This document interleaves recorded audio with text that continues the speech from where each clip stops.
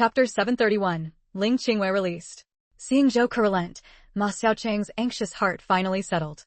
He had been afraid this kid would be stubborn and ruin his own future. Zhou Ke, I know you're unwilling, but circumstances are stronger than individuals. Release her for now. At least we know Ling Qingwei is problematic. As long as we can find evidence of her crime, those officials won't be able to save her even if they want to. Why had Ling Qingwei been released so easily this time? Ultimately, it came down to insufficient evidence. Identifying her as the murderer based solely on a broken watch strap was a stretch. Of course, as a suspect, bringing her to the Public Security Bureau for questioning was lawful and reasonable. But Ling Qingwei had extensive connections and backing. With those people pulling strings behind the scenes without direct evidence, convicting her was impossible. Director, you don't need to comfort me. The truth is, my investigative skills are lacking. I've looked into her for so long and found no flaws. After she's released this time, I'll keep a close watch on her. After being detained for 3 days, Ling Qingwei returned home. He looked her over carefully and felt relieved to see that aside from a slightly pale complexion, she had no major issues. Feng Pingting and Feng Chang'an rushed over excitedly and hugged Ling Qingwei tightly. Xuesong, I want to rest first. Ling Qingwei forced a faint smile, her voice weak and listless, sounding exhausted. Seeing this, Feng Xuesong felt deeply distressed. She had been locked up in the Public Security Bureau, unable to eat or sleep well. In just a few days, she had already lost weight. All right, go ahead. At a time like this, whatever Ling Qingwei said went. She must have been truly tired, because as soon as she lay down, she fell into a deep sleep. Feng Xuesong silently smoothed her furrowed brow, sighed, and quietly slipped out. Feng Pingting and Feng Chang'an knew their mother was exhausted and wisely refrained from disturbing her. Dad, is Mom okay? Feng Pingting asked anxiously as soon as she saw Feng Xuesong come downstairs. Your mother is asleep. Don't bother her. Then he shifted his tone and glared at his mischievous son. Especially you, Feng Chang'an. Feng Chang'an pouted in dissatisfaction. He wasn't that clueless. Feng Pingting, worried her brother might cause trouble, took him upstairs to read. The household had been in chaos over Ling Qingwei's situation these past few days, with little tidying up done. Sister Zhang had also taken leave, saying her youngest son was ill. No one cooked, and the family had no appetite, so they just grabbed whatever they could outside. Feng Xuesong walked into the kitchen, intending to prepare some food so Qingwei could eat when she woke up. But upon entering, he found nothing except a bit of leftover rice and flour. With Sister Zhang absent, no one had gone grocery shopping. Frowning in frustration for a moment, Feng Xuesong finally settled on making a simple bowl of plain congee. The faint aroma of rice gradually filled the kitchen. Watching the congee bubble and pop, Feng Xuesong's mind began to drift. Qingyue's arrest this time would surely tarnish her reputation. She was strong-willed. Could she handle the strange looks from others? These past few days, he had visited every family he was close to, but very few were willing to lend a hand. He had also gone to the Public Security Bureau several times. That Captain Zhou was cold and unyielding, only telling him to wait. Repeatedly hitting dead ends, Feng Xuesong had nearly lost hope. But who would have thought that Qingwei would suddenly be released? Chapter 732, Make this ingrate pay the price.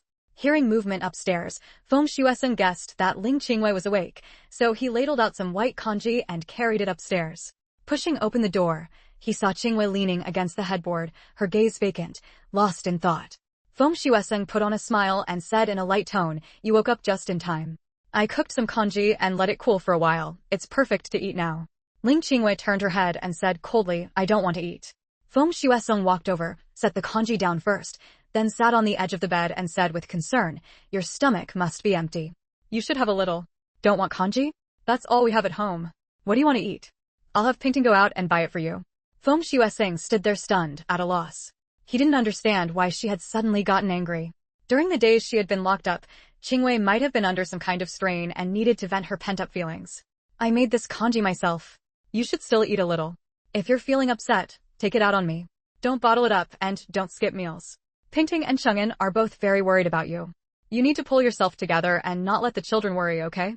If you don't eat, you're only hurting your own body." What Feng Xuesong said finally had an effect. Ling Qingyue's eyes regained some life, and she told him to bring the congee over. It was Feng Xuesong's first time making congee. It was barely cooked through, nothing special in terms of taste. But Ling Qingwei ate as if she couldn't taste it at all, mechanically taking one spoonful after another without even furrowing her brow. "This is all we have at home. Make do with it. When Sister Zhang comes back, someone will cook again," Feng Xuesong said, knowing he had no skill. He had braced himself for Ling Qingyue's complaints, but her silence made him feel even worse, so he could only offer a dry explanation. At the mention of Sister Zhang, Ling Qingyue paused mid-sip. Her previously muddled mind cleared. While I was gone these past few days, did Sister Zhang act strangely? Why do you ask? The day after you were taken, she told me her youngest son was sick and asked for leave to go home. I figured she was just making an excuse because she was afraid of being implicated by us. I was too busy dealing with your situation to pay her any attention. Sister Zhang had been helping out at home for years. With her son's illness as the reason for leave, Feng Xueseng naturally couldn't refuse. What's wrong? Why that expression? Feng Xueseng asked, surprised to see Ling Qingyue's face full of hatred, as if she wanted to kill someone. Ling Qingyue clenched her teeth, her voice barely squeezing through. Xueseng, do you know why the police suspect I'm the murderer? Feng Xueseng shook his head blankly. When he went to the police station to ask, he couldn't get anything out of them. Captain Zhou said the investigation was ongoing and all key information had to be kept confidential. Ling Qingyue let out a cold laugh. Her cheeks flushed with anger, but the weariness on her face was still obvious. They found my watch strap on the body, the one you gave me with my name engraved on it. That day I argued with you, I took the watch off and left it on the dresser. I never brought it to Xiaotian village. So how did my watch end up there? Because that strap had my name on it, I couldn't defend myself. That Zhou latched onto it and insisted I give an explanation. But how could I explain? I have no idea how my things ended up there.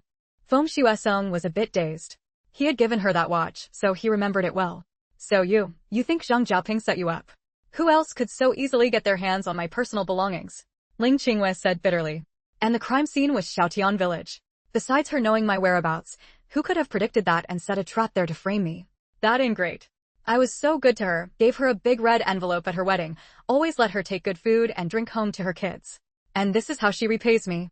Locked up in the detention center these past few days, Ling Qingyue had been thinking about this nonstop. The only person who could have seamlessly stolen the watch was Zhang Zhaoping. She never expected that the usually honest Zhang Zhaoping would betray her. She would make that ingrate pay the price. Qingyue, calm down first. When she comes back, we'll ask her. If she really did it, we'll report it to the police. Zhang Zhaoping has worked for us for years. Don't jump to conclusions, it wouldn't be good to wrong someone. Seeing his wife so furious she was losing control and starting to speak recklessly, Feng Xueseng could only try to soothe her. Xueseng, you don't believe me? Ling Qingyue pulled away from his hand and glared at him angrily. It's not that I don't believe you. If Zhang Zhaoping really did something wrong, you and I don't have the right to judge her, do we? I know you're angry, but in the end, this has to be investigated by the police. Mentioning the police only made Ling Qingyue's temper flare even more. What use are those police? I was clearly set up and they still wouldn't let it go, insisting I explain myself. If I could explain everything, what would I need them for? Seeing his wife's words getting more and more out of line, Feng Xueseng broke out in a cold sweat and quickly stopped her. Qingyue, don't talk nonsense. I know you're upset, but you've been released now, haven't you? Just rest and recover. When Zhang Zhaoping comes back, I'll sound her out. That bitch is definitely feeling guilty, that's why she made an excuse to take leave. If I were her, I'd never come back, Ling Qingyue said with a cold laugh, thinking Feng Xueseng was being naive. If Zhang Zhaoping dared to betray her, it must be because that little beast Feng Lingyu had given her some benefit. Would she come back and walk right into the trap? That probably won't happen, Feng Xueseng said, though he was starting to feel uncertain himself. Then maybe I should go to Xiaotian village now. Her family's there, she can't just abandon her home. Forget it, don't waste your effort. A cold glint flashed in Ling Qingyue's eyes. After I was arrested, I told the police that Zhang Zhaoping might have framed me. Guess what they said? They said she had witnesses for the entire afternoon. She's completely clean. And you're still putting your hopes in those useless officials. This time in the police station made Ling Qingyue keenly feel the danger. Especially that Zhou, his attitude toward her was extremely hostile. Every time their eyes met, she could feel a strong sense of scrutiny and suspicion. Every time she talked to him, she had to stay sharp, afraid of saying something wrong and revealing a flaw. The reason she had been so exhausted during those days locked up was having to endure Zhou's repeated interrogations. After several days, the rational thread in her mind had been stretched taut, almost to the breaking point. Luckily, she was released today. Otherwise, she couldn't guarantee that if Zhou kept interrogating her, she wouldn't slip up and expose something she shouldn't. Chapter 733, You Don't Believe Me. Since the public security said that, they must have already investigated her. There's no point in us asking her anything. Feng Xueseng frowned. As long as Zhang Zhaoping wasn't stupid, she would know that as long as the police didn't suspect her, she was safe. That being the case, she was even less likely to tell the truth. Zhang Zhaoping had worked in the household for so many years. Why would she suddenly frame Qingwei? He had gone to the Public Security Bureau yesterday, hoping to send some things to Qingwei, but Captain Zhou had refused, saying the case was still under investigation and that Qingwei, as a suspect, was prohibited from any contact with the outside world. It had only been a little over 10 hours, and now Qingwei had been released. By the way, Qingwei, how did you suddenly get out? Feng Shuesong had spent the past few days pulling strings, but he usually stayed at school. Although he knew some influential people, none of them had any sway in the public security system. I don't know. Zhou didn't say anything, he just let me go. Ling Qingwei wasn't lying. When she was released, Zhou hadn't said a word. Still, even though she said that, Ling Qingwei could guess that it was the connections she had cultivated in the past that had worked. Those people had accepted her gifts, and she held leverage over them. They didn't dare not help. But those connections had always been kept hidden. She had planned to use them only when absolutely necessary, but now, because of Feng Lingyu, she had no choice but to expose them early. If anyone paid close enough attention, they could figure out exactly who had spoken up for her. Feng Shuesong naturally noticed that his wife was hiding something, but he mistakenly thought she just didn't want to talk about her time in prison. Understandingly, he said, forget it. Don't dwell on those upsetting things. Since you're out now, get some rest first and focus on recovering. You've lost weight. After those days in prison, Ling Qingyue's cheeks had sunken slightly, making her cheekbones appear more prominent. Fine lines had appeared at the corners of her eyes. Without her usual meticulous care, she looked noticeably older.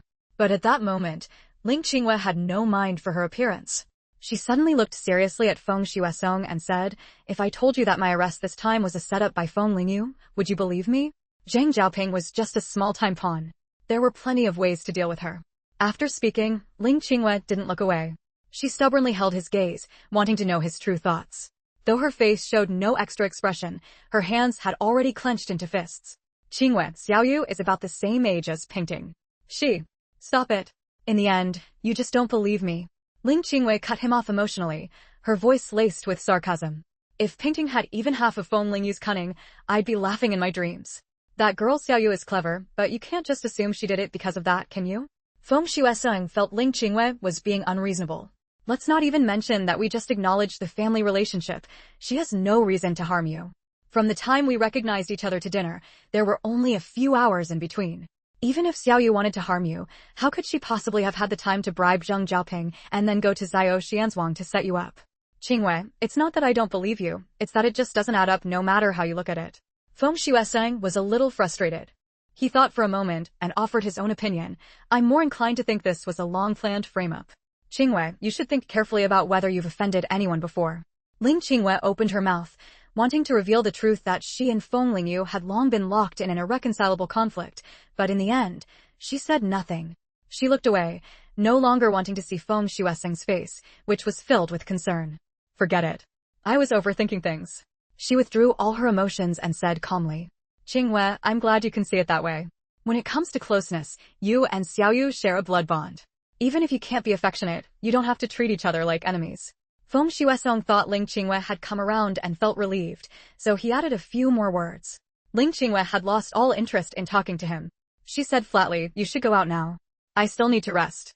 Chapter 734. The End of Their Marriage. Hearing the sound of the door closing, Ling Qingyue's face instantly darkened. Shuesong, since you insist on trusting your niece, then our marriage ends here. The thought of the whole family going abroad together circled in Ling Qingyue's mind a few times, but in the end, she couldn't bring herself to say it. From now on, she would only plan for herself and her children. Even if her identity hadn't been exposed yet, it had already aroused suspicion. She had to be careful, ever so careful. As for Feng Lingyu, before she left, she would give her a big gift. Feng Shuesong went downstairs with a bowl in hand and happened to run into Feng Pingting, who had come out for a drink of water. Your mother is fine, just a little tired. Don't worry. By the way, Sister Zhang might not be coming to help at home anymore. We'll probably have to handle our meals ourselves for a while. Your mother needs to rest and recuperate. This is exactly the time she needs our care. Why isn't Sister Zhang coming? Feng Pingting asked, confused. Feng Shuesong looked at his daughter, whose eyes still held a hint of innocence, and sighed inwardly. But on the surface, he said seriously, Sister Zhang has matters at home. You're already this grown up, and I've never asked much of you all these years. I hope you can be sensible during this time, alright? Feng Pingting felt a bit dissatisfied. In her father's eyes, did he think she was still a 3-year-old? Alright. Dad, don't worry, I definitely won't cause you any trouble. I'll help you with the housework. But Dad, you need to find someone to replace Sister Zhang soon. This Sister Zhang, why did she have to drop everything at such a critical moment? What I meant isn't about you doing housework. What I mean by being sensible is that you should stop contacting Chinzenian. Pinging, don't forget the happy expression on Chinzenian's face when your mother was arrested. Feng Shuesong said earnestly, do you think, with that attitude toward your mother, he could truly care about you? If someone truly held another person in their heart, how could they harbor malice toward that person's family? They'd be too busy trying to please and ingratiate themselves. Feng Shuesong saw it clearly. Chinzenian had no genuine romantic feelings for his daughter at all. If his daughter remained stubbornly blind, she would surely be devoured by him until nothing was left. Feng Pingting bit her lower lip, avoiding her father's gaze, and said insincerely, I know. I won't go looking for him during this time.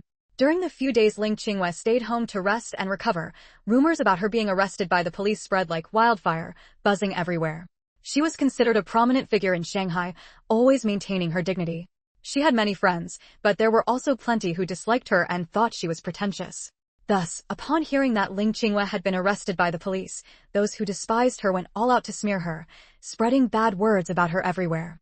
In an instant, without Ling Qinghua's knowledge, her reputation had become utterly foul.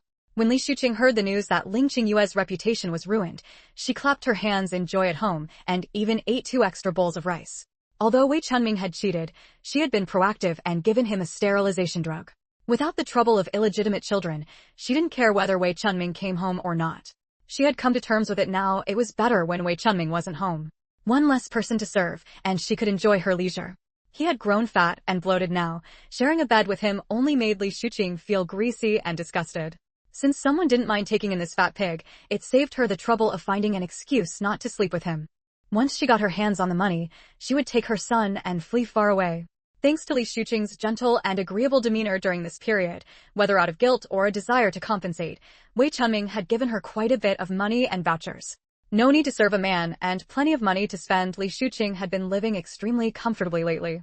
If she hadn't suddenly heard the news of Ling Qinghua's arrest, she would have forgotten to go collect the debt from her. The money Wei Chunming gave her seemed like a lot, but at most it was just over 100 yuan. In her hand, she held a promissory note for 100,000 yuan signed by Ling Qinghua herself. Last time, she had given Ling Qinghua a 1-month deadline, but now it seemed Ling Qinghua hadn't taken her words seriously. She needed to go urge her again and, while at it, share the good news that Ling Qinghua's reputation was ruined. Just thinking about Ling Qinghua's reaction upon hearing the news made Li Shuqing smile uncontrollably. That day, after Wei Chunming left for work, Li Shuqing told her son to stay home and behave, then headed out. Because of Ling Qinghua's arrest, the Feng family had been having a hard time lately. Li Shuqing saw a pile of garbage on the ground in front of the Feng family's door. From a distance, she could already smell a pungent stench, not to mention the many flies and mosquitoes circling above the trash. Many passers-by covered their noses and mouths, giving the Feng family's door a wide berth, as if the Fengs were something disgusting everyone wanted to avoid. Seeing the scene, Li Shuqing felt a surge of satisfaction. Ling Qinghua, look at you now. When Feng Shuesing saw Li Shuqing's fake, concerned face, he frowned. Qinghua is resting. Maybe you could come another time. Li Shuqing naturally wouldn't be dismissed so easily. She smiled, putting on a worried expression. I'm Qinghua's good friend. I won't feel at ease until I see her well with my own eyes. Since she's resting, I'll wait until she wakes up. Qinghua just fell asleep. She won't wake up anytime soon. Feng Shuesing tried to persuade her again. A flicker of disgust passed through Feng Shuesing's eyes, and his tone turned cold. Then wait if you must. Upstairs, Ling Qinghua had actually woken up long ago. She had a pretty good idea why Li Shuqing was here. She had initially wanted Shuesing to send her away, but seeing her attitude, Li Shuqing wouldn't leave without seeing her. Afraid Li Shuqing might say something she shouldn't, Ling Qinghua finally went downstairs to meet her. The moment she saw Ling Qinghua, Li Shuqing's eyes lit up instantly. Qinghua, oh my god. Why is your face so pale? Look, you've even got wrinkles. You look so much older. You must have suffered in jail, huh? TSK, you used to care so much about your looks. I wonder if these wrinkles can ever be fixed. But it's okay, I'm your good friend. No matter how old or ugly you get, I won't despise you. The more Li Shuqing spoke, the more excited she became, barely able to suppress the smile at the corners of her mouth. What was most disgusting was that she still wore a concerned expression on her face. Even though Ling Qinghua knew Li Shuqing was saying this deliberately to stab at her heart and make her lose her temper, she still couldn't stop her face from darkening. Chapter 735, Return in Full Measure. The uglier Ling Qingyue's expression became, the happier Li Shuqing felt inside. Over the years, she had followed Ling Qingyue around like a lapdog, enduring her condescending orders without any regard for her dignity. Ling Qingyue prided herself on her beauty, and nothing angered her more than being told she looked old and ugly. Ling Qingyue struggled to suppress the malice inside her, casting a cold glare. Li Shuqing, what are you here for? I'm here to check on you. Li Shuqing put on an air of ingratitude, then, as if remembering something, said with exaggerated flair, oh right, one more thing, I'm here to collect the money you owe me. Even close brothers settle accounts clearly. 100,000 yuan is no small sum, and it's been dragging on for so long. Don't you think it's time to pay up?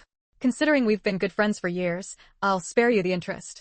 After Li Shuqing finished speaking, Ling Qingyue suddenly remembered that she had indeed signed an IOU for 100,000 yuan. Lately, with all the effort spent dealing with Feng Lingyu, Ling Qingyue hadn't had the mind to think about anything else. Besides, she had never taken Li Shuqing seriously, so the IOU had slipped her mind entirely. When she signed the IOU, her intention was only to temporarily placate Li Shuqing. In truth, she had never been worried about Li Shuqing's threats. After all, once she escaped, the IOU in Li Shuqing's hands would become nothing more than a useless scrap of paper. It's not due yet, is it? What's the rush? Li Shuqing blinked and deliberately said, isn't it because I heard you got caught? People outside are saying you're morally corrupt, utterly heartless, with blood on your hands, a vicious she-devil. That all your past behavior was just a front, and that the Feng family might soon be dragged down by you. Hearing all that, how could I dare to wait any longer? Qingyue, these are just things others are saying, I'm only passing them along. You're not angry, are you? Li Shuqing finished speaking to herself and saw Ling Qingyue's face darken like the bottom of a pot, twisted with rage. She smirked inwardly.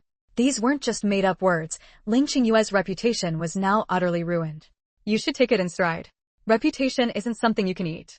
A few people talking about you, it's not like it hurts or affects anything. Don't you agree, Qingyue?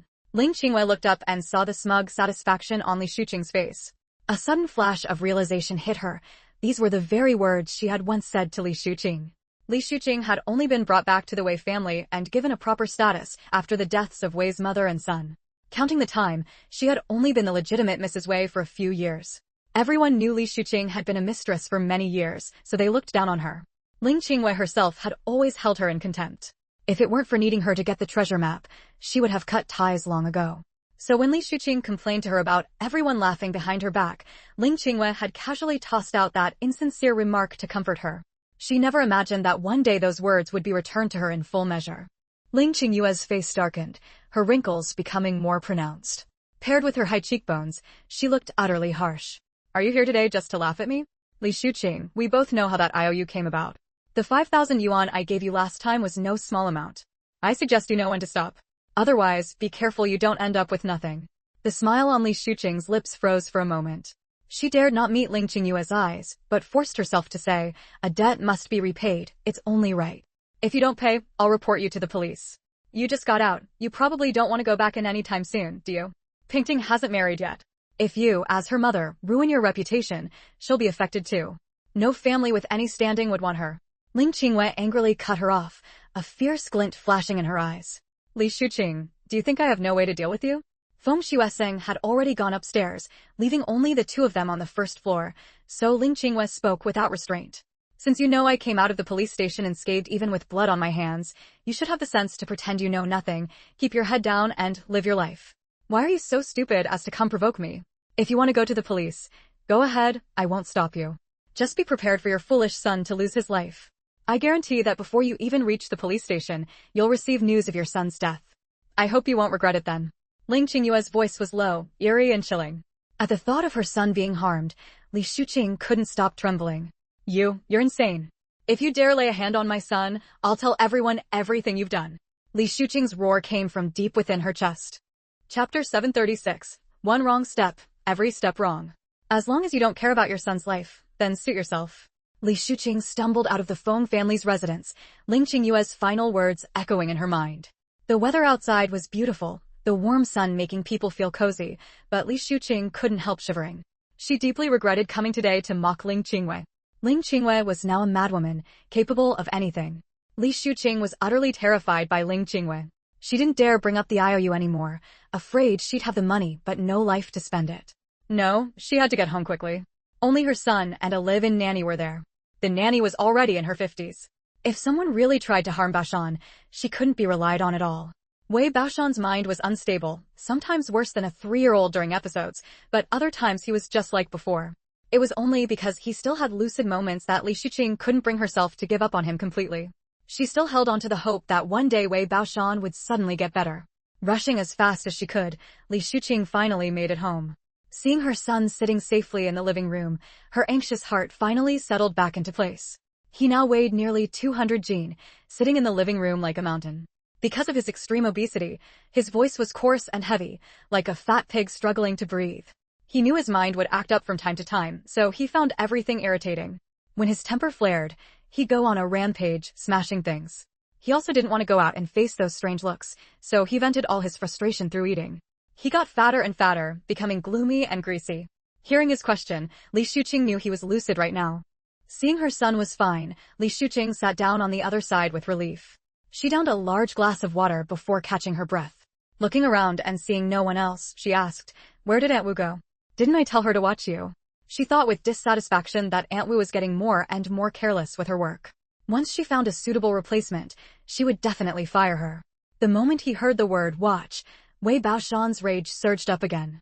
Ever since his accident, everyone had been constantly reminding him that he was now an idiot, unable to even stay home alone. Wei Baoshan wanted to explode, but he knew Li Shuqing was concerned about him, so he forced his anger down. When he spoke, the fat on his face squeezed together, making him look fierce and frightening. Li Shuqing choked up. Looking at her son's massive body, she felt both pity and disgust, unsure what to say. Every time she told Baoshan to eat less, he'd get angry and break things.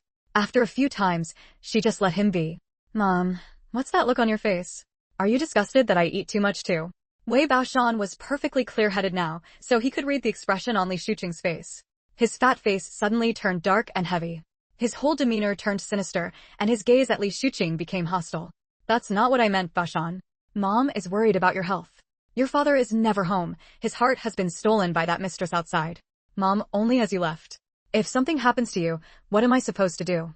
As she spoke, grief overwhelmed Li Shuqing, and she started crying. She had already been terrified by Ling Qingwei today, the fear stuck in her chest. Now, facing her son, her pent-up misery finally found an outlet and burst out all at once. She didn't dare tell anyone about being threatened by Ling Qingwei. Especially her son, she was afraid that if he found out, it would put him in danger. "Baoshan, Mom has no other hopes in life. I just want you to be well. Do you understand? As long as you're okay, I'd do anything." Li Shuqing covered her face with her hands, tears smearing her makeup, but she didn't care at all, pouring her heart out to her son. She truly regretted it. If she had known this day would come, she would never have colluded with Ling Qingwei in the first place. It was all because she was too greedy, wanting to be the rightful mistress of the Wei family. Ending up in this impossible situation was her own fault. Wei Baoshan frowned. Thinking Li Shuqing was upset about Wei Chunming keeping a mistress outside, he said darkly, "Mom, don't cry. If he really dares to bring that woman home, I'll make him regret it." Li Shuqing's heart jolted. Reason returning, she quickly stopped him. "Baoshan, Mom was just venting. Don't do anything stupid. Don't worry, your father will never bring that woman home. You will always be his only child." She wanted Baoshan to live well, not to do something foolish for her sake. Let all the consequences fall on her alone. Wei Baoshan grunted in response, not taking her words to heart at all. Wei Chunming had just gotten off work when Zhao Chunying called him over. He was feeling impatient. He had been with Zhao Chunying for a while now, and her belly still showed no signs. He was already considering whether to dump her and find another woman. "What did you call me here for? Didn't I say I was busy and not to look for me during this time?" Wei Chunming frowned, looking at the woman before him with displeasure. Although Zhao Chunying was good-looking, had charm, and her delicate, weak demeanor suited his taste, after being with her for so long, she wasn't fresh anymore. Zhao Chunying lowered her eyes, a sharp glint flashing through them. Don't think she didn't know, these past few days, Wei Chunming had been getting cozy with a young female worker at his factory. Claiming to be busy, but really he had his eye on another woman. Look at his age, old enough to be someone's father, and he still had the nerve to chase after young girls. Though she was seething with hatred inside, Zhao Chunying put on a shy smile for Wei Chunming, her cheeks flushing red as she said a little sheepishly, "Brother Wei, I think I'm pregnant." Zhao Chunying's words hit like a bomb, leaving Wei Chunming dizzy. His eyes widened, and his voice trembled with excitement. Wei Chunming stared intently at Zhao Chunying, afraid he had misheard. Zhao Chunying nodded lightly, her face growing even redder. She fidgeted with her fingers, as if too embarrassed to admit it. Yeah, I wasn't feeling well lately and didn't think about it. Today I went to the hospital for a checkup, and that's when I found out. Chapter 737. Give me a son. Wei Chunming was so overjoyed he didn't know what to say. Rubbing his hands together, his face beaming, he said, when you went to the hospital, did the doctor say anything you need to watch out for? You need to take good care of yourself. Don't let anything happen to my son. After being with Zhao Chunying for so long without any news, he had already given up hope. He never expected her to suddenly become pregnant. Zhao Chunying gave him a tender, reproachful glance and deliberately said, I've only just gotten pregnant. Who knows if it's a son or a daughter? What, if it's a daughter, you won't like it. Wei Chunming looked at Zhao Chunying's belly with eyes full of laughter. Though it was still flat and showed nothing, he seemed to already see the scene of his son being born. He said insincerely, ahem, don't talk nonsense. I'd like a daughter too. It's just that a son is better. Hearing this, a flicker of mockery passed through Zhao Chunying's eyes.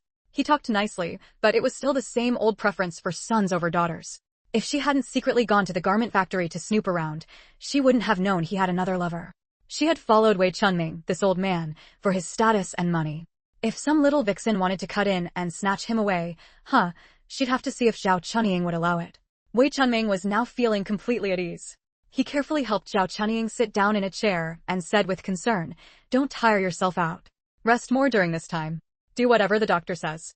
There was a folk saying that the older a woman is, the harder it is to keep the pregnancy. Wei Chunming thought about his own age. He was getting old too, and figured Zhao Chunying's pregnancy might not be stable. Zhao Chunying shook her head. How can I rest every day? I still have to go to work. If I rested every day, my coworkers would curse me out. Wei Chunming thought that made sense.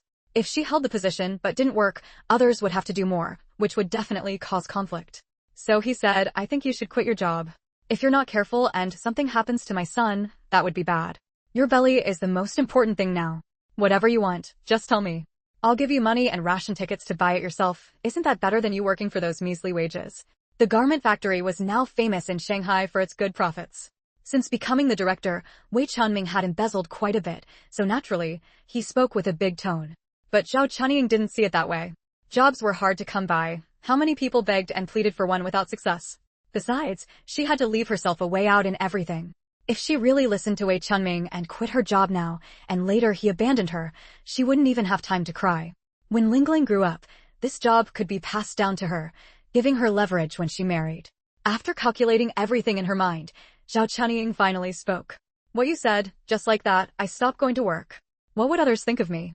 Besides, staying at home all day is actually bad for my health. The doctor said pregnant women need to move around a bit every day so the baby is born smart. Did the doctor really say that? Wei Chunming didn't believe her. Why would I lie to you about this? Don't I also hope to have a healthy child? Zhao Chunying placed her hand on her belly lovingly and said coquettishly. Fine. It'll definitely be a healthy, chubby boy. If you want to work, then go ahead. Just remember to talk to your supervisor later and ask for a lighter position. If you need to send any gifts, just tell me. Zhao Chunying shot him a sidelong glance and said coyly, don't worry, I won't stand on ceremony with you. It's only right for you, as the father, to do things for your son. Her skin was fair, her features delicate, and she carried the charm of a mature woman, the type that men were drawn to. Wei Chunming felt a stir of desire from her glance and couldn't help but kiss her on the cheek. Then he laughed loudly. You're right. As long as you give me a son, I'll do anything willingly. Chapter 738. I will marry you. Wei Chunming noticed the woman beside him was distracted, a faint melancholy clouding her eyes and brows. Zhao Chunying's eyes flickered, and she forced a smile. It's nothing. I'm just worried. Now that I'm suddenly pregnant, it won't be long before it's impossible to hide. By then, I'm afraid I won't be able to keep the child. A widow suddenly showing a swollen belly, rumors alone could drive her to death. Wei Chunming naturally understood this logic. The only solution was to marry Zhao Chunying. Although he had previously considered divorcing Li Shuqing, now that the moment was upon him, he hesitated. For now, the pregnancy is still early and not noticeable. Don't worry for now. Later on. Seeing that he wouldn't give a definite answer, Zhao Chunying was furious inside. If she couldn't marry Wei Chunming, what was she even following him for? Brother Wei, I understand what you mean. Don't worry. If something really happens in the end, I won't drag you down. This child was never meant to come into this world anyway. As she spoke, her voice suddenly choked up. She turned her head away and began to cry quietly. It wasn't a loud wail, but a suppressed sob, tears silently streaming down without a sound. Wei Chunming could only see her pale profile and her thin shoulders. Remembering she was pregnant, he grew anxious. Chunying, don't cry. You're carrying a child. Let's talk things over slowly, alright? Talk things over slowly? If I wait any longer, my belly will show. I don't dare to gamble. Zhao Chunying bit her lower lip, looking deeply aggrieved, with teardrops still clinging to the corners of her eyes. At this point, her gaze went vacant, and she said weakly, Brother Wei, I still have Lingling. She's so young. I don't care if my own reputation is ruined, but I can't be so selfish as to let my daughter be pointed at and gossiped about too. Wei Chunming knew there was no way to brush this off today. His mind went blank, and the words tumbled out, I'll marry you. Is that good enough? He saw Zhao Chunying's eyes widen in disbelief, looking at him with joyful surprise. Since the words were already out, there was no taking them back. Of course it's true. Chunying, focus on resting and taking care of the baby during this time. Don't overthink anything else, understand? But if you suddenly ask for a divorce, won't that affect you? Zhao Chunying pursed her lips, her tone dropping. If it's bad for you, then forget it. Don't worry. People can meddle in all sorts of things, but can they stop me from divorcing? Seeing her concern for him, Wei Chunming felt even happier. He thought for a moment and added, after I divorce, I'll have to wait a while before I can marry you.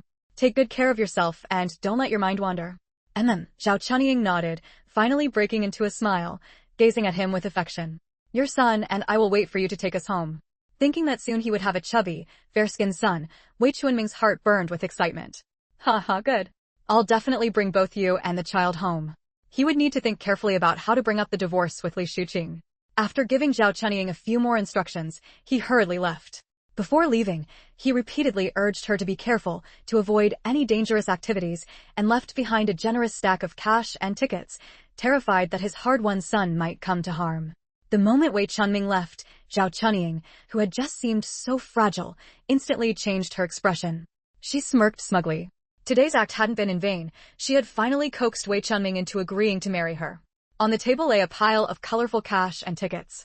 Zhao Chunying didn't count them, but a quick glance told her it was more than any amount Wei Chunming had left before. That little bitch thought she could steal my thunder? Did she think I was born yesterday? After hiding the cash and tickets, Zhao Chunying was in high spirits. With money in hand, she decided not to stint herself. She went out and bought some meat, planning to cook a nice meal for dinner. When Lingling came home, she smelled the aroma of meat. Her eyes lit up, and without even putting down her bag, she rushed straight into the kitchen. Mom, it smells so good. What delicious food did you make? Lingling's eyes sparkled, her little nose twitching like a puppy begging for food, trying to guess what dish smelled so wonderful. Zhao Chunying turned around and saw her daughter running in, drenched in sweat. She scolded. Don't you know you're not in good health? Why are you running? Sweating so much, if you catch a cold, you'll have to go to the hospital for shots again. Go wipe off your sweat and wash your hands. Dinner will be ready soon. Lingling responded cheerfully, automatically tuning out her mother's complaints. After several treatments from Feng Lingyu, Lingling's health had improved significantly. She had hardly been sick lately. Zhao Chunying had naturally noticed her daughter's improving condition. Before, Lingling was too frail for her to feel comfortable sending her to kindergarten, but now that she was better, she had enrolled the child. Since starting kindergarten and spending time with kids her age, Lingling had become much livelier. That evening, Zhao Chunying made braised pork trotters. Lingling hugged a soft, tender trotter and gnawed on it with utter bliss. Zhao Chunying, preoccupied with her own thoughts, barely ate. Her gaze kept falling on her daughter's face. Lately, Lingling hadn't been sick, and her cheeks had grown rosier and fuller, unlike before, when no matter how much she fed her, she never gained weight. Previously, her daughter's poor health had been inherited from her deadbeat father, always sickly and weak, and it had been a constant worry for Zhao Chunying. The doctors had said the illness was incurable and could only be managed with lifelong care. But unexpectedly, Lingling's health had suddenly turned around. Mom, the trotters are so fragrant. Why aren't you eating? Lingling asked, noticing her mother staring at her without touching her chopsticks. Zhao Chunying paused, then a gentle smile spread across her face. Lingling, Mom is getting married. Chapter 739, about to have a stepfather. Lingling instantly felt that the pig trotter in her mouth wasn't delicious at all anymore. Mom, can you just not get married? Lingling tried to struggle desperately. Aren't we fine like this now? When I grow up, I'll take care of you. Lingling, you can't be so selfish. Your mom has to work and take care of you every day. She's already very tired. Besides, after I get married, there'll be one more person to love and look after you, and he can help share the housework. Isn't that better? Zhao Chunying was only informing her daughter that she was going to get married, not asking for her opinion. Alright, eat up. You're still a child. You don't need to worry about these things. Just focus on eating and drinking well. Lingling let out a weeko, her once cheerful little face drooping, and even the pigtails on her head sagged a bit. After washing up, Lingling obediently climbed into bed on her own. Her small body was barely visible under the covers. Zhao Chunying tucked her in, making sure the blanket wouldn't be kicked off, before quietly returning to her own room. Once she was sure her mom had left, Lingling opened her eyes. She stared at the bed canopy above her and let out a sigh like a little adult. Well, if she had to have a stepfather, it wasn't entirely out of the question. Wei Chunming usually came to meet Zhao Chunying late at night, at a time when Lingling was already fast asleep. So, Lingling had only met Wei Chunming a few times. But those few times were enough for Lingling to sense what kind of person Wei Chunming was. She had been frail since childhood, so she was especially sensitive to others' emotions. This man surnamed Wei acted like a kind uncle on the surface, but every time he looked at her, it made Lingling uncomfortable. He was clearly disgusted by her, yet he pretended to like her. Once she followed her mom to this man's house, she was definitely going to have a hard life. Her friends had told her that kids with stepfathers or stepmothers always ended up miserable. This man surnamed Wei was so bad, she wondered if Sister Feng could help her chase him away. Oh right, Sister Feng was so strong, she could definitely help her. In the pitch-black night, little Lingling, carrying her fear of the future, slowly fell asleep. The next day, school was off, so Lingling stayed home alone as usual. Before leaving, Zhao Chunying left food in the pot and some unburned charcoal in the stove to keep the food warm. Around noon, Lingling got hungry from playing, so she dragged a small stool over, took out the food from the pot, and ate in the yard. The pig trotter soup from last night hadn't been finished, so Zhao Chunying had steamed some white rice and made pig trotter soup with rice. The oily, fragrant broth soaked every grain of rice, and just the smell made her mouth water. Lingling hugged her bowl and ate noisily, like a little piglet. As she ate, she thought to herself that she should eat as much as she could now, because once she had a stepfather, she probably wouldn't even get to drink the soup anymore. Maybe this was her last time having pig trotter soup. When Feng Lingyu arrived, she saw Lingling frowning like a steamed bun, her face full of grievance as she hugged her bowl and wolfed down her food. Every bite was forceful, as if she wasn't eating rice, but chewing on some enemy. Feng Lingyu couldn't help it and let out a chuckle, teasing Lingling, "What are you eating? If it's not good, just stop eating." Hearing the familiar voice, Lingling's eyes lit up, and she looked toward the direction of the sound. She saw an incredibly beautiful person sitting casually on the wall, smiling as she watched her. "Sister Feng." Lingling was overjoyed at first, but the next second, she said worriedly, "Sister Feng, come down quickly. Falling off the wall really hurts." Feng Lingyu curled her lips into a smile and, under Lingling's admiring gaze, landed lightly on the ground. "Wow! Sister Feng, you're amazing. You flew down with a whoosh." Lingling's face flushed with excitement as she hopped around on the spot, trying to fly like Sister Feng. Feng Lingyu noticed that Lingling's face was chubby, her eyes were bright and lively, and she wasn't panting heavily while jumping, which meant her health had improved a lot. "Lingling, stop jumping. Your body still needs to recover, it can't handle intense exercise right now." Lingling listened to Feng Lingyu and immediately stopped jumping. "Sister Feng, you haven't come to play with me in a long time," the child said, running over clingily and wrapping her arms around Feng Lingyu's leg, acting spoiled. "I'm sorry, I've been very busy lately," Feng Lingyu said guiltily. "Sister Feng, you don't need to say sorry. I'm not complaining, I just want to say that I really miss you." The child's voice was soft and tender, not very forceful, but like a gentle tickle that tugged at one's heart. Feng Lingyu felt a warmth in her chest. Chapter 740, This Wedding Won't Happen. Lingling pulled Feng Lingyu over to sit on the bench, then started tattling away with her little mouth. "Sister Feng, my mom said she's getting married, and I really don't like the man she's with. Every time he smiles at me, it's so fake, I can tell right away he doesn't like me. If he becomes my stepdad, I'll definitely have a hard life." After saying this, Lingling rested her chin on her hands and let out a worried sigh. Feng Lingyu was stunned. So, Wei Chunming was going to abandon Li Shuqing and get together with Zhao Chunying? Wei Chunming might seem smug now, but he's done so many shady things. Sooner or later, he'll get what's coming to him. Zhou Ke had hinted vaguely that they already had evidence of Wei Chunming hiring someone to commit murder. They just hadn't arrested him right away because they wanted to see if they could catch a bigger fish. If Lingling's mother married Wei Chunming now, she'd probably end up with nothing in the end, and might even get dragged into trouble. Of course, that was Zhao Chunying's own choice. She'd already agreed to be Wei Chunming's mistress, so she wasn't exactly innocent. Feng Lingyu didn't want to get involved, but... "Sister Feng, do you have any good ideas? I don't want that Wei guy to be my stepdad." Meeting Lingling's hopeful gaze, Feng Lingyu was silent for a moment before reluctantly saying, Lingling, it's your mom's choice who she marries. No one can stop her, do you understand? Don't worry for now, your mom hasn't actually gotten married yet. You're just a kid. Just focus on eating and having fun, and don't meddle in adult matters, okay? Lingling let out a puzzled huh and said, Sister Feng, what you said is exactly the same as what my mom said. Feng Lingyu smiled and patted Lingling's head. Since we both say it, it must be for your own good. Just be a good girl and listen. Zhao Chunying and Wei Chunming's wedding might not even happen after all. If she thought about the timing, it was about time for Wei Chunming to face his reckoning. Ling Qingwei had already surfaced, and keeping Wei Chunming and Li Shuqing around was pointless. Feng Lingyu comforted Lingling, used her plant powers to give her body a quick checkup, and left once she was sure everything was fine.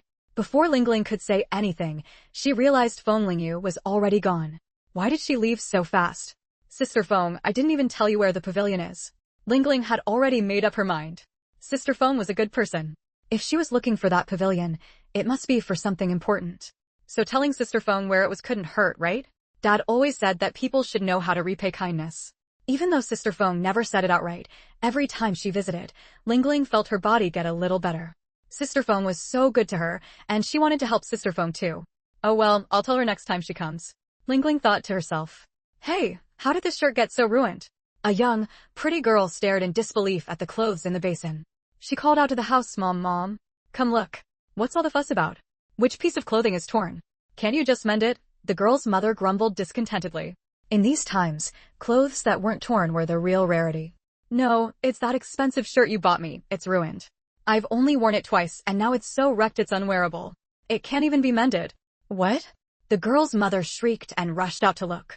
This shirt was a gift from her parents when the girl got into the cultural troupe.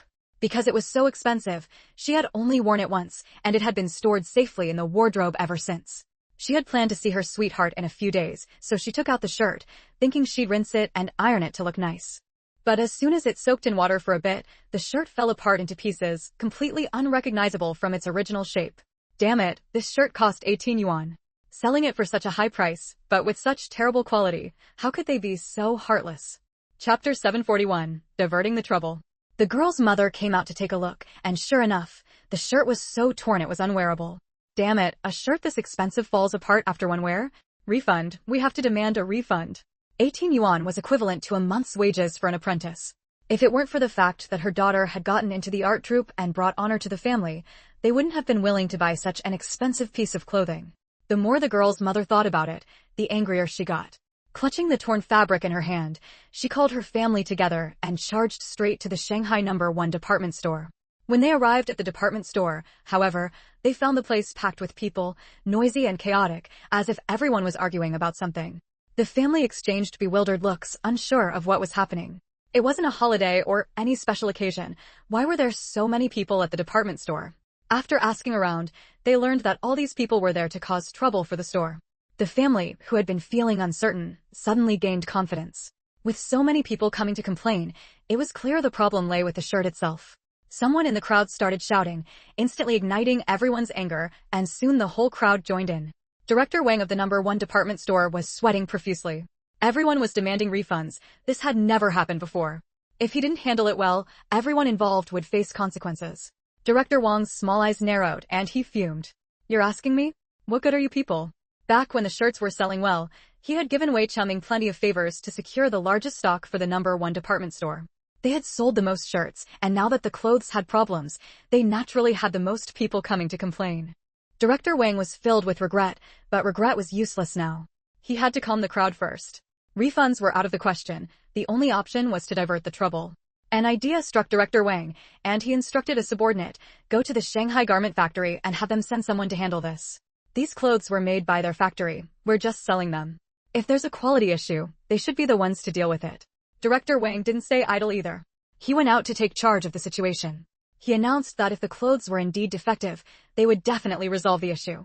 He had already sent for someone from the garment factory, and he asked everyone to wait patiently. After some calming words, the crowd outside indeed stopped causing a ruckus and waited for the garment factory to provide an explanation. Director Wang breathed a sigh of relief, finally finding a moment to wipe the sweat from his forehead. Director, what if the garment factory refuses to take responsibility? One of Director Wang's trusted subordinates leaned in and asked. Refuse? Director Wang snorted coldly, his eyes glinting with shrewdness. Then let's see if Wei Chunming has the skill to shake off the blame. Anyone who had bought the shirt knew it was produced by the Shanghai garment factory. The facts were right there, how could he deny it? Meanwhile, Wei Chunming wasn't at the factory, so he had no idea the shirts were causing trouble.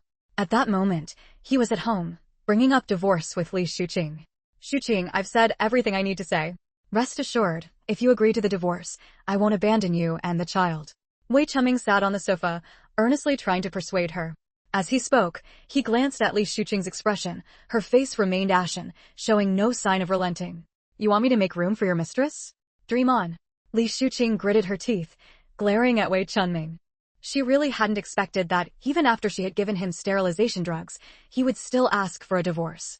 That vixen must be truly skilled, seducing Wei Chunming into throwing caution to the wind.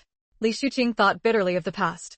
When Wei Chunming was with her, she had no official status either, yet he had never once taken the initiative to marry her.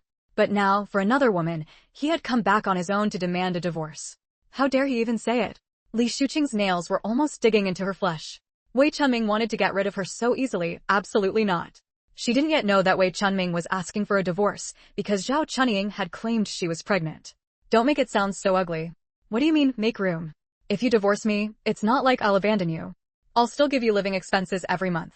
Aside from losing the title, won't everything be the same as now? Wei Chunming spoke with feigned righteousness, but Li Shuqing found it nauseating. He made it sound nice, but he was just trying to coax her into agreeing to the divorce. Once they were divorced, would that woman allow her husband to support his ex-wife? By then, Li Shuqing would truly have no way to voice her grievances. As an ex-wife, what right would she have to go knocking on her former husband's door asking for money? That's ugly. Li Shuqing let out a cold laugh. I haven't even said the uglier things yet. Seeing that she was unreasonable, Wei Chunming lost his patience. He stopped trying to persuade her and got up to leave. Once he stopped bringing money home, she would know how hard life could be. Wei Chunming paused mid-step. Really? Afraid Li Shuqing would change her mind, he quickly sat back down. That's the right way to think. Our divorce won't change anything. Ignoring whatever Wei Chunming said, Li Shuqing continued coldly, but you have to agree to 2 conditions. Chapter 742. Young master, you're still alive. What conditions? Name them. Wei Chunming said carelessly, not taking Li Shuqing's words to heart at all. Li Shuqing said, first, I want you to transfer the Wei family's old mansion to Baoshan's name right now. Second, give me 10,000 yuan. Once that's settled, I guarantee I won't come looking for you again. Just these 2 conditions. If you agree to do them, I'll divorce you without another word, just as you wish. After saying this, Li Shuqing looked at Wei Chunming with a sneer on her face. As long as he agreed to these 2 conditions, she would divorce him. She had known all along that Wei Chunming had another woman outside. Hadn't she kept quiet all this time precisely for this mansion and the money in Wei Chunming's hands? If he wanted a divorce, fine. Give her what she wanted. Impossible. Absolutely impossible.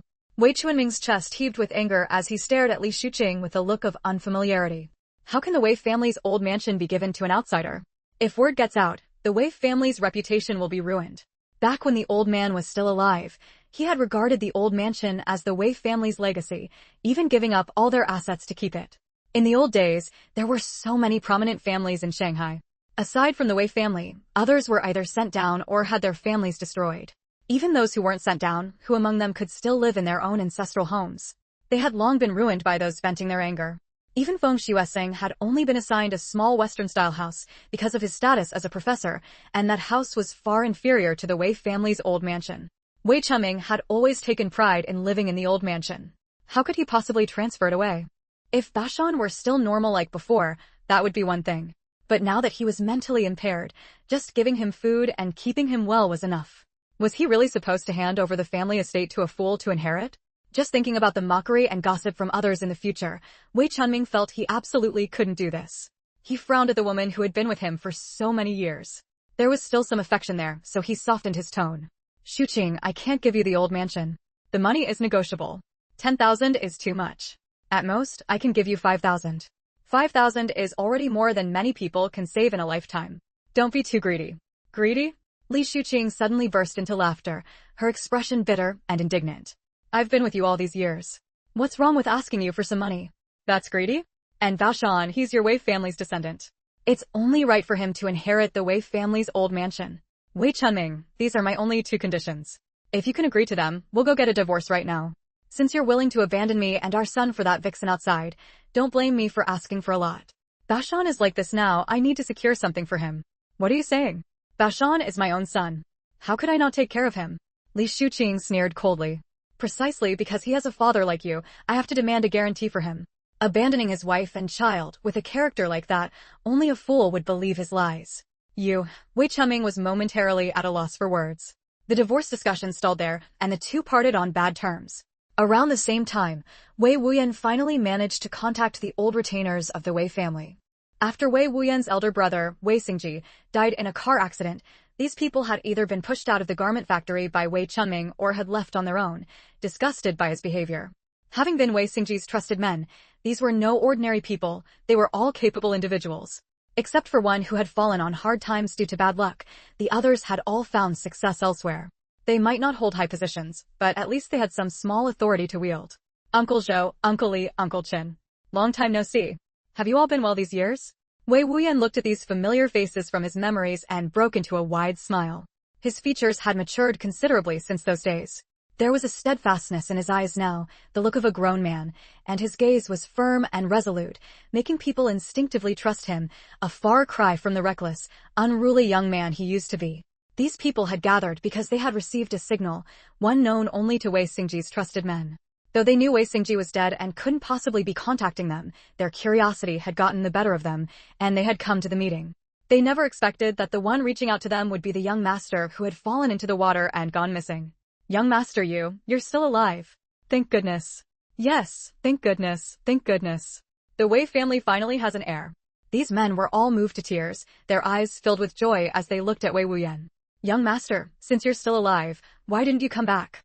If you had been here, how could Wei Chun? The speaker wanted to say Wei Chunming's name, but stopped himself, remembering that the young master was, after all, Wei Chunming's own son. He swallowed the rest of his words. The others exchanged glances, especially the two who had been forced out of the factory by Wei Chunming, their faces full of indignation. Wei Wuyan's eyes sharpened, and he replied coldly, Uncle Zhou, Wei Chunming is worse than a beast. He doesn't deserve to be called my father, nor does he deserve to be a member of the Wei family. He told them how Wei Chunming had threatened the driver, and how his elder brother and mother had been killed because of Wei Chunming. After learning the truth, these subordinates were all furious, itching to drag Wei Chunming over and make him kneel and apologize.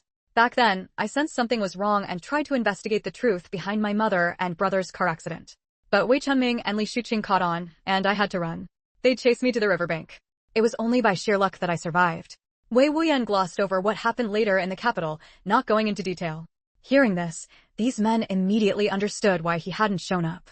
Young master, you've suffered. That bastard Zhang Shou back then, if it weren't for the madam, his wife and son would have both died. And he repaid kindness with enmity. Zhang Shou was the driver. These men had never imagined that the one who betrayed the eldest young master would be the seemingly honest and loyal Zhang Shou. After the accident, Zhang Shou and his family disappeared. We tried to find them privately, but we never uncovered any trace of them all these years. Uncle Zhou, the leader, said indignantly, his voice trembling with anger. Now that we know he's the culprit, we must find him.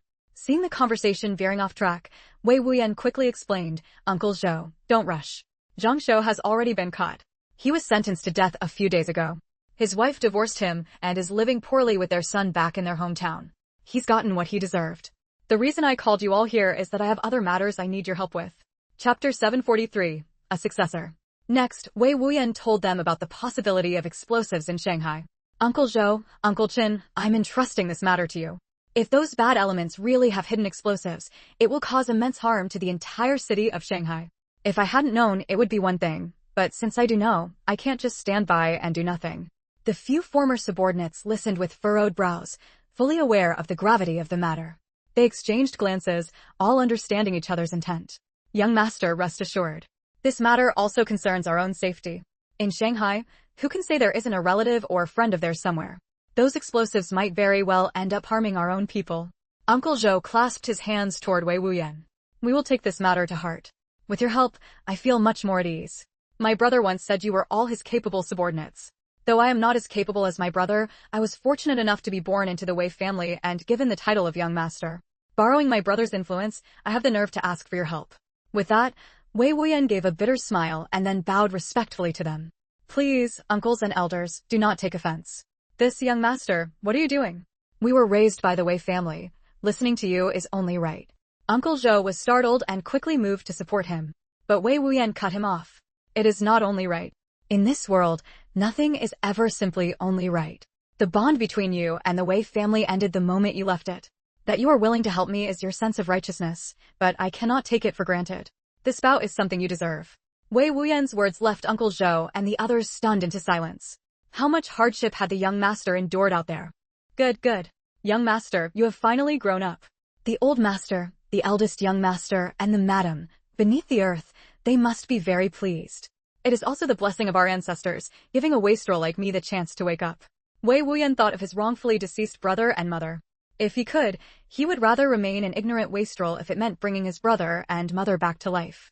Thankfully, heaven had eyes. Not only had he miraculously survived the river, but he had also met Xiaoyu and brother Feng and the others. After all he had been through, he finally had the ability to avenge his brother and mother. After Wei Chunming and Li Shuqing parted on bad terms, he went to the factory. He wasn't idle. He was busy overseeing the work. The factory situation had been good lately, with a large sum of money coming in.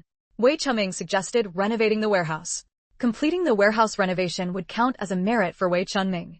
Moreover, he entrusted the project to his trusted men. During construction, there was plenty of room for profit. Solid bricks versus hollow bricks, high-quality cement versus low-quality cement. They looked the same on the outside, indistinguishable, but the prices were vastly different. The same went for doors, windows, and wood. There were plenty of opportunities for manipulation. Renovating a single warehouse would fatten Wei Chunming's wallet considerably, so he naturally took it very seriously. On his way to the construction site, Wei Chunming ran into his newly appointed secretary, Lu Jing. Lu Jing was striking in appearance, usually cheerful and assertive, with a constant smile on her face. But today, she looked utterly aggrieved, casting a sorrowful gaze at Wei Chunming. There's a report that needs your signature, but I haven't been able to see you these past few days, so I had to wait here. Everyone in the factory knew that Wei Chunming would be inspecting the construction site at this time. Lu Jing was young and fiery, and Wei Chunming had been entertaining some thoughts about her lately. The two had been flirting ambiguously, just a step away from crossing the line.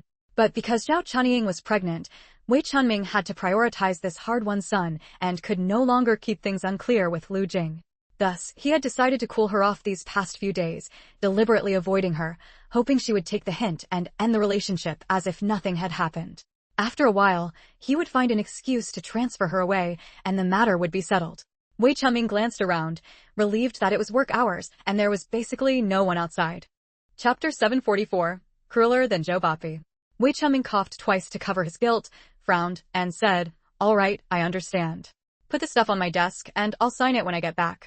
He put on a businesslike air, completely different from his gentle tone not long ago. Lu Jing cursed inwardly. This bastard was flirting and then refusing to acknowledge it, wasn't he? Though she had cursed Wei Chunming 1,000 times in her heart, she put on a deeply aggrieved expression on her face. As soon as she turned around, her expression quickly turned cold. She had come here today specifically to corner Wei Chunming, but she hadn't expected his attitude to change so fast. Still, she wasn't here to be with him anyway, so she wasn't upset. As long as he could make her brother's job permanent, her efforts over this period wouldn't have been wasted. Once Lu Jing was far away, Wei Chunming's hanging heart finally settled completely. That woman Lu Jing had grown bold, daring to block his way on the road. It seemed he'd have to transfer her away soon. Keeping her around would only cause more trouble. Having made up his mind, Wei Chunming headed to the construction site. Dong Bin's eyes roamed restlessly, making sure every corner of the site was under his watch. So, the moment Wei Chunming appeared, he spotted him. "Dong Bin, how's it going today? How far along are we?"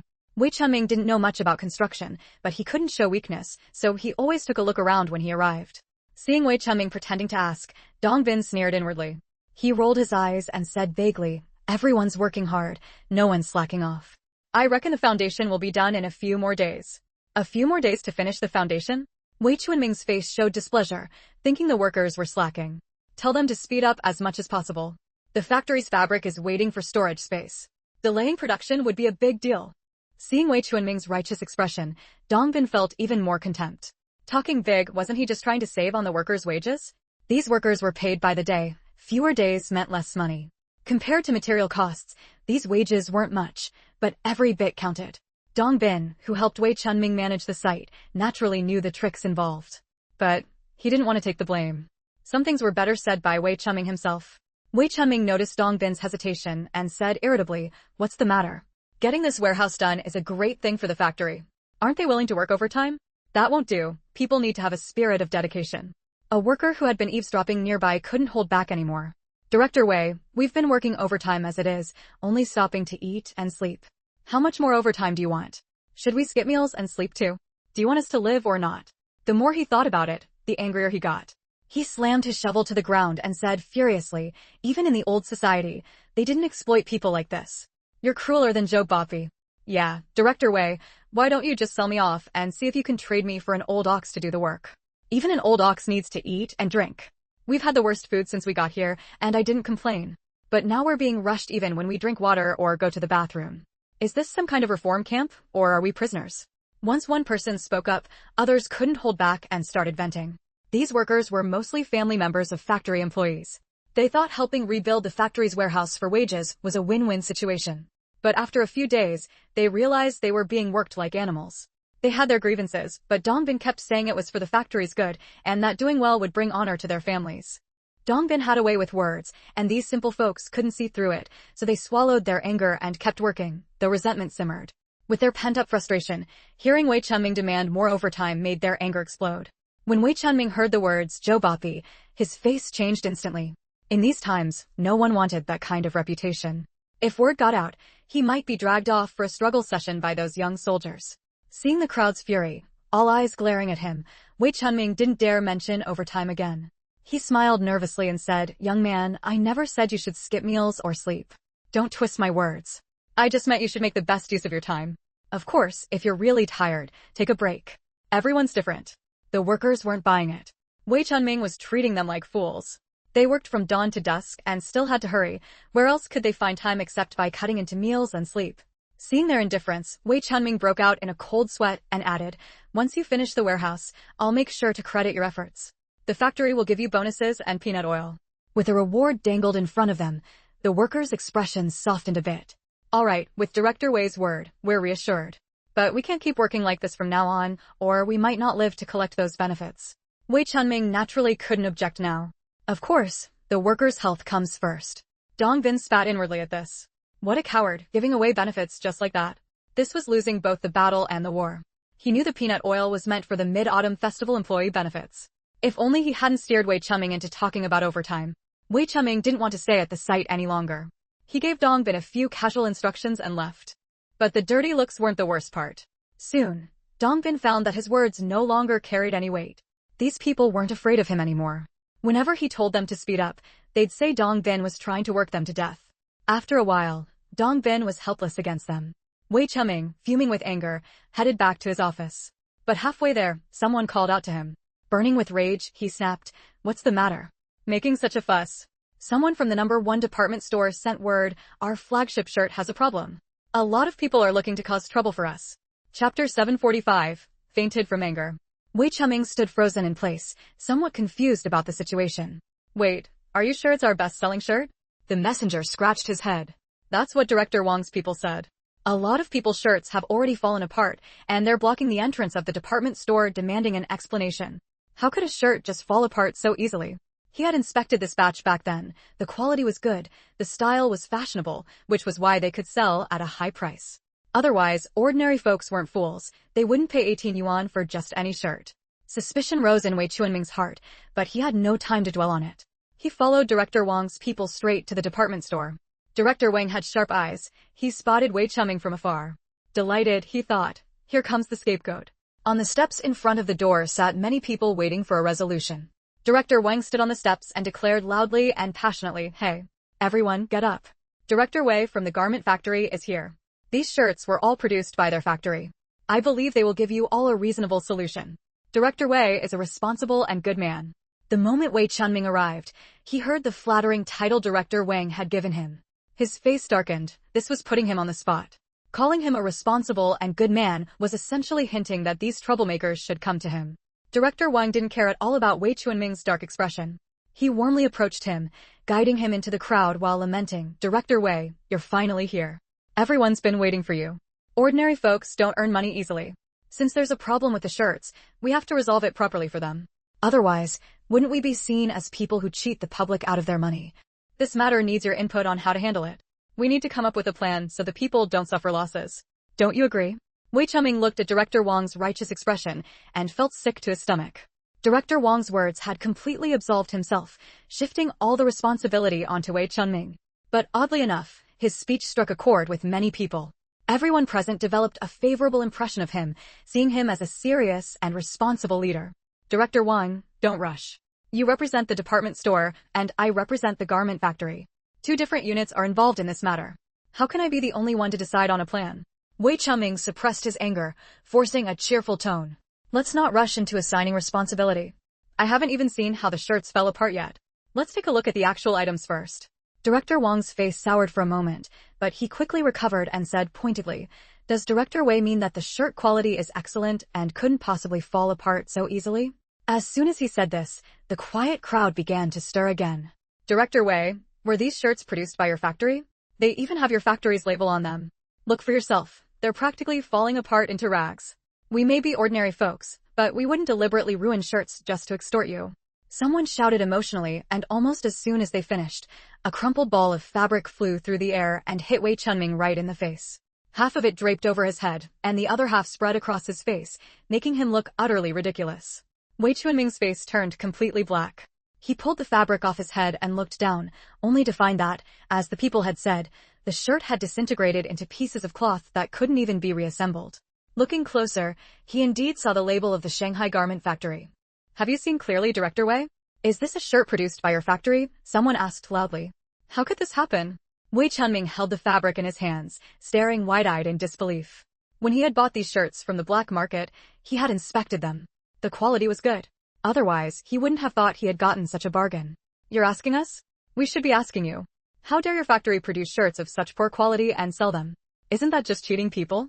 Someone must have started it, because suddenly, countless white shirts were thrown at Wei Chunming. Soon, he was dizzy from the barrage, covered head to toe in white rags, looking like a beggar patched all over, nothing like the dignified factory director he was supposed to be.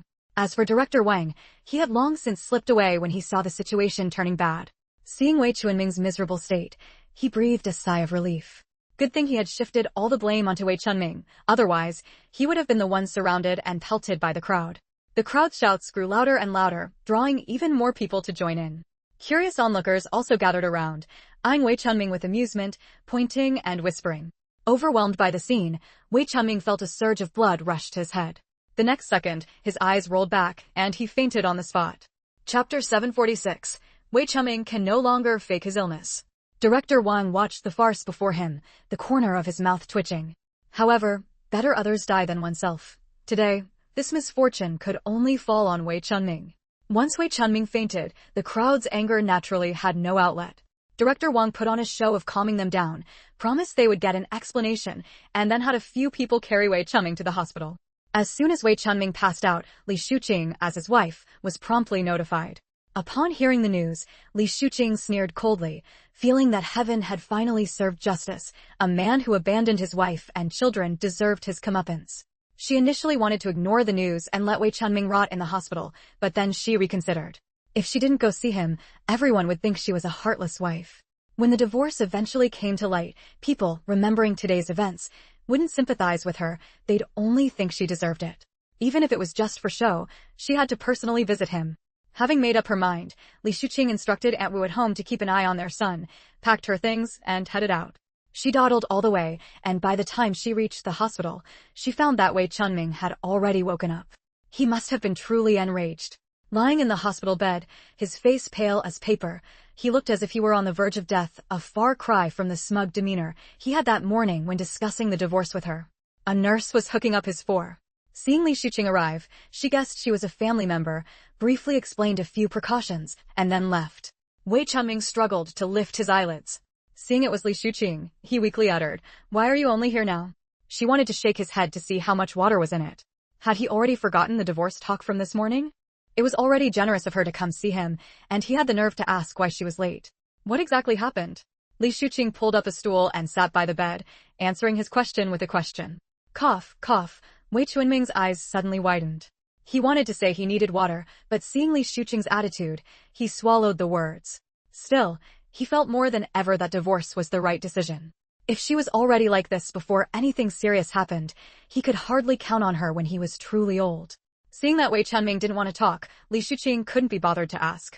After all, their marriage was now just a matter of saving face. Thus, a strange scene unfolded in the ward, husband and wife, one lying down and one sitting, the closest of relations, yet ignoring each other completely, not a word exchanged. After finishing his 4, Wei Chunming stayed another night in the hospital and was discharged the next day. He had wanted to hide in the hospital for a couple of days and shift the blame for the shirt incident onto Director Wang, but Director Wang wouldn't let him off the hook. The very next morning, he came early with gifts to visit. Director Wei, you really scared me yesterday. Director Wang sat by the bed, holding Wei Chunming's hand, his chubby face full of concern. As soon as I arrived, I asked the doctor. He said you're fine, what a relief. Those folks are still waiting for you to solve the problem. I told them you're a soft-hearted and responsible man who would give them a fair outcome. If I hadn't said that, they would have gone to the garment factory to cause trouble for you.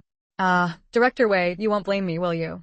Wei Chunming could no longer pretend to be sick. He had to get up and deal with the mess. Otherwise, if these people stormed the factory, it would damage the garment factory's reputation too much. Just as Wei Chunming left the hospital, a nurse changing dressings in a room at the end of the 3rd floor let out a gasp.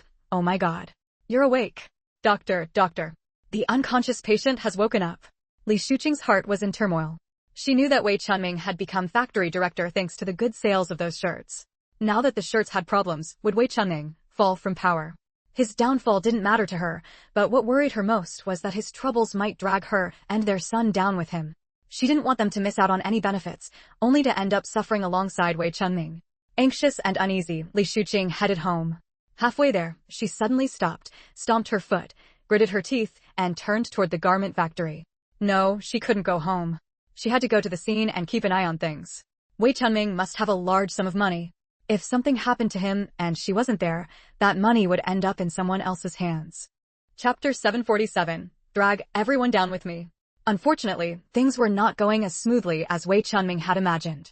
Back when Wei Chunming had pushed Guo Jiangwen out and taken over as factory director, there were plenty of people in the factory committee who were dissatisfied. It was only because the timing, circumstances, and people aligned that Wei Chunming had managed to seize the opportunity and become the final winner. Now that Wei Chunming was in a panic over the shirt issue, many were secretly gloating. Why would they help him come up with a plan to solve it? Quite a few were hoping Wei Chunming would make a mistake and be forced out of his position. What do you mean by this? Seeing that no one was speaking, Wei Chunming demanded with a dark expression. Director Zhu from the personnel department rolled his eyes. Director, wasn't the shirt issue entirely your responsibility?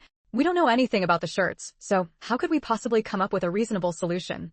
Wei Chunming had taken kickbacks from the shirt deal, so naturally he hadn't let anyone else get involved in the shirt matter. He hadn't expected that this would now become the reason everyone stood by and did nothing. It was Deputy Director Jiang who spoke up for Wei Chunming. Everyone, don't be so quick to shirk responsibility. As members of this garment factory, when one of us prospers, we all prosper. When one of us suffers, we all suffer. If this matter isn't handled well, it will ultimately affect the reputation of our garment factory. In a crisis like this, we need to pool our wisdom and work together to find a solution. If the garment factory's reputation was ruined and people stopped buying the clothes it produced, everyone in this room would be affected.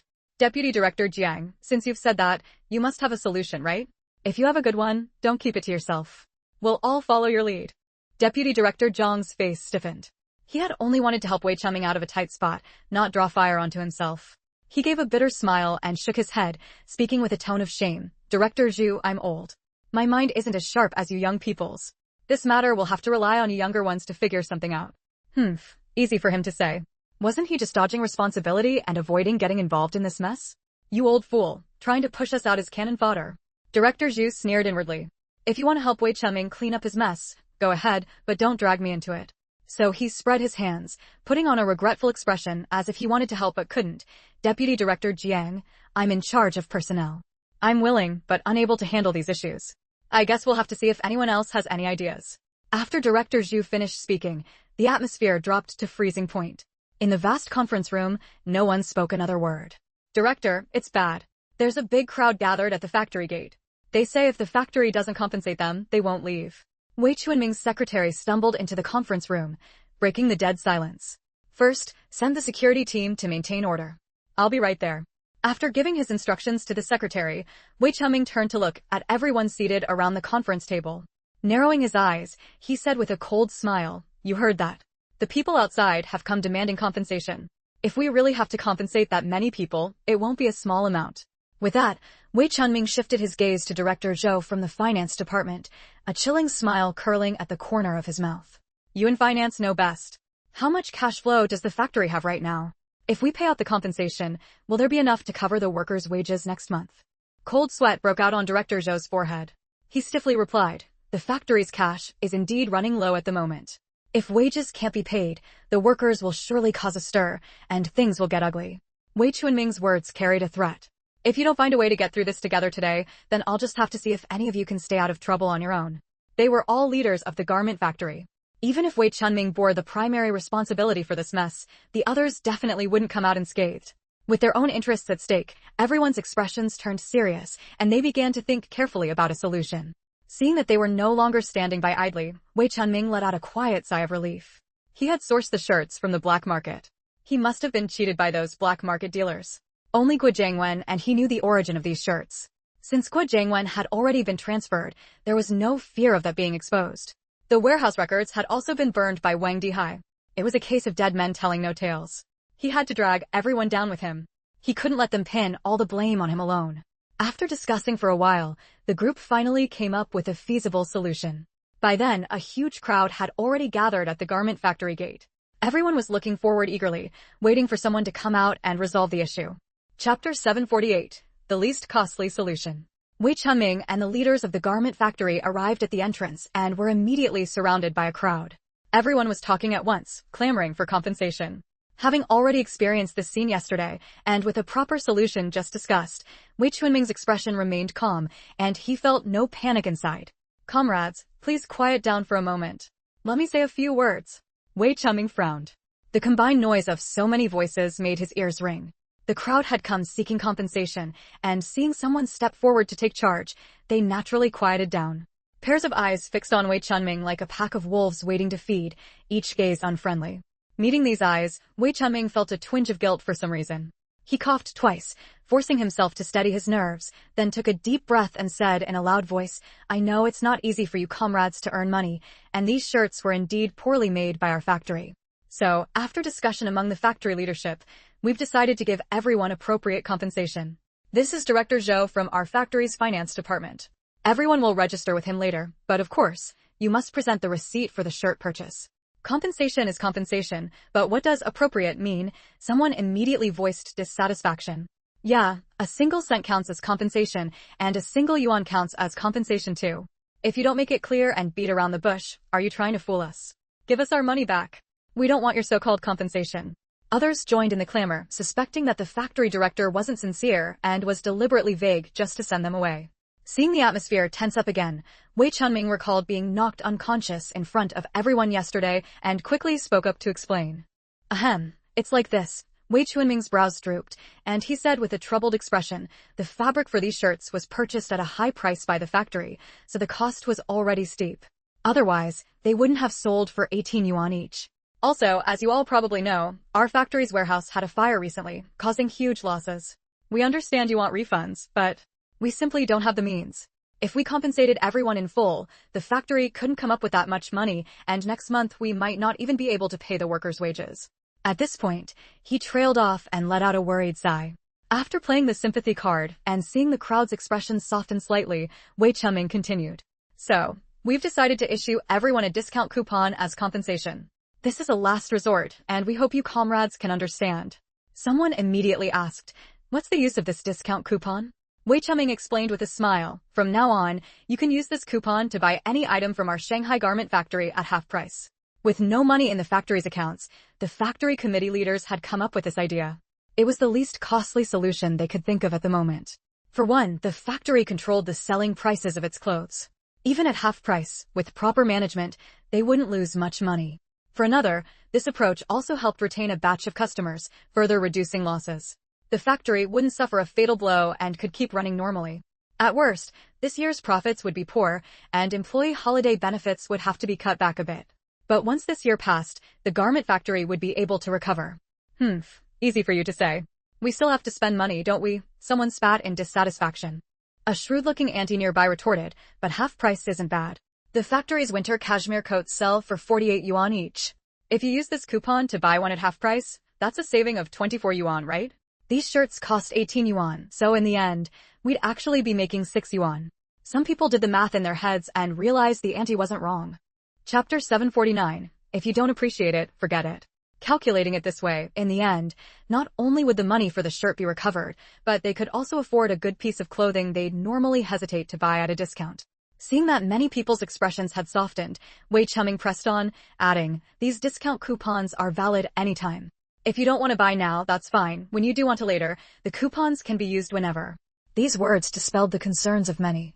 Those who could spend 18 yuan on a shirt naturally weren't in poor financial circumstances, and if they could buy a high-quality cashmere coat at half price, no one would refuse. Thus, the once heated scene instantly became harmonious. Everyone accepted the compensation plan Wei Chuming had offered and obediently lined up to receive their discount coupons from Director Zhou.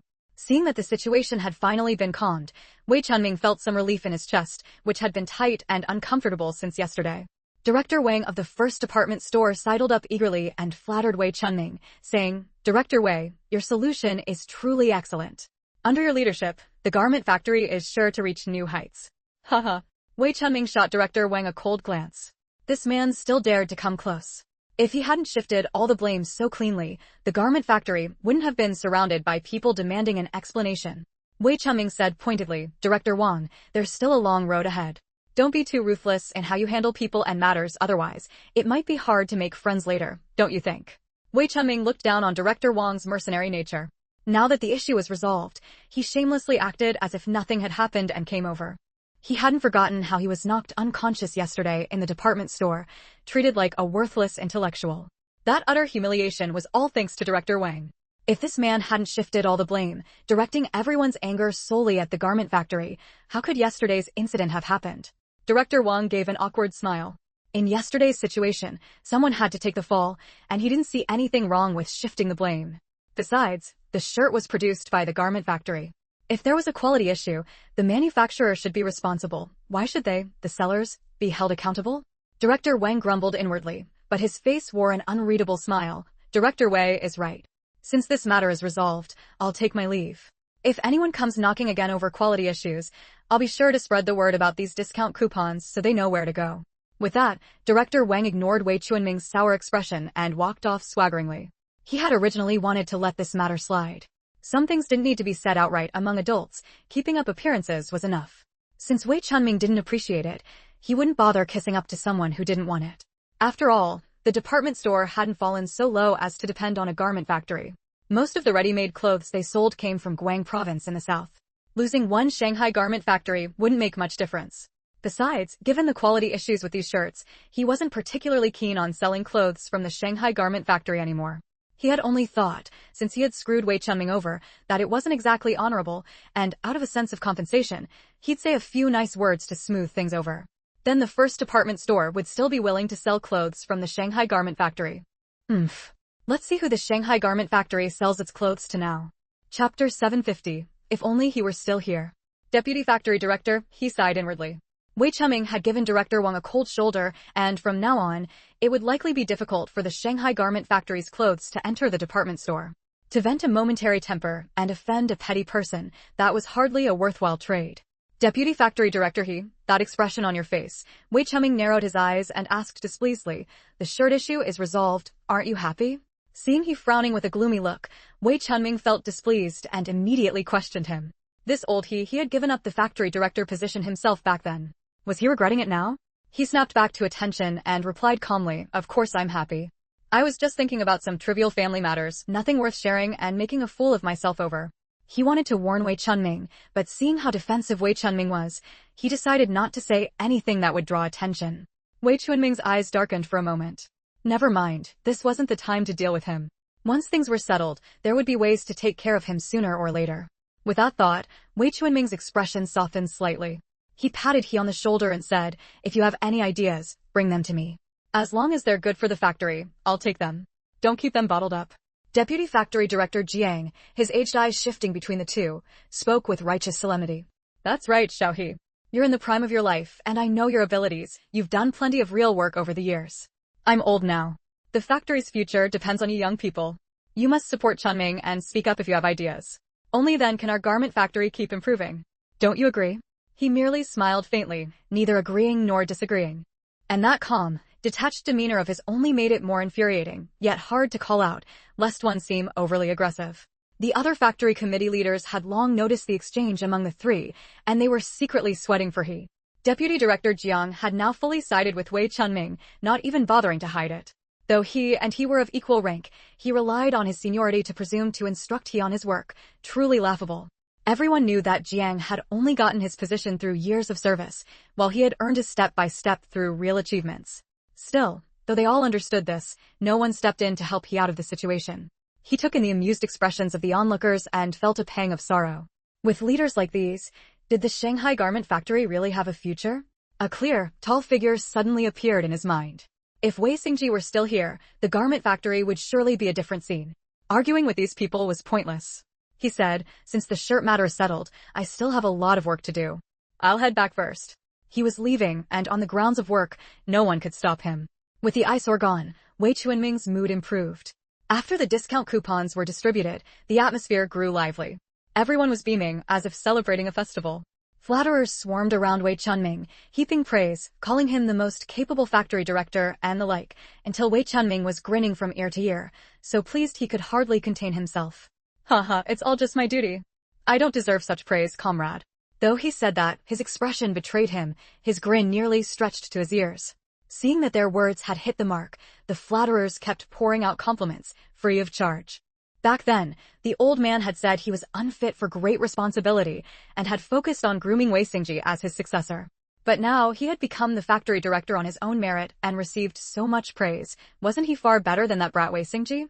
He wished the old man could come back to life and see the scene with his own eyes. Chapter 751. He has returned for revenge. This time, resolving the shirt issue also meant that the money he had skimmed was now laundered. From now on, this garment factory would be entirely his, Wei Chunming's domain. Once Zhao Chunying gave birth to a son, the foundation he had built would not lack an heir. As for Li Shuqing, she couldn't blame him for being ruthless. As long as she obeyed, he would not let her and her child starve to death. Wei Chunming's eyes were filled with ease, and his heart was brimming with satisfaction. The stifling frustration of being forced to live under his son's shadow for so many years was finally swept away, leaving only anticipation and rosy fantasies of the future. Once he drove away vice factory director this garment factory would be his one-man show. Father, oh father, the garment factory you left behind has ultimately fallen into the hands of the son you looked down upon the most. I will surely carry forward the garment factory's legacy and will never let the Wei family's prestige decline. And I will definitely do better than Wei Xingji, the one you favored. After all, your beloved eldest grandson has already gone underground to accompany you. You have the nerve to shamelessly call yourself the factory director of a garment factory. A furious roar, like a thunderclap, rang out, startling everyone present. The lively scene instantly fell into dead silence, so quiet that the sound of a pin dropping could be heard. Everyone exchanged glances, wondering who dared to come to the garment factory's entrance and hurl insults. Though they had come to cause trouble over the shirts, they hadn't gone so far as to call factory director Wei a beast worse than a pig or a dog. What kind of deep-seated hatred could drive someone to utter such humiliating words? With so many people watching, this was a blatant disregard for factory director Wei's dignity. The other factory leaders naturally heard the angry shouts as well, a sense of schadenfreude rising in their hearts. Had another troublemaker arrived? If not for Wei Chunming's threat to drag everyone down with him, the shirt issue wouldn't have been resolved so easily. And this time, if something else went wrong, how would Wei Chunming handle it? The crowd at the entrance began to part slowly, like receding tides, gradually revealing the true protagonists behind them. A group of people strode in aggressively. From a distance, their faces were unclear, but the leaders appeared to be a young man and woman, followed by several middle-aged men who looked vaguely familiar. The smile on Wei Chunming's face had long vanished, replaced by a layer of barely concealed anger. With so many eyes on him, he forced himself to suppress his fury, refusing to lose his composure as factory director. Squinting, he glared displeasedly at the approaching group. Aside from the shirt issue, he was certain he had done nothing else to feel guilty about. These people had probably heard about today's compensation for the shirts and thought the garment factory was an easy target, hoping to get a piece of the pie by extorting them. Wei Chunming sneered coldly. These people had miscalculated. Otherwise, how could the garment factory continue doing business in the future? Steeling himself mentally, he waited smugly for these would-be extortionists to approach. In the crowd, Li Shuqing stared in disbelief at the face of the young man leading the group, her eyes filled with terror. She wanted to scream, but she dared not let out a single sound, afraid of arousing suspicion from those around her. She could only clamp her hand tightly over her mouth. Chapter 752, Wei Chumming wets his pants in fear. Li Shuqing hid herself among the crowd, shrinking her neck and staring intently at the group drawing closer.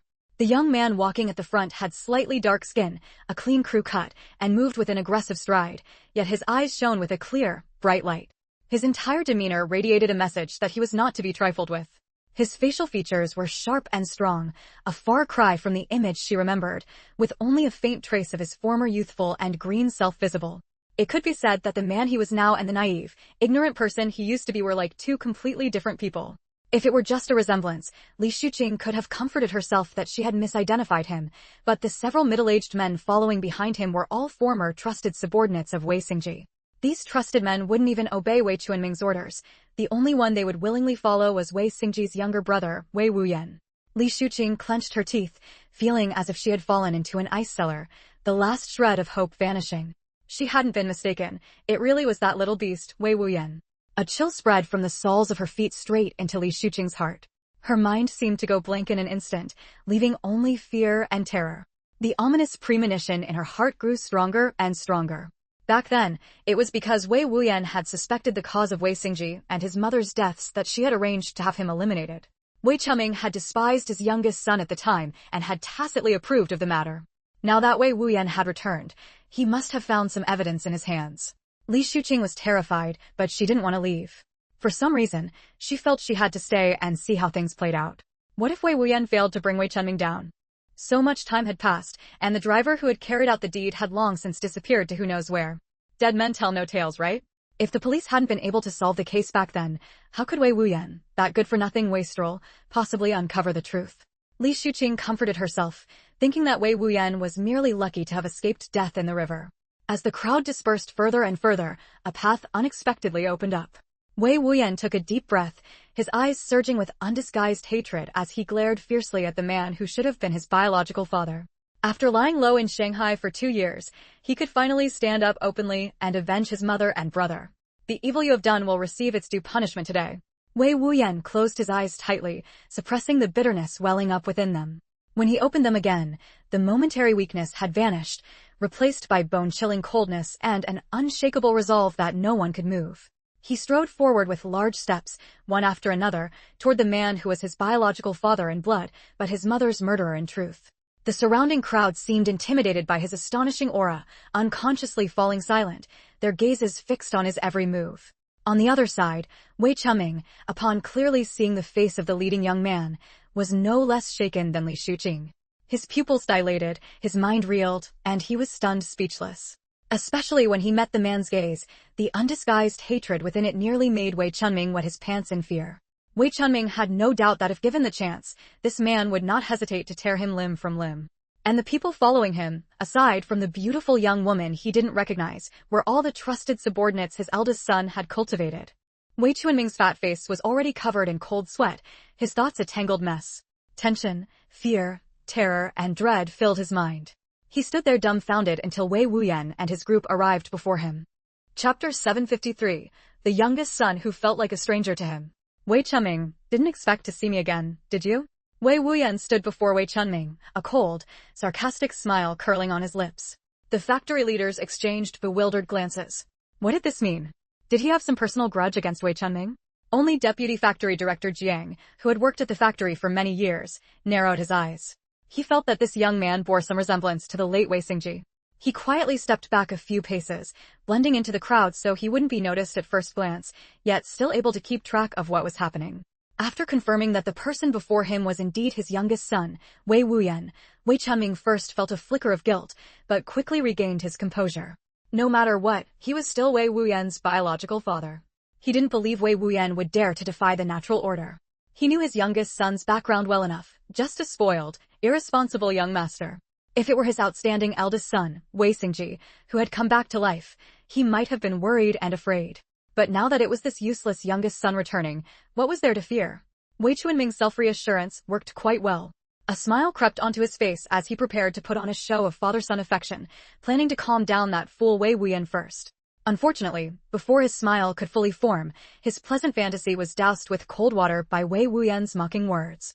You, being addressed directly by his full name infuriated Wei Chunming, but he didn't let it show on his face. Wuyan, is it really you? You're alive. Suddenly, the previously displeased factory director Wei's eyes reddened.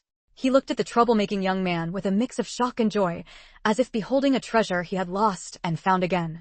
His hand trembled as he raised it, reaching out to pat the young man's shoulder. But just as it was about to make contact, it was mercilessly dodged. The handsome young man's face was filled with disgust, as if Wei Chunming's hand were something utterly filthy that he couldn't avoid fast enough. The moment his hand met empty air, the surprise on Wei Chunming's face froze, replaced by a look of deep hurt as he stared at Wei Wuyan. Feng Lingyu shot Wei Wuyan a speechless glance, the meaning in her eyes making him extremely embarrassed. Wei Wuyan was also baffled, with a lump of nausea stuck in his chest that he couldn't swallow or spit out. Who would have thought that Wei Chunming, upon seeing him, would react in such a disgusting way? Did he really think that Wei Wuyan would soften at his obviously fake affection? Don't you find yourself disgusting? Wei Wuyan's handsome face was twisted with revulsion, his brows furrowed so tightly they could crush a fly. His tone was icy. Have you already forgotten the evil you did back then? Right, people like you have no sense of shame. Even knowing you've done things worse than beasts, you can still pretend nothing happened and put on a show here. Wuyan, how can you say that about me? Wei Chunming looked at this youngest son, who now felt like a stranger to him, with a pained expression. He seemed utterly heartbroken, staggering back a few steps. Fortunately, someone behind him quickly caught him. The onlookers were baffled by this sudden turn of events. Factory Director Wei seemed to have deep feelings for this young man, but the young man, on the other hand, showed no gratitude and even appeared to loathe him. Director Wei, who is this? Director Zhu, sensing that something was amiss, hurried over to ask. Chapter 754. He destroyed my family. Wuyan, let's talk about this in private. This isn't the place for such discussions. Your brother poured so much effort into the garment factory. Do you want to ruin it? Wei Chunming ignored Director Zhu and spoke to Wei Wuyan with a tone that was half threatening, half stern. He knew how much Wei Wuyan valued his brother, Wei Xingji. If he caused a scene at the garment factory's entrance today, it would undoubtedly become the talk of the town, and, in a worst-case scenario, it could even destroy the factory's reputation. Wei Chunming didn't believe that this little brat could stand by and watch his brother's hard work go to waste. As long as it wasn't done in public, he could deal with the boy privately. Wei Chunming had a good plan in mind, but Wei Wuyan was no longer the naive young master who once hid under the protection of his mother and brother. Naturally, he wouldn't let Wei Chunming lead him by the nose so easily. Wei Chunming, someone's curious about my identity. Don't you want to introduce me to everyone? Wuyan. Wei Chunming's heart tightened as he tried to stop him, but Wei Wuyan didn't give him the chance. After giving him a cold glance, he turned to the crowd and spoke loudly. Everyone must be curious about who I am. I have nothing to hide. My true identity is Wei Chunming, Factory Director Wei's youngest son, who supposedly fell into the water and drowned, Wei Wuyan. You might not be familiar with my name, but everyone should have heard of my eldest brother, Wei Xingji, and my mother, Wu Meiyun. When Wei Wuyan said his name, the crowd was a bit puzzled. But as soon as the names Wei Xingji and Wu Meiyun were mentioned, the crowd erupted like a pot boiling over. After all, who hadn't heard of Wei Xingji? He was once the role model for all the youth in Shanghai, excellent in both character and academics, a man of jade-like virtue and talent. Every good word imaginable could be used to describe him, and he was so outstanding that even jealousy seemed out of place. Wu Meiyun was even more famous. She had founded 3 orphanages in Shanghai to take in war orphans. She even hired teachers for them. Many of the orphans she saved had now grown up and established themselves in various industries. Before liberation, when Shanghai was bombed by the enemy and the people were displaced, it was Wu Meiyun who opened the Wei family's granary to provide relief to thousands of refugees. And these acts of kindness were only a small part of what she had done. Many people present, whether themselves or their family members, had once received kindness from Wu Meiyun.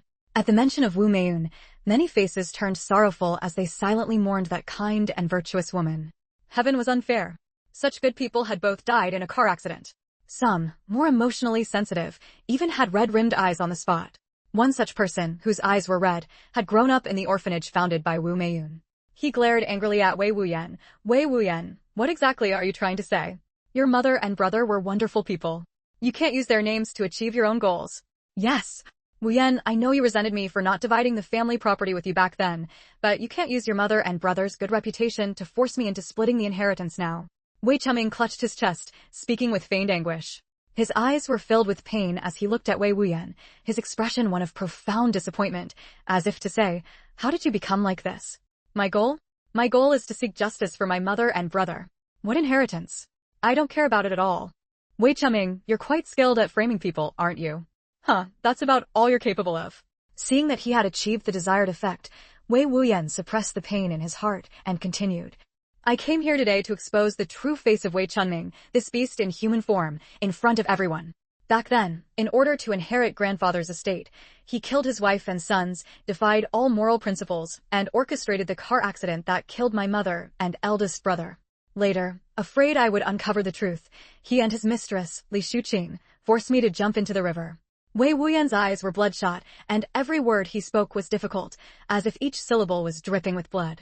This is the man, heartless, shameless, and despicable, who destroyed my family. The last 4 words, destroyed my family, were uttered with all the strength Wei Wuyan had left, squeezed out from his throat in a hoarse cry.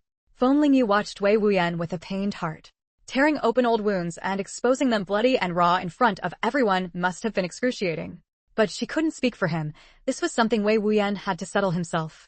Is this young man factory director Wei's youngest son? He came back from the dead. I don't know. If you count the time, Wei Wuyan disappeared for about 2 or 3 years. Why did he suddenly show up? Didn't you hear clearly? Wei Wuyan came back to cause trouble for his father. No, can you people focus on the key point? According to Wei Wuyan, Wei Chunming killed his wife and 2 sons. After the eldest son and mother died in that car accident, the youngest son fell into the river not long after. I thought at the time, how could such a coincidence happen in this world? I didn't believe it then, and now it seems there really was something behind it, someone sighed. Alas, it's been so long. It'll be hard to find evidence now. I think it'll be difficult to sort this out. The 2 exchanged glances, both seeing the gravity in each other's eyes. Unless Wei Wuyan had found key evidence, it would be very hard to make Wei Chuming confess. So, there were indeed smart people in this world. If Wei Wuyan could sense something suspicious about his mother and brother's deaths, others could too. But since it didn't harm their own interests, most chose to look the other way. As time passed, these matters were forgotten. But now that Wei Wuyan had brought the issue into the open, these people naturally recalled their earlier suspicions. When one person raises doubts, others' hearts inevitably waver. The onlookers, now looking at the father and son at the center of the crowd, had completely changed expressions. Chapter 755, Genuine Emotion. Hearing the whispers around him, Wei Chunming's face shifted through several colors, his heart filled with doubt and unease. Could this little bastard really have found some evidence, daring to come to his door today and press him so aggressively in front of everyone, leaving himself no way out? Wei Chunming's heart suddenly grew flustered. He wanted to leave, but under the watchful eyes of the crowd, there was no escape, and it would only make him look guilty. He had no choice but to force himself to stay calm no matter what. He had to keep up this act. Wei Chuming looked at Wei Wuyan with sorrowful eyes and said in disappointment, I know you're heartbroken over the accidental deaths of your mother and eldest brother, but you can't suspect me because of that. They weren't just your family, they were my family too. How could I possibly? At this point, Wei Chunming's face twisted with pain, as if the next words were too hard to utter. After a pause, he continued, how could I possibly kill my own wife and child? Wei Wuyan's gaze swept over the man's pretentious, hypocritical face, a flash of malice in his eyes. He stepped forward, his tall, sturdy frame exuding immense pressure. You're narrow-minded, jealous that grandfather praised my brother's intelligence, and you don't even have any real skill yourself. If my brother were still alive, would this garment factory even be a place for you to throw your weight around? It was only by stepping on the corpses of his mother and brother that Wei Chunming had gained his current position, draining her last bit of value by virtue of being her husband. Without the good reputation left by Wei Xingji and Wu Meiyun, how could Wei Chunming, with his abilities, have become the deputy factory director of the garment factory so comfortably? Every time Wei Wuyan thought about how his mother and brother's deaths had been exploited by the very man who killed them, reaping all the benefits and advantages, his heart ached as if twisted by a knife. Wuyan, I'm glad you're back, but I never expected, Wei Chunming shook his head, looking over with a face full of disappointment, that you would hold a grudge against me over the inheritance issue all this time. And even fabricate these baseless charges to slander me. I know you've always looked down on me. Forget it. Wei Chunming forced a bitter smile, as if resigned to his fate. His voice was filled with exhaustion. At the end of the day, you're still a member of the Wei family. Come home with me, and I'll give you everything your grandfather left behind. Just stop tarnishing your mother and brother's reputation here. All right. Whatever you want, I'll give it to you. Just let your mother and brother leave in peace. After struggling to finish his words, Wei Chunming hung his head in dejection, covering his face with his hands, though tears could still be seen streaming down, a picture of utter heartbreak. Many in the crowd were moved by his genuine emotion. Director Zhu had initially wanted to see Wei Chunming make a fool of himself, but now, seeing him so grief-stricken, he felt a pang of sympathy. A good son turned into an enemy. He was a father too, and if his own son treated him like this, he probably wouldn't fare much better than Wei Chunming. Mainly, Wei Chunming's utterly desolate and heartbroken demeanor really didn't look like an act. The onlooker's sympathies naturally began to waver. Could it be that Wei Chunming's resurrected youngest son was deliberately slandering him in front of everyone just for the family property? After all, Wei Chunming's grief didn't seem fake, and Wei Wuyan hadn't produced any evidence. Seeing Wei Chunming still daring to use his mother and brother's names as a pretext, Wei Wuyan's fury surged to its peak, and he instantly lost his composure. He strode forward, grabbed Wei Chunming by the collar, and with the force of his grip, veins bulged starkly against his skin, tinged with a bloody red. Chapter 756, Truly Foolish. Wei Chunming had no time to react before Wei Wuyan's hand clamped around his throat. The grip on his neck felt as if it were forged from steel. He used all his strength but couldn't pry it loose. Unable to breathe fresh air, the sensation of suffocation grew stronger.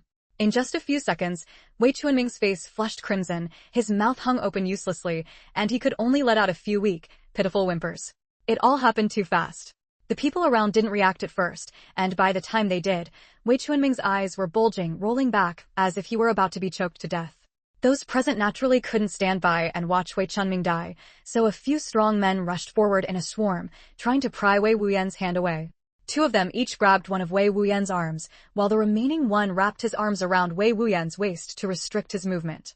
The three tall men exerted all their strength together, expecting to rescue the victim quickly, but to their surprise, the hand gripping Wei Chunming's throat seemed fused to it. No matter how hard they pulled and tore, they couldn't separate it. At this moment, Wei Wuyan's eyes were vacant, lost in unbearable agony, completely unaware of the people and environment around him. In his mind, only the faces of his mother and brother kept flashing. "Don't be naughty, or I'll have your brother deal with you when he gets back."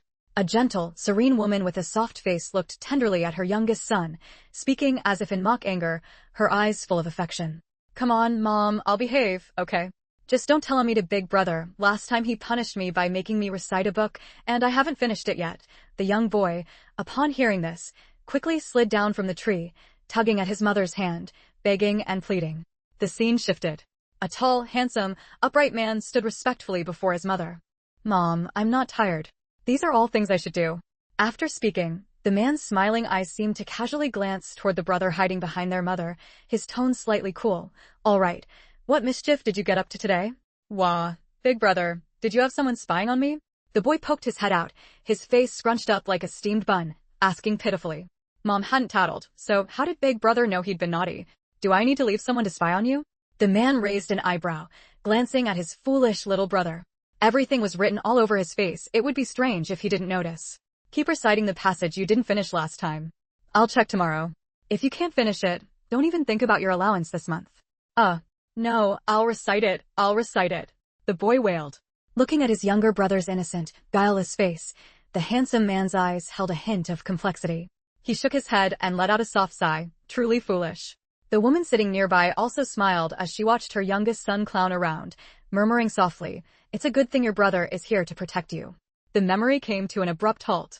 Wei Wuyan's trembling pupils suddenly froze, his vacant gaze finally finding focus on a face congested with blood, twisted almost beyond recognition. Tears, snot, and saliva were smeared together, a crooked, limp tongue, wide open, bulging eyes, and purplish-red skin as if poisoned. It was as if the disguise of human skin had been stripped away, finally revealing the ugly, unbearable soul hidden beneath. Chapter 757, which is more important. The three people holding Wei Wuyan saw that not only did he not let go, but the strength in his hands was growing, and they were frantic with worry. In their panic, unsure if it was an illusion, they even faintly heard a sound like bones and tendons breaking.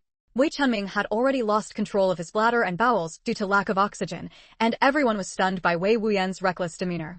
In an instant, several more people rushed forward, trying to pry Wei Wuyan's hands apart.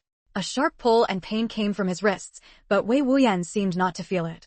A bloodthirsty smile curled at the corner of his mouth as he savored the sight of Wei Chunming on the verge of death. With an indescribable sense of satisfaction, he tightened his grip even more. At that moment, his mind was consumed by a single thought. He wanted Wei Chunming dead. Those helping shouted, trying to snap Wei Wuyan back to his senses, while using all their strength to break his grip. Uncle Zhou and the others who had come along naturally couldn't stand by and watch Wei Wuyan kill someone in public. They all moved to stop him, but were blocked by a pale, slender hand. Young comrade, what do you mean by this? Uncle Zhou asked anxiously, looking at Feng Lingyu with displeasure. Don't worry, nothing will happen. He needs to let out the resentment in his heart. Holding it in for too long isn't good for him. Although Wei Wuyan usually seemed cheerful and had a hearty, open personality, nothing like a fallen young master, Feng Lingyu could see that the deaths of his mother and brother were an indelible wound in his heart. The occasional shadow that flickered in his smiling eyes, Feng Lingyu wasn't blind to it. The bitterness in his heart had to be released today. For him, this was both a release and a relief. Feng Lingyu's face was calm as she coldly watched the scene unfold before her. Uncle Zhou wanted to say more, but the young woman's presence was so imposing that he found himself unable to voice any rebuttal. It was like facing the eldest young master back then, no, even more intense than the intimidation the eldest young master had brought. Uncle Zhou's expression was complicated, but he couldn't ask questions now, so he had to suppress his doubts. Feng Lingyu stood behind Wei Wuyan, watching coldly, neither conspicuous nor noticeable. With her there was no way she would let Wei Wuyan actually kill the man. Taking revenge on Wei Chunming didn't mean letting Wei Wuyan drag himself into trouble. The crowd was shouting all at once. One person, seeing that Wei Wuyan still wouldn't let go, steeled himself, clenched his fists, and swung them at Wei Wuyan's taut wrist. If that blow landed, Wei Wuyan's wrist would be crippled if not broken. That person didn't mean to harm Wei Wuyan intentionally, he just wanted to save Wei Chunming. Between a hand and a human life, which was more important was clear at a glance. So, as everyone remained locked in stalemate, in a corner no one noticed, a fist flew with a fierce wind, aimed straight at Wei Wuyan's wrist. The one throwing the punch had learned some martial arts from an old Taoist priest as a child, nothing extraordinary, but more than enough to handle an ordinary person. He thought this crisis would be resolved just like that, but the next second, he found his fist suspended in midair, held back by some unknown force, unable to advance an inch. Chapter 758. Sorry to bother you with cleaning up my mess again. His gaze followed the hand upward, and he saw a face so delicate it didn't seem real. The man was stunned speechless. He knew how strong his own strength was. He had once killed a 200-pound wild boar with his bare hands, yet his fist was easily blocked by the beautiful girl before him. Looking at her calm and composed demeanor, her expression hadn't even changed, as if she hadn't exerted any effort at all. If your punch lands, his hand will be ruined. After the girl spoke those words without any emotion, the man barely had time to react before he felt a powerful force shoving him backward. After stumbling back several steps, he barely managed to steady himself and stop. Now he was completely certain that this pretty young girl was a hidden martial artist. Perhaps she was even stronger than the old Taoist who had taught him kung fu back then. He grew wary, afraid to strike again, and stood still, offering a dry explanation. If I hadn't acted, he would have choked the man to death. Otherwise, I wouldn't have just pushed your fist aside. After saying this, Feng Lingyu ignored him. She turned back to glance at Wei Chunming's now purple face and judged that time was running out. If Wei Wuyan didn't let go soon, Wei Chunming would really be strangled to death. So Feng Lingyu stepped forward, placed her hand on Wei Wuyan's shoulder, and spoke a single sentence softly. Her voice sounded extremely calm, her tone unhurried, and her pitch steady, as if she wasn't stopping Wei Wuyan from killing someone, but saying something ordinary. Yet it inexplicably brought a sense of reassurance, as if the inner turmoil had finally been soothed. The others were about to tell the girl to get out of the way and stop interfering. Couldn't she see that Wei Wuyan had gone mad? So many of them had tried persuasion and brute force, but none could make him let go. Who did this girl think she was? That a casual word would make him release his grip? But to their astonishment, Wei Wuyan, who had refused to let go no matter what, actually released his hand because of that sentence. Didn't that make all of them look utterly useless?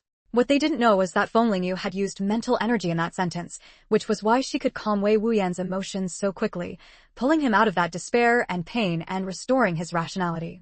Plus, Wei Wuyan had just been releasing his emotions, letting the long-suppressed hatred find an outlet, clearing away his bad feelings.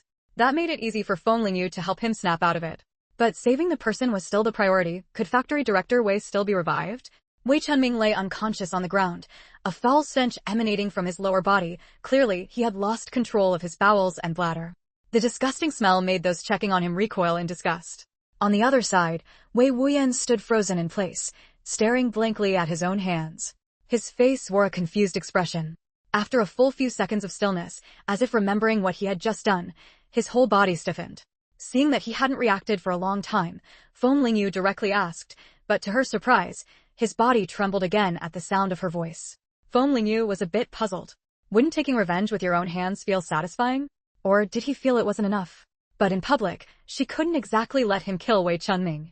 Are you okay? She asked again, unwilling to give up. This time, Lingyu was genuinely worried. Had this kid developed psychological trauma? She had thought wrong.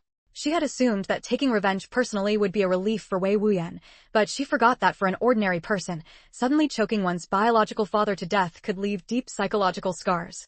Even if it was understandable, the mental block wouldn't be easy to overcome. Lingyu, for once, felt at a loss, not knowing where to put her hands. She explained in a fluster, Wei Wuyan, don't be scared. Wei Chunming isn't dead. I'm here, I wouldn't let him die. Xiaoyu, I'm sorry. Wei Wuyan's voice was hoarse. Lingyu was mid-sentence when the person in front of her suddenly moved, but the content of his words left her confused. I think I messed things up. Wei Wuyan's shoulders trembled, and if you listen closely, you could hear a hint of a sob. He turned around dejectedly, forcing a faint smile at Lingyu, though it was unbearably ugly. Sorry to bother you with cleaning up my mess again. Almost as soon as Wei Wuyan finished speaking, Lingyu immediately understood what he was so upset about. So it turned out he was feeling guilty because he had let his emotions get the better of him and mess things up. That's why he was in such a sorry state. She had thought he was traumatized into silence by Wei Chunming's miserable condition. Chapter 759. What are you pretending for here? Hey, the you I knew before wasn't this timid and hesitant. What? Did taking revenge drain your spirit? Lingyu let out a cold laugh, her red lips curling into a mocking sneer. Her words sent chills down Wei Wuyan's spine. Straighten your back, go say what you need to say, and don't make me regret saving you. Remember, this is your blood feud, your mother and brother's 2 lives. In this world, aside from you, Wei Wuyan, no one else has the right to speak for them. Her merciless words struck Wei Wuyan's heart like heavy drumbeats, jolting his confused and muddled mind into sudden clarity, as if doused with ice water. He stared at Lingyu for a moment, a newfound determination in his eyes. You're right. I have to take my revenge with my own hands. The evil Wei Chunming has done must be exposed by me, his own son. With that, Wei Wuyan pushed through the crowd and strode directly to Wei Chunming, who was lying on the ground. Under everyone's efforts to revive him, Wei Chunming had regained some consciousness. His chest rose and fell rapidly but weakly, and his throat emitted hoarse, raspy breaths, like a man long lost in the desert, desperately craving a sip of life-saving water, greedily gulping down oxygen.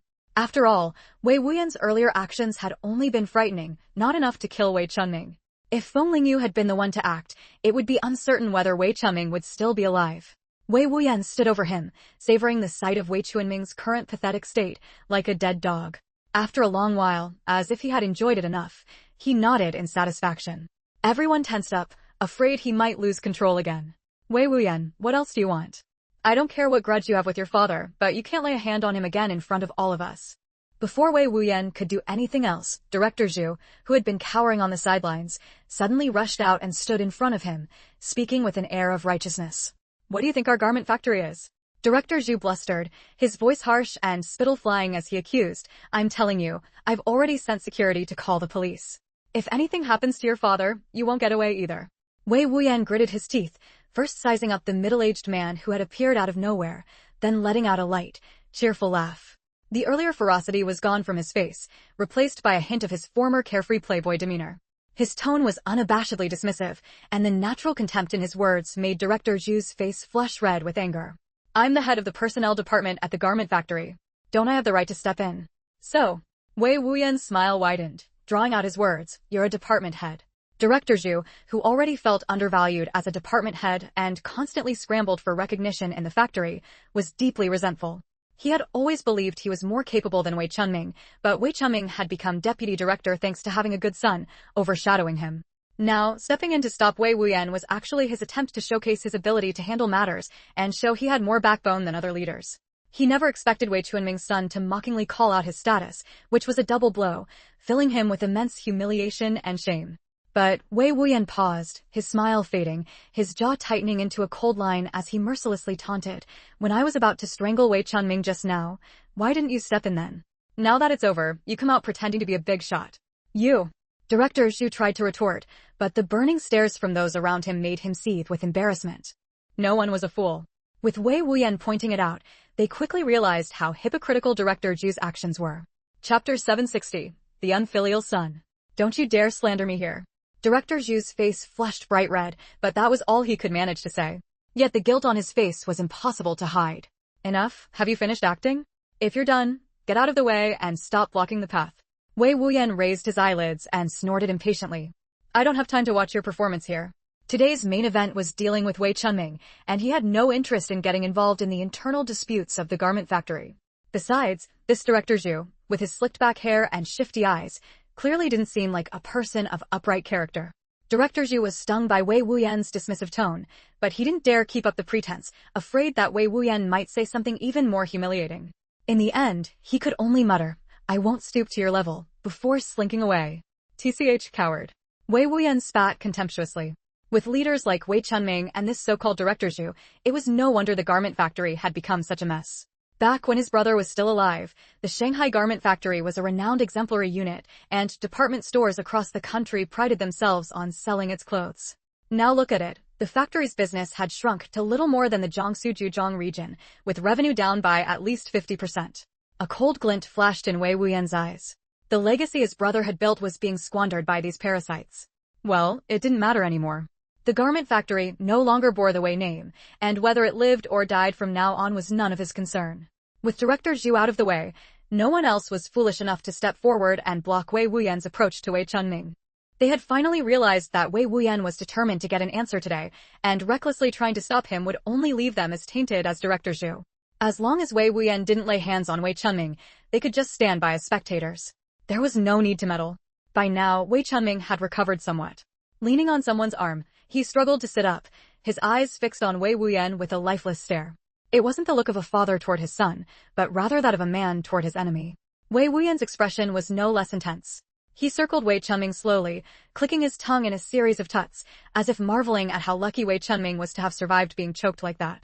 After a long moment, as if he had finally had his fill of amusement, Wei Wuyan stopped casually. Suddenly, he bent down, leaning close to Wei Chunming's face, studying his expression intently. When their eyes met, Wei Chunming's filled with hatred, Wei Wuyan nodded in satisfaction, a pleased smile even spreading across his face. His tone was light and cheerful as he asked, Wei Chunming, can you still hide your true face? Are you still going to play the role of a loving father with me? Almost as soon as the words left his mouth, Wei Chunming's breathing turned heavy and labored, like an old bellows struggling with all its might, wheezing and puffing, yet barely drawing in any oxygen. Finally, under Wei Wuyan's mocking gaze, he gasped out a few words with great difficulty. You unfilial son. Wei Wuyan burst into laughter, tears streaming from the corners of his eyes. He wiped them away carelessly, pointing at himself as he exclaimed wildly, You're right. I really am an unfilial son. Chapter 761, You bastard, still making threats. After laughing wildly for a good while, Wei Wuyan straightened up, wiped the smile off his face, and swept his gaze across the room. The expressions on everyone's faces varied, some showed disgust, others frowned, and a few remained calm, but overall, most wore looks of disapproval. Since ancient times, Wuxia had revered the ideals of a loving father and a filial son. A single word, filial piety, was enough to completely ruin Wei Wuyan's reputation with what he had done today. Just look at their faces, they clearly disapproved of Wei Wuyan's actions, they simply didn't want to meddle. Wei Wuyan took note of this and raised his voice to address the crowd. Everyone, I am young and hot-headed. Just now, I lost my composure because Wei Chunming deliberately provoked me. He did it on purpose to stop me from revealing the truth in public, to make you all think that everything I say is just fabricated out of spite. Isn't he only this arrogant because he knows I have no evidence? Too bad he forgot. Everything that happens in this world leaves a trace. Wei Chunming had been confident of victory. Once the police arrived and arrested this rebellious son who had tried to kill him in public, it would all be over. He would have his young wife and children by his side, and no one would ever threaten his position again. But after Wei Wuyan's words, that uneasy feeling crept back into his heart. Wei Wuyan, I've already said I'll give you the property. I won't hold today's attempt on my life against you. Can't you just stop? Wei Chunming then let out a weak cough and continued with difficulty. Do you really have to drag the Wei family's name through the mud? You're still so young. You can't even imagine how hard life in prison is. So stop now. You may not see me as your father, but I still see you as my son. At that moment, many in the crowd were moved by Wei Chunming's words. A son so unfilial, yet the father couldn't bear to see him go to prison. Truly, a parent's heart is full of pity. Feng Lingyu nearly laughed out loud after hearing Wei Chuanming's speech. This bastard, still not giving up, he was subtly threatening Wei Wuyan. What he really meant was, let Wei Wuyan quit while he was ahead, and he would be willing to share the Wei family's property. Otherwise, he would make sure Wei Wuyan paid for nearly strangling him today. Unfortunately, the situation was no longer within Wei Chuanming's control. Wei Wuyan had lost his temper once, but now his mind was clear. He would no longer be led around by Wei Chuanming. Just as Feng Lingyu had thought, after hearing Wei Chuanming's words, Wei Wuyan didn't even flinch, let alone react. He simply said to Uncle Zhou, who was standing nearby, "Uncle Zhou, bring the person over." Uncle Zhou nodded, casting a deep glance at Wei Chuanming before leaving. Once he brought that person over, Wei Chuanming's crimes would be set in stone. Wei Chuanming's heart raced with unease. Sensing something was wrong, he quickly tried to stop it. This is between father and son, don't drag outsiders into it. He called out Wei Wuyan's name repeatedly. Seeing that Wei Wuyan ignored him, he tried to grab his sleeve, but his body was too weak, and he could only collapse back in disgrace. An overwhelming fear surged through Wei Chuanming. His eyes darted across the crowd, hoping someone would step forward to help him. Finally, he spotted Vice Factory Director Jiang, standing inconspicuously at the back of the crowd. His eyes lit up with a startling gleam, as if he had found his last lifeline. If Vice Factory Director Jiang could step in and stop Wei Wuyan now, there might still be a chance to turn things around. Wei Chuanming struggled to move, trying to call out for Jiang's help, but his throat was ruined, he couldn't make a sound. He could only stare desperately in Jiang's direction. Vice Factory Director Jiang looked over. A faint hope flickered in Wei Chuanming's heart as he prayed for Jiang to take charge. But the next second, he saw Jiang avert his gaze, avoiding his eyes. At that moment, Wei Chuanming was utterly consumed by despair. Chapter 762, Signs of Something Big About to Happen. On the other side, Li Shuqing, who had been lurking in the crowd to spy, now felt just as despairing as Wei Chuanming. Judging by Wei Wuyan's confident demeanor, he was definitely someone who would harm Wei Chuanming. She bit her lower lip hard, her eyes filled with worry. Now she could only hope that Wei Chuanming would outsmart him, crush that little brat, and ensure he could never cause trouble again. She and Bao Shan, mother and son, were probably doomed as well. Although Li Shuqing and Wei Chuanming had already reached the point of divorce, and there was no longer any affection between them, their stance was absolutely aligned when facing Wei Wuyan. Back then, when Wei Wuyan suspected something suspicious about the car accident involving Wu Meiyun and Wei Xingji, she feared he might actually uncover something, so she begged Ling Qingwei for help. At that time, she hadn't fallen out with Ling Qingwei yet, so Ling Qingwei readily agreed to help her. Wei Wuyan was forced to jump into the river by the subordinates Ling Qingwei had sent to assist. With that incident, Wei Wuyan would definitely not let her off. In fact, Li Shuqing still found one thing very strange. Back then, it was she who had threatened the driver Zhang Shou, alias Zhang Bin, into tampering with the brakes, causing the car accident that killed Wei Xingji and his mother. So why did Wei Wuyan insist that Wei Chuanming was the one who killed his mother and brother? Thinking of this, Li Shuqing felt both panic and a rising resentment toward Wei Chuanming. If she had known that Wei Wuyan would come back to cause trouble, she should have taken the money, divorced Wei Chuanming, and left with her son long ago. Now, dragging things out had left her in a dilemma. No one knew about the conflict and resentment in Li Shuqing's heart.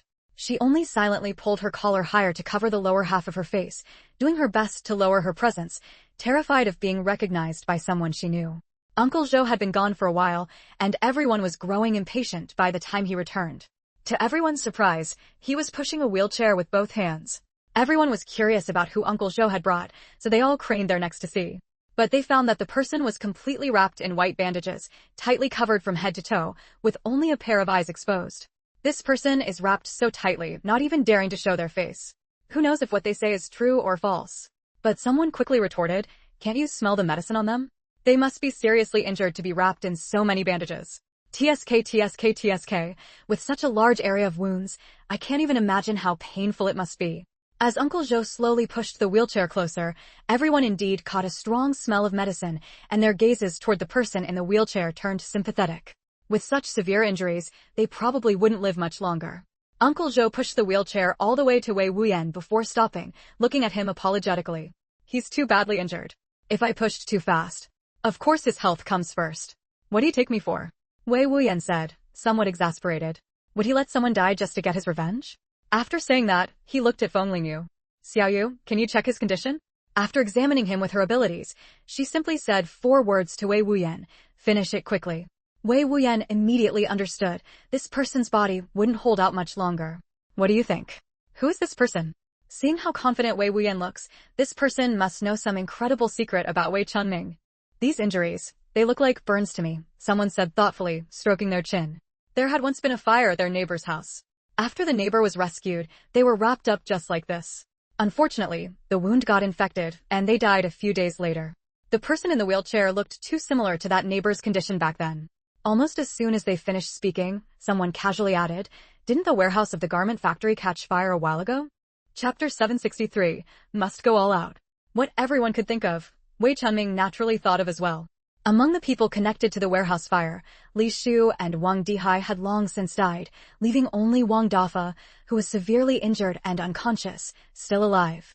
Because Wang Dafa had become a vegetable, and even the hospital said his chances of survival were slim, Wei Chunming hadn't paid much attention to him. Plus, with Wang Dihai's accidental death at the time, Wei Chunming feared that a string of deaths among those connected to the fire would arouse police suspicion, so he didn't dare make a move against Wang Dafa either.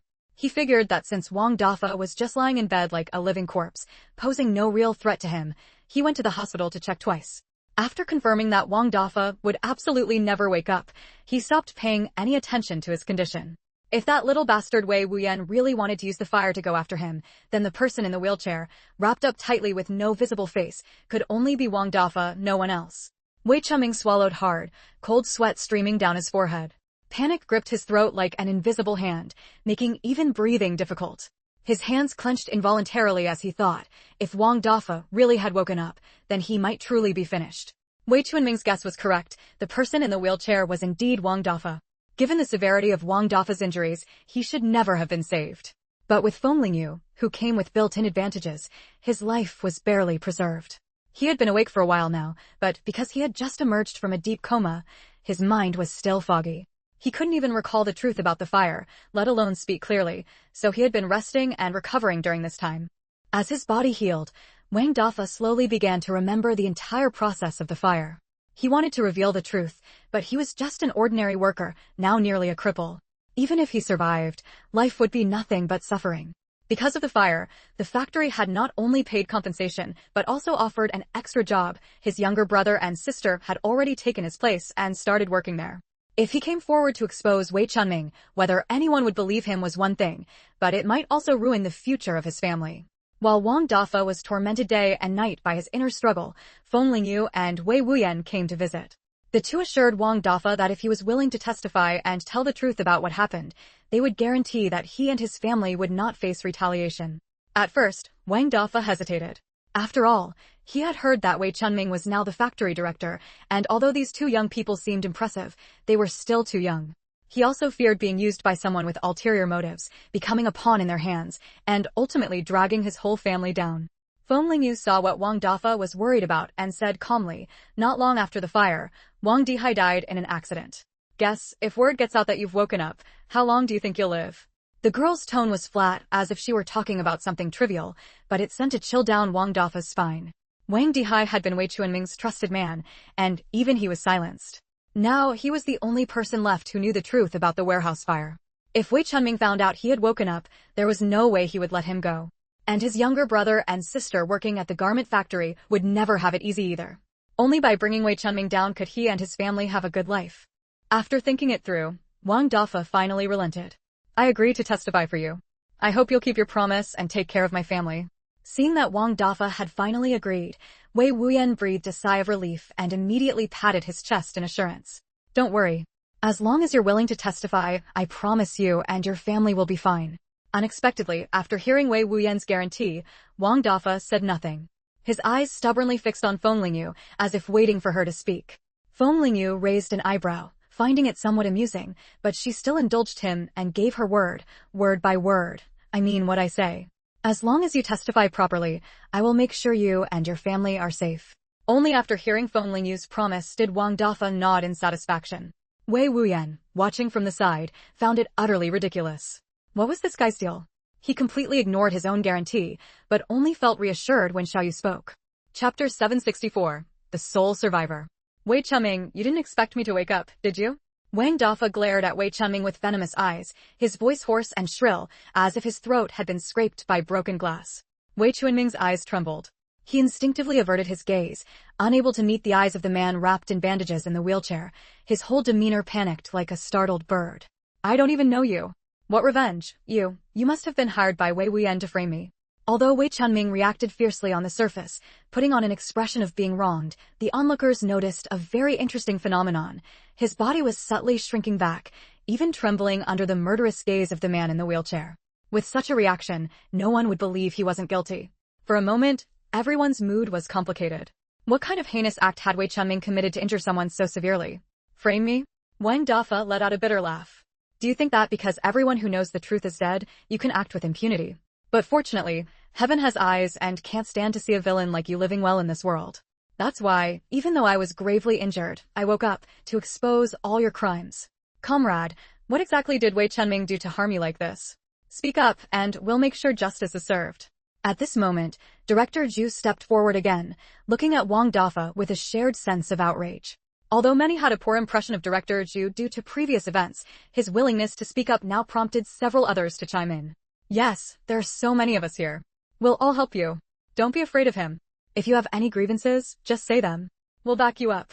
I refuse to believe there's no law in this country to deal with him. Comrade, rest assured, Wei Chunming won't be able to silence us. The scene was almost one-sided. Everyone stood with Wang Dafa, rallying to condemn Wei Chunming. Wei Wuyan watched the angry crowd and couldn't help but marvel inwardly at how thoroughly Xiaoyu had calculated human nature. In truth, Wang Dafa's injuries had mostly healed and didn't need to be wrapped so tightly. But Xiaoyu had said that in a confrontation, people are more likely to sympathize with the weaker party. Although the crimes they were exposing Wei Chunming for were all true, gaining the crowd's support would make things twice as effective, wouldn't it? Now, it seems Xiaoyu's method was indeed excellent. Driven by sympathy for Wang Dafa, the crowd's anger had been fully ignited. Thank you all. Wang Dafa choked out his gratitude, tears streaming down his face. This wasn't something Feng Lingyu had instructed, it was genuine emotion, moved by the crowd's support. At the same time, it gave him even more confidence to speak his next words. Before coming, he had been afraid and uneasy. But now, with so many people backing him, he feared nothing. Wang Dafa's gaze grew resolute as he began to recount his grievances. I know everyone is curious about who I really am. I am Wang Dafa, an ordinary worker at the garment factory. As soon as the name Wang Dafa was spoken, aside from the garment factory workers whose expressions changed, everyone else was baffled. So, pausing here, Wang Dafa added, and I am also the sole survivor of the garment factory warehouse fire some time ago. Chapter 765, He Must Be Silenced. Dafa, is it really you? You're awake? That's wonderful. A person in blue work clothes in the crowd shouted excitedly. When Dafa had been pushed over in a wheelchair earlier, he had thought he looked familiar, but remembering that Dafa was lying in the hospital, he didn't dare to assume. He never expected it to actually be Dafa. Back during the fire, Dafa had been burned all over and infected. Although no one said it out loud, everyone thought he was beyond saving. At first, some colleagues would visit him in the hospital, but as time went on, everyone had their own lives to live, so no one went anymore. No one expected Dafa to appear here alive and well. Wang Dafa looked over at him and recognized him as a colleague from the same workshop. Back when he and Li Shu had offended Wang Dihai, this colleague had even spoken up for him. Seeing that Dafa had acknowledged him, the man shouted even more excitedly, Dafa, if you have any grievances, speak up. We all support you. Dafa, you're a good man. I support you too. Soon, other workers who recognized Dafa also voiced their support, especially those who had been in the same workshop as Dafa and Li Shu. They were the most emotional. If Wei Chunming hadn't deliberately caused trouble and made Wang Dihai the acting director of the production department, Li Shu and Dafa wouldn't have been retaliated against by Wang Dihai and transferred to the warehouse to move goods, and they wouldn't have been trapped in the fire with no way out. Other departments might not know these inside details, but the people in their production workshop remembered them clearly. Wang Dafa felt warmth in his heart. With the support of his fellow workers, he had more confidence. Feng Lingyu and Wei Wuyan also looked over silently, cheering him on. Dafa took a deep breath. His voice no longer trembled, instead, it was firm and resolute. Everyone still remembers the fire that broke out at the garment factory, right? Overnight, the warehouse was completely destroyed. That night, 2 workers didn't make it out, 1 dead, 1 injured. Someone immediately replied, I remember. The garment factory suffered heavy losses and took a huge hit. I heard they could barely even pay the workers' wages. I heard that Wei Chunming only became the factory director because he helped the garment factory get through that crisis. Heh. Wang Dafa let out a sarcastic laugh. Wei Chunming helped. What a joke.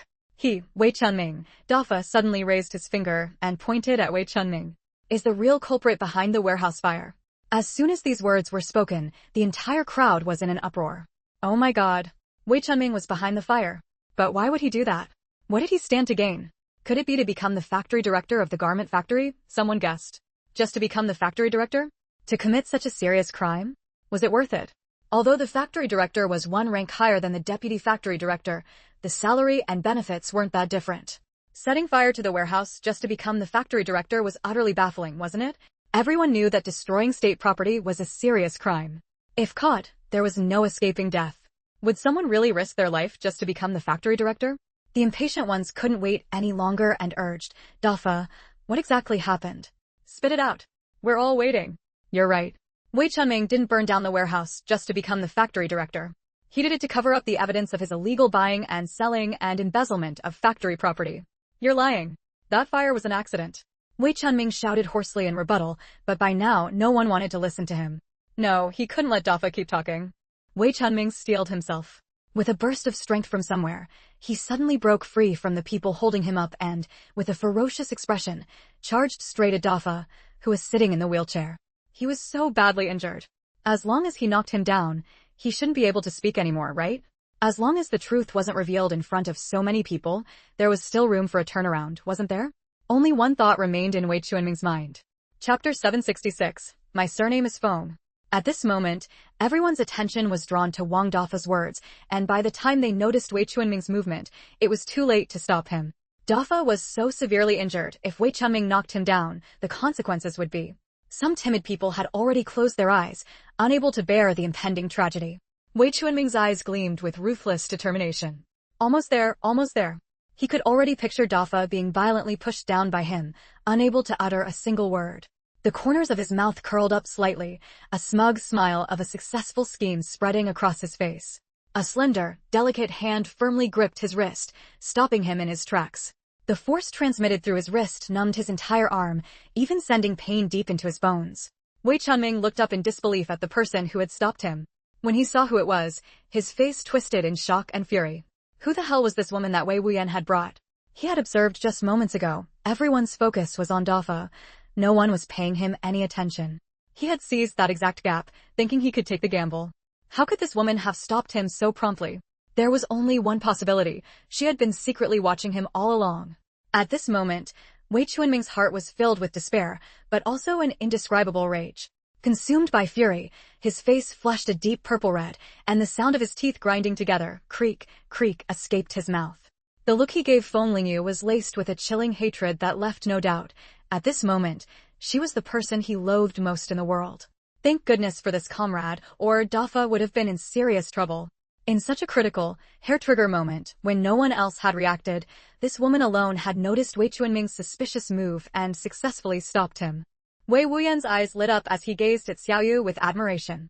Uncle Zhou and the others were no less impressed. This young woman was no ordinary person. Who are you? Wei Chunming's voice was practically squeezed from his throat. He vaguely felt that the woman before him looked somewhat familiar, but he couldn't place who she resembled. Today, she had thwarted his plans several times. First, she had calmed Wei Wuyan's emotions, and now she had stopped him from attacking Dafa. Wei Wuyan's remarkable improvement must also be thanks to her help.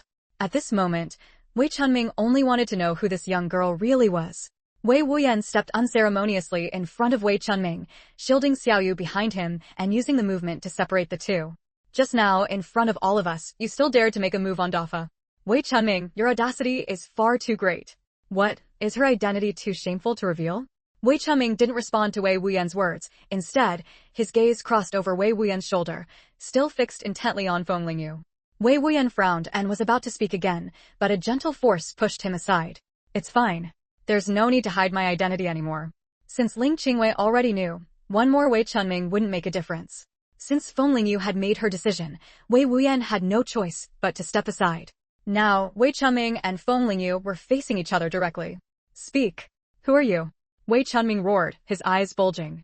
His face was twisted and ferocious, like a wild beast on the verge of death. In stark contrast stood the girl, calm and composed, her delicate beauty blooming like a flower. She lifted her eyes nonchalantly, then parted her full, rosy lips. My surname is Feng. Feng Lingyu's words struck Wei Chuanming's chest like a sledgehammer, leaving his mind dazed and wandering for a moment. Chapter 767. What is your relationship to the Feng family? If this woman was a member of the Feng family, then everything made sense. He had been wondering how that unfilial son, Wei Wuyan, could have such great ability and such a clever mind, hiding behind the scenes to do so many things without leaving a single trace. If he had possessed even a third of his current skill back then, he wouldn't have been forced to jump into the river by Li Shuqing. Today's scheme was intricately linked, layer upon layer, leaving him with no room to argue. Wei Wuyan was impulsive by nature. Even if he wanted revenge, he could never have planned something so meticulous, let alone hidden it so seamlessly without revealing a single flaw. Although the Feng family had kept a low profile in recent years, they were still an ancient, established clan that had led the four great families for so long. Their foundation was undoubtedly formidable. No other family could rival the Feng family when it came to cultivating talent. If a member of the Feng family had been advising that unfilial son from behind the scenes, then today's events made perfect sense. But the Wei and Feng families had long kept their distance, never crossing paths since arriving in Shanghai. Wei Chuanming couldn't understand why a member of the Feng family would help Wei Wuyan move against him. Could it be dissatisfaction with his close ties to Feng Shuesong's branch? Although Feng Shuesong also bore the surname Feng, he was merely a collateral relative. Being close to a collateral branch while ignoring the main line might indeed provoke their anger. Wei Chuanming thought he had guessed the reason Feng Lingyu was helping Wei Wuyan. The Feng family had long been in decline, with only Feng Dingbang as a figurehead head of the family. Wei Chuanming had long since stopped taking them seriously. Not to mention, he had heard that Feng Dingbang and his wife had both died a few years ago, leaving only a timid and incompetent girl. In his eyes, the Feng family, once the leader of the four great families, was already a hollow shell, and he held no respect for them. What he hadn't expected was that the foundation he had spent years building would ultimately be destroyed by a member of the Feng family who had appeared out of nowhere. The fury in Wei Chuanming's eyes erupted as he glared at Feng Lingyu, wishing he could tear her apart. The woman opposite him looked very young, with a strikingly beautiful face that was almost overwhelming. Fortunately, she had a pair of slightly round, almond-shaped eyes that softened the impact. Such exquisite features and appearance were indeed not something an ordinary family could cultivate. Wei Chuanming asked gruffly, and when Feng Lingyu didn't answer, he added resentfully, "I've never had any conflict with the Feng family. When my father was still alive, we exchanged letters with the capital every year. Even if we later lost contact, it was because of the circumstances. As for being close to Feng Shuesong, it's only because we both live in Shanghai and have known each other for years. Not keeping in touch would have been socially awkward. But privately, it's just a matter of face. Besides, I am now the head of the Wei family. By all logic and reason, you shouldn't be helping this unfilial son move against me." After saying this, Wei Chuanming kept his eyes fixed on Feng Lingyu, eager to see her reaction immediately. Feng Lingyu's eyelashes fluttered slightly, and a glint of mockery flashed in her eyes. If she wasn't mistaken, Wei Chuanming believed that his closeness to Feng Shuesong's branch was the reason she was helping Wei Wuyan against him. What he had just said was an attempt to distance himself from Feng Shuesong. This Wei Chuanming was truly a heartless and ungrateful little man. If she remembered correctly, when his son Wei Baoshan was kidnapped, it was Feng Shuesong who lent him a few thousand yuan to ransom him back. Now, when faced with trouble, the first thing he did was unhesitatingly sever ties with Feng Shuesong. Chapter 768. A Blessing or a Curse. Wei Chuanming waited for a long time, only to hear the young woman before him coldly utter 3 words, and his heart immediately tightened. On a personal level, I am close friends with Wei Wuyan. We are bonded by life and death. On a rational level, you deliberately attempted to kill your wife and child, embezzled state assets, and turned a blind eye to the misconduct of the factory workers. Any decent person would find that intolerable. I am helping Wei Wuyan. On a small scale, it is for the sake of friendship. On a larger scale, it is to root out a parasite like you and rid the country of harm. Tell me, everyone, what wrong have I done in helping Wei Wuyan? The onlookers couldn't help but nod repeatedly, casting admiring glances at Feng Lingyu. This young comrade, though young in appearance, truly had a high level of awareness. Someone like Wei Chuanming, who embezzled state assets and abused power for personal gain, was a major pest of socialism, a black sheep that everyone had a duty to bring down. Soon, the crowd began to chant in unison, waves of shouts surging toward Wei Chuanming like an overwhelming tide. Wei Chuanming's face turned pale, his lips trembling as he stammered, "You." For a long time, unable to muster any rebuttal. He never imagined that after years of enduring humiliation and plotting schemes, just as he was about to savor the fruits of victory at his most triumphant moment, he would be dealt a heavy blow by Wei Wuyan and that little wretch. At this moment, Wei Wuyan's eyes sparkled, practically shining with stars. He hadn't expected that in Xiaoyu's heart, they were bonded by life and death. Hehe, did this count as latching onto a very sturdy thigh? Meanwhile, Uncle Zhou and the others nearby were deeply shaken, looking at Feng Lingyu with a mix of reverence and fear. So this young lady was from the Feng family. Given the young master's attitude toward her, she was likely from the main branch. By age, the only person who could match her identity was none other than Feng Dingbang, the head of the Feng family's biological daughter. Uncle Zhou's expression was complicated. He wondered whether the young master following her would ultimately be a blessing or a curse. Wei Wuyan, of course, was unaware of Uncle Zhou's inner turmoil and hesitation. At that moment, he was basking in the warmth of Feng Lingyu's words. Sensing that the atmosphere was sufficiently charged, Wei Wuyan spoke to Dafa with righteous indignation. Dafa, tell everyone the truth about the fire that night. The garment factory workers have the most right to know the truth, otherwise, they'll still be kept in the dark by Wei Chunming, thinking he's the hero who saved the factory. Yes, we want to know the truth, the garment factory workers shouted, glaring at Wei Chunming with hatred. By now, Dafa had recovered from the fear of nearly being pushed down by Wei Chunming. He knew that the moment for true revenge had come. Clenching his fists, Dafa struggled to calm his surging emotions before speaking steadily. Everyone still remembers Wang Dihai, right? Wei Chunming bribed Wang Dihai to secretly set fire to the warehouse. They burned it down to cover up the discrepancy between the number of shirts shipped out and the number produced by the manufacturing department. On the night of the fire, Li Shu and I were too tired from moving goods, so we decided to sleep in the warehouse for the night. Coincidentally, the warehouse guard was sick and had taken leave. Wang Dihai thought the warehouse was empty, so he sneaked in to start the fire. By the time Li Shu and I realized what was happening, the flames had already shot up high and spread everywhere. The warehouse was still piled with old fabrics, and with just the two of us, there was no way to put it out in time. Li Shu was straightforward. He immediately called out to Wang Dihai and demanded to know why he set the fire. Wang Dihai tearfully claimed it wasn't intentional, saying the fire was too big and we should focus on escaping first, that he wouldn't run away afterward. We didn't think much of it at the time, mainly because the fire was growing too fast to dwell on it. But who would have thought, just as we were running out? At this point, Dafa clenched his teeth, his voice choking up. Wang Dihai suddenly attacked. He smashed a gasoline-filled glass bottle against the back of Li Shu's head. Li Shu collapsed on the spot and didn't move. I didn't expect this, but there was no time to hesitate. I immediately tried to subdue Wang Dihai, but he had hidden knockout drugs on him. He threw them in my face and then I blacked out. Chapter 769. Don't flatter yourself. Oh my god, based on what Wang Dafa said, this Wei Chunming really has no conscience. The warehouse is the most critical part of the garment factory. He deliberately destroyed it. Wasn't he trying to kill two birds with one stone? Not only did he destroy the evidence, but he also pinned the blame for mismanagement on the former factory director Gua, so he could seize the opportunity to take over. And to think he's a member of the Wei family, he hasn't inherited an ounce of old Master Wei's benevolence. He clearly doesn't care about the livelihoods of the thousands of workers in the factory. The garment factory workers were burning with rage, their eyes bloodshot, and their fury so intense it seemed almost tangible. If not for the crowd around them, they would have lunged at Wei Chunming and torn him apart right then and there.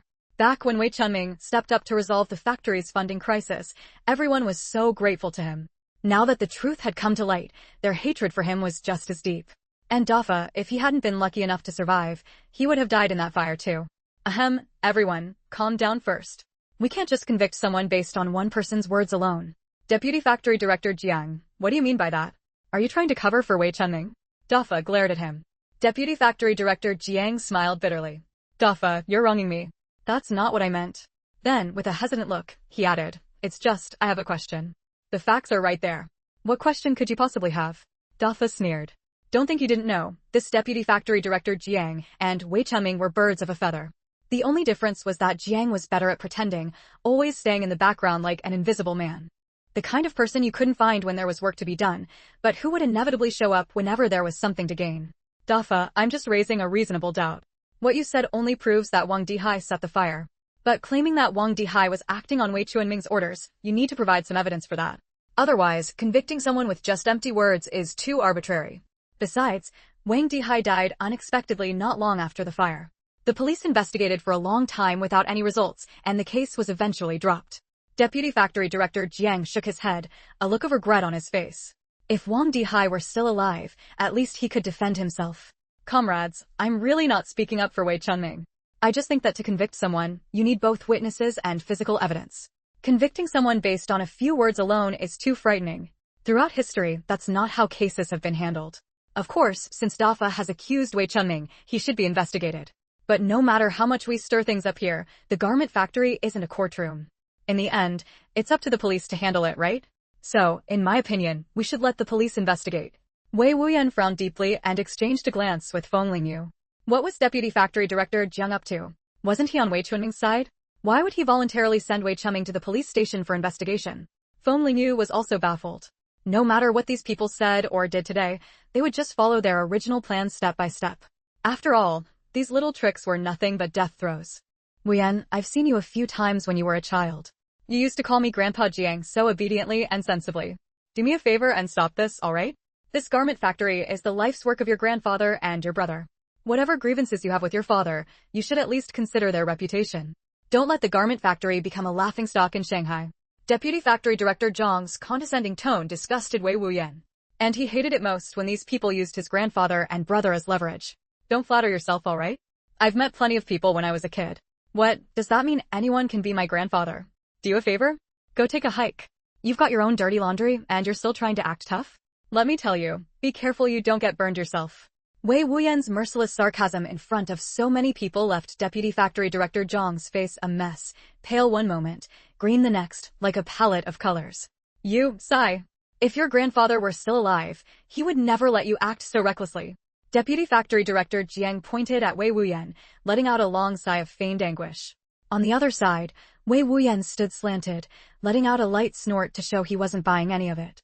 Fine, I can't control you anyway. Do whatever you want. Deputy Factory Director Jiang put on a disappointed expression. But I still say, without evidence, you can't. Deputy Factory Director Zhang's face changed, and the rest of his words got stuck in his throat. Chapter 770. His real identity is so impressive. Fa, do you really have evidence? Deputy Factory Director Jiang frowned heavily and said gravely, you need to understand, fabricating evidence comes with legal consequences. His implication was still that he didn't believe Fa actually had evidence. After speaking, Deputy Factory Director Jiang stared intently at Wang Fa. If his eyes showed any sign of evasion, he could conclude that the evidence Fa mentioned was fake. Because Fa was wrapped up tightly, making it hard to read his expression, Deputy Factory Director Jiang could only observe his eyes. But soon, he noticed that Fa's gaze was extremely resolute. His heart skipped a beat. Could he really have evidence? Deputy Factory Director Jiang, you don't need to intimidate me. I'm just an ordinary worker. I don't have the guts to fabricate evidence. Then, Deputy Factory Director Jiang saw Uncle Zhou, who had been silent all along, walk up to Wang Fa and pull out a small booklet from his pocket. The booklet's cover was very neat, clearly well preserved. What is this? Deputy Factory Director Zhang's heart suddenly pounded. This is the warehouse's inbound and outbound records for the garment factory. Hearing this, Deputy Factory Director Zhang's gaze trembled, and he immediately demanded sternly, how do you have the inbound and outbound records? Besides, this booklet doesn't look like the official record book used in our factory. Wang Fa, how can you prove the data in it is real? I can prove it. An aged voice rang out. Deputy Factory Director Jiang turned to look at the newcomer. Brother Niu? Why are you here? Everyone's attention followed. The newcomer had graying hair and looked quite old.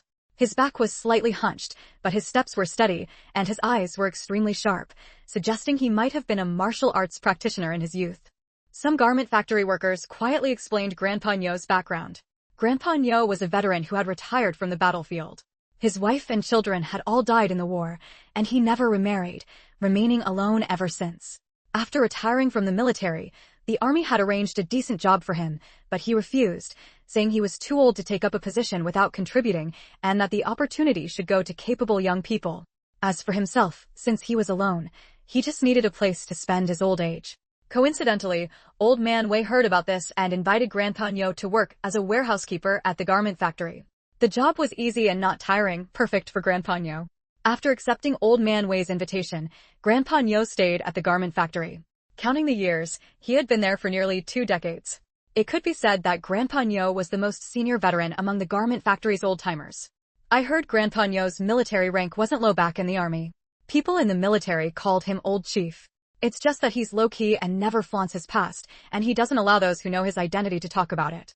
So, not many people in the factory know who he really is, the person explaining said with reverence. His grandfather was an old worker at the garment factory, and Grandpa Nyo's identity was something his grandfather had told him. Heaven knows how shocked he was when he first learned about Grandpa Nyo's identity. After hearing Grandpa Nyo's background, the people around him unconsciously looked at him with more respect. Huh? I heard Grandpa Nyo was just an ordinary lonely old man, and it was former factory director Gua who pitted him and let him guard the warehouse, someone questioned. Huh, Grandpa Nyo's identity is only known by the old workers of the garment factory. Even many leaders, like Director Ju and others, don't know his past. You must be a new worker, right? The person explaining raised an eyebrow smugly, with a hint of disdain. With Grandpa Nyo's battlefield merits, what job couldn't he do? Why would he need Guo Jiangwen's help? Guo Jiangwen was just fishing for fame, tricking you uninformed workers into thinking he's a good leader. As this person said, many garment factory workers were just learning that Grandpa Nyo's real identity was so impressive. The expressions on their faces were subtle, and their feelings were complicated. How to describe it? It was probably like suddenly discovering one day that an ordinary, unremarkable friend was actually a hidden big shot. Chapter 771. Accepting Fate. Deputy Factory Director Jiang stepped forward a few paces, reaching out to support Old Nyo, but Old Nyo dodged him. Though rejected, Deputy Factory Director Zhang's expression remained unchanged, and he even asked with a face full of concern, "Brother Nyo, weren't you at home resting? Has your cough gotten any better? That's none of your concern." After saying this, Old Nyo's expression turned stern. He lifted his chin slightly, his sharp eyes sweeping the room before finally landing on Feng Lingyu. Feng Lingyu naturally noticed this gaze that couldn't be ignored. She raised an eyebrow in surprise, but before she could react, she saw the stern old man shift his gaze away. Old Nyo spoke bluntly, "I came here specifically to testify for Wang Dafa. So you already know the ins and outs of this matter, Brother Nyo. That's wonderful. With your testimony, it seems the origin of this booklet can be clarified." Deputy Factory Director Zhang's expression was warm, showing no displeasure at all. He asked tentatively, "Then, Brother Nyo, would you please explain the whole story in front of everyone?" The onlookers, who had just been informed of Old Nyo's background, were initially skeptical about his true identity. But after seeing how deferential Deputy Factory Director Jiang was toward Old Nyo, they became fully convinced. After all, when had anyone ever seen a Deputy Factory Director treat a gatekeeper so well? Under everyone's gaze, Old Nyo slowly began to speak. Back then, Dafa and Lingyu were sidelined to help move goods in the warehouse. Dafa is a meticulous kid. After a few days, he noticed that the quantities of some fabrics and finished garments going in and out of the warehouse didn't match. He immediately told me about it and said he had written down the discrepancies. At the time, I didn't think much of it. I just assumed the person in charge of records had made a mistake with the numbers. I planned to check with the finance department at the end of the month during inventory and correct the errors. But who would have thought that the very next night? Old Nyo let out a long sigh and said regretfully, "This is my fault. If I had taken this matter seriously and noticed the problem earlier, Dafa and Lingyu wouldn't have met with such misfortune." "Old Nyo, this isn't your fault." Dafa clenched his fists. "These people are wolves with wild ambitions.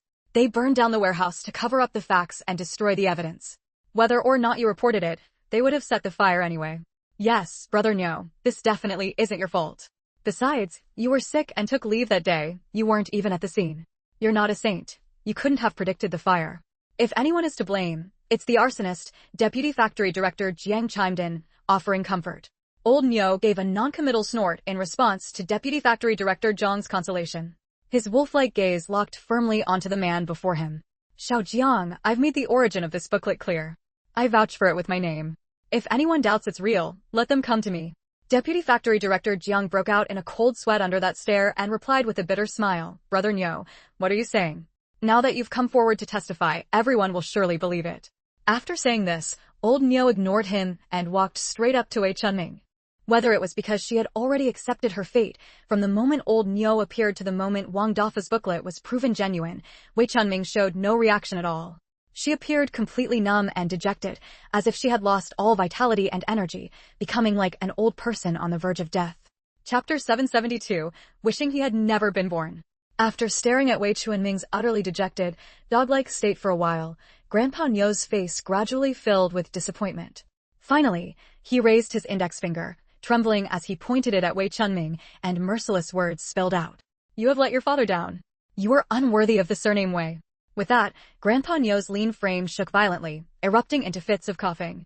Unexpectedly, upon hearing his words, Wei Chunming broke into loud laughter, completely out of character. His laughter was manic, his expression twisted and terrifying. Who is worthy? Wei Chunming suddenly pointed at Wei Wuyan, who had been silently standing by. Is it this little bastard? Or my eldest son, Wei Xingji? Huh? Ha ha ha, too bad he's already dead. Wei Chunming laughed from the depths of his heart, even tears forming at the corners of his eyes. Wei Xingji had long since been burned to death in the car. Just thinking about how the grandson their grandfather valued had died so inexplicably filled him with joy. You beast. Grandpa Nyo never expected Wei Chunming to be so unrepentant, even using his son's death as a joke. Seeing his expression and the light-hearted gleam in his eyes, it was clear he even felt relieved. Grandpa Nyo was so furious his chest ached. That was your own son. What own son? Wei Chunming let out two strange laughs, grinding his teeth as he said, he was a debt-collecting demon who came to snatch my inheritance. If it weren't for him, the old man wouldn't have kicked me out of the family back then, wouldn't have disregarded my dignity, kept him by his side day in and day out to teach him, and made me a laughingstock to outsiders. What own son? I wish I had never given birth to him. Wei Wuyan could no longer bear it. He threw a punch, knocking Wei Chunming to the ground. Even then, he felt it wasn't enough. He rushed forward, grabbed Wei Chunming by the collar, and yanked him up. Wei Chunming, what do you think you are? Did my brother need to steal your inheritance, huh? If you weren't a useless good-for-nothing, would grandfather have given up on you to raise my brother instead? My brother started studying at the age of 3, from morning till night, from childhood to adulthood, through scorching summers and freezing winters, never once slacking off, all to uphold the Wei family's reputation. And you? What have you ever contributed to the Wei family? You only know how to indulge in pleasure outside, clinging to that shameless woman of yours. How dare you accuse my brother? Are you even worthy? When he was young, Wei Wuyan had always been curious. Why did his brother never play with him? What was so interesting about books? Could reading them every day make flowers bloom? And on top of that, he had to follow grandfather to meet those old men. Just thinking about being stuck in a room with those preachy, lecturing elders gave Wei Wuyan a headache. How could his brother never complain? He had secretly asked his mother about this once. At the time, she had only gently stroked his head and said, dazed, this is your brother's responsibility. As he grew older, read more, and understood more, Wei Wuyan finally realized why his brother had to study so hard, why he had to excel in every aspect. On the other hand, it was precisely because of Wei Chunming's incompetence that his brother had to shoulder the responsibility of being the Wei family heir so early. The Wei family had already produced a useless Wei Chunming. It could not afford a second mediocre heir. It was because of this damn title of heir that his brother had lost his childhood early on, never once enjoying the joy of playing with friends. And now, Wei Chunming, the one who had benefited from it all, dared to say he wished he had never given birth to this son. At this moment, Wei Wuyan's heart was filled with nothing but irony and sorrow, along with a vague, indescribable hatred. Hatred for Wei Chunming, who was too cowardly and weak to take responsibility, and hatred for their grandfather, who was kind and gentle to others, but harsh and stern only to his brother. Hatred for himself, for being too playful and undisciplined, for not maturing earlier and helping his brother share some of the burden. Chapter 773, Unable to Turn Things Around. Watching the scene before him, old man Nyo sighed repeatedly, his heart filled with sorrow. Mr. Wei was such a good man. How could he have fathered a beast like Wei Chunming, who was worse than a pig or a dog? Old man Nyo couldn't help but feel heartbroken for his old friend Wei. He even felt that it was fortunate brother Wei had already passed away. Otherwise, he dared not imagine how furious brother Wei would be if he were still alive and saw his own son committing so many wrongdoings. With his upright and unyielding character, he would probably have been eager to cast Wei Chunming out of the family. No one knew the melancholy and pain in old man Nyo's heart, because at that moment, everyone's attention was on the confrontation between Wei Wuyan and his father. Perhaps the earlier outburst had drained Wei Chunming of his strength. Though Wei Wuyan now had him by the neck, he made no effort to struggle. He even smiled at Wei Wuyan, a smile tinged with indescribable smugness, and deliberately said a cutting remark, "Yes, of course, I'm not worthy to be compared to your brother." After saying this, Wei Chunming burst into loud laughter again, satisfied as he watched Wei Wuyan's pained expression. Seeing Wei Chunming's twisted and eerily excited face, Wei Wuyan couldn't control himself and raised his fist. In Wei Chunming's pupils, a fist radiating an immensely terrifying force was swinging toward him. It was clear that the owner of the fist had put all his strength into it. As the fist closed in, Wei Chunming showed no fear. Instead, he calmly closed his eyes. But unexpectedly, after waiting for a long time, the fist never landed. Wei Chunming finally couldn't hold back and slowly opened his eyes, only to see Wei Wuyan's lips curling into a faint, mocking smile, brimming with unspeakable sarcasm. Wei Wuyan's face was full of scorn, using the same trick once is enough. Hearing this, Wei Chunming knew his scheme had been seen through. His face completely darkened, and all the light faded from his eyes. Seeing this, Wei Wuyan had no intention of continuing to argue with a man who had lost his will to fight. Now, with both human and physical evidence present, and so many witnesses on site, Wei Chuanming's reputation was utterly destroyed. Glancing down at his hand, still gripping Wei Chuanming's collar, a flash of disgust passed through Wei Wuyan's eyes. The next second, he released Wei Chuanming's collar, pulled out a handkerchief from somewhere, and meticulously wiped every single finger, not missing a single spot, as if he had just touched something unbearably filthy. How much did he hate his father to be this disgusted? Still, everyone could understand. If it were them, having such a father with a human face but a beast's heart, they would probably go even further than Wei Wuyan. Wei Wuyan calmly finished wiping his hands clean, but that wasn't enough. He no longer wanted the handkerchief he had used and threw it directly onto Wei Chuanming. After doing all this, he stood up. Wei Chuanming knew that what he cared about most were his mother and brother, so he deliberately said those words to provoke him, hoping to make him lose control and strike in front of so many people. Later, if something happened to Wei Chuanming, he wouldn't be able to escape unscathed either. This method seemed somewhat mindless, but if it succeeded, it would prevent Wei Wuyan from walking away cleanly. Wei Chuanming was playing the game of dragging him down before dying. Chapter 774, Regret. Things had developed to this point, and everything was now very clear. Everyone looked at Wei Chuanming with deep disgust and contempt. Although there were many bad people in the world, after all, who hadn't heard of a few horrifying things, someone as evil as Wei Chuanming was truly rare. It was said that even a tiger wouldn't eat its own cubs, but this man treated his own biological son like an enemy, eager to eliminate him as soon as possible. Any single one of the things Wei Chuanming had done was enough to get him executed. None of the people present had expected that they had come today just to settle a shirt compensation issue, only to witness such a shocking confrontation between father and son. Oh, right, there's one more thing I forgot to mention. He turned to face everyone and casually dropped another bombshell. The Wang Dihai that Dafa mentioned earlier was also killed by Wei Chuanming through a hired hand. The person he hired was the driver of my eldest brother, whom he had bribed back then. Because this driver caused the deaths of my mother and eldest brother, he didn't dare to come out and has been hiding in the countryside all these years. Wei Chuanming has been sending him money and supplies all along. If it weren't for Wang Dihai's insatiable greed and constant threats to Wei Chuanming, he probably wouldn't have decided to kill him. Wei Wuyan gave a lazy smile. But fortunately, our public security comrades are very capable. That driver has already been caught. As soon as these words were spoken, both Wei Chuanming and Li Shuqing, who was hiding in the crowd watching the excitement, had their expressions changed drastically. Wei Chuanming's eyes widened in disbelief. He hadn't expected Zhang Shou to have been caught long ago. But if Zhang Shou had been caught, why hadn't the police come for him yet? You'll have to ask the public security comrades about that once you're inside. Wei Wuyan naturally wouldn't be kind enough to answer him, because this also involved matters related to Ling Qingwei, which certainly couldn't be said publicly. The crowd had been bombarded by wave after wave of revelations, nearly losing their ability to think. At this point, no matter who said that Wei Chuanming had done something bad, they wouldn't doubt it. Oh my god. How many people has Wei Chuanming killed? And there's even a life involved here.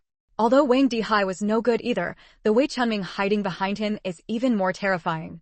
Since that driver has been caught, does that mean Wei Chuanming really killed his wife and eldest son? What's there to doubt about that? Who else could it be? Whoever gets in his way, he takes their life. He's truly despicable.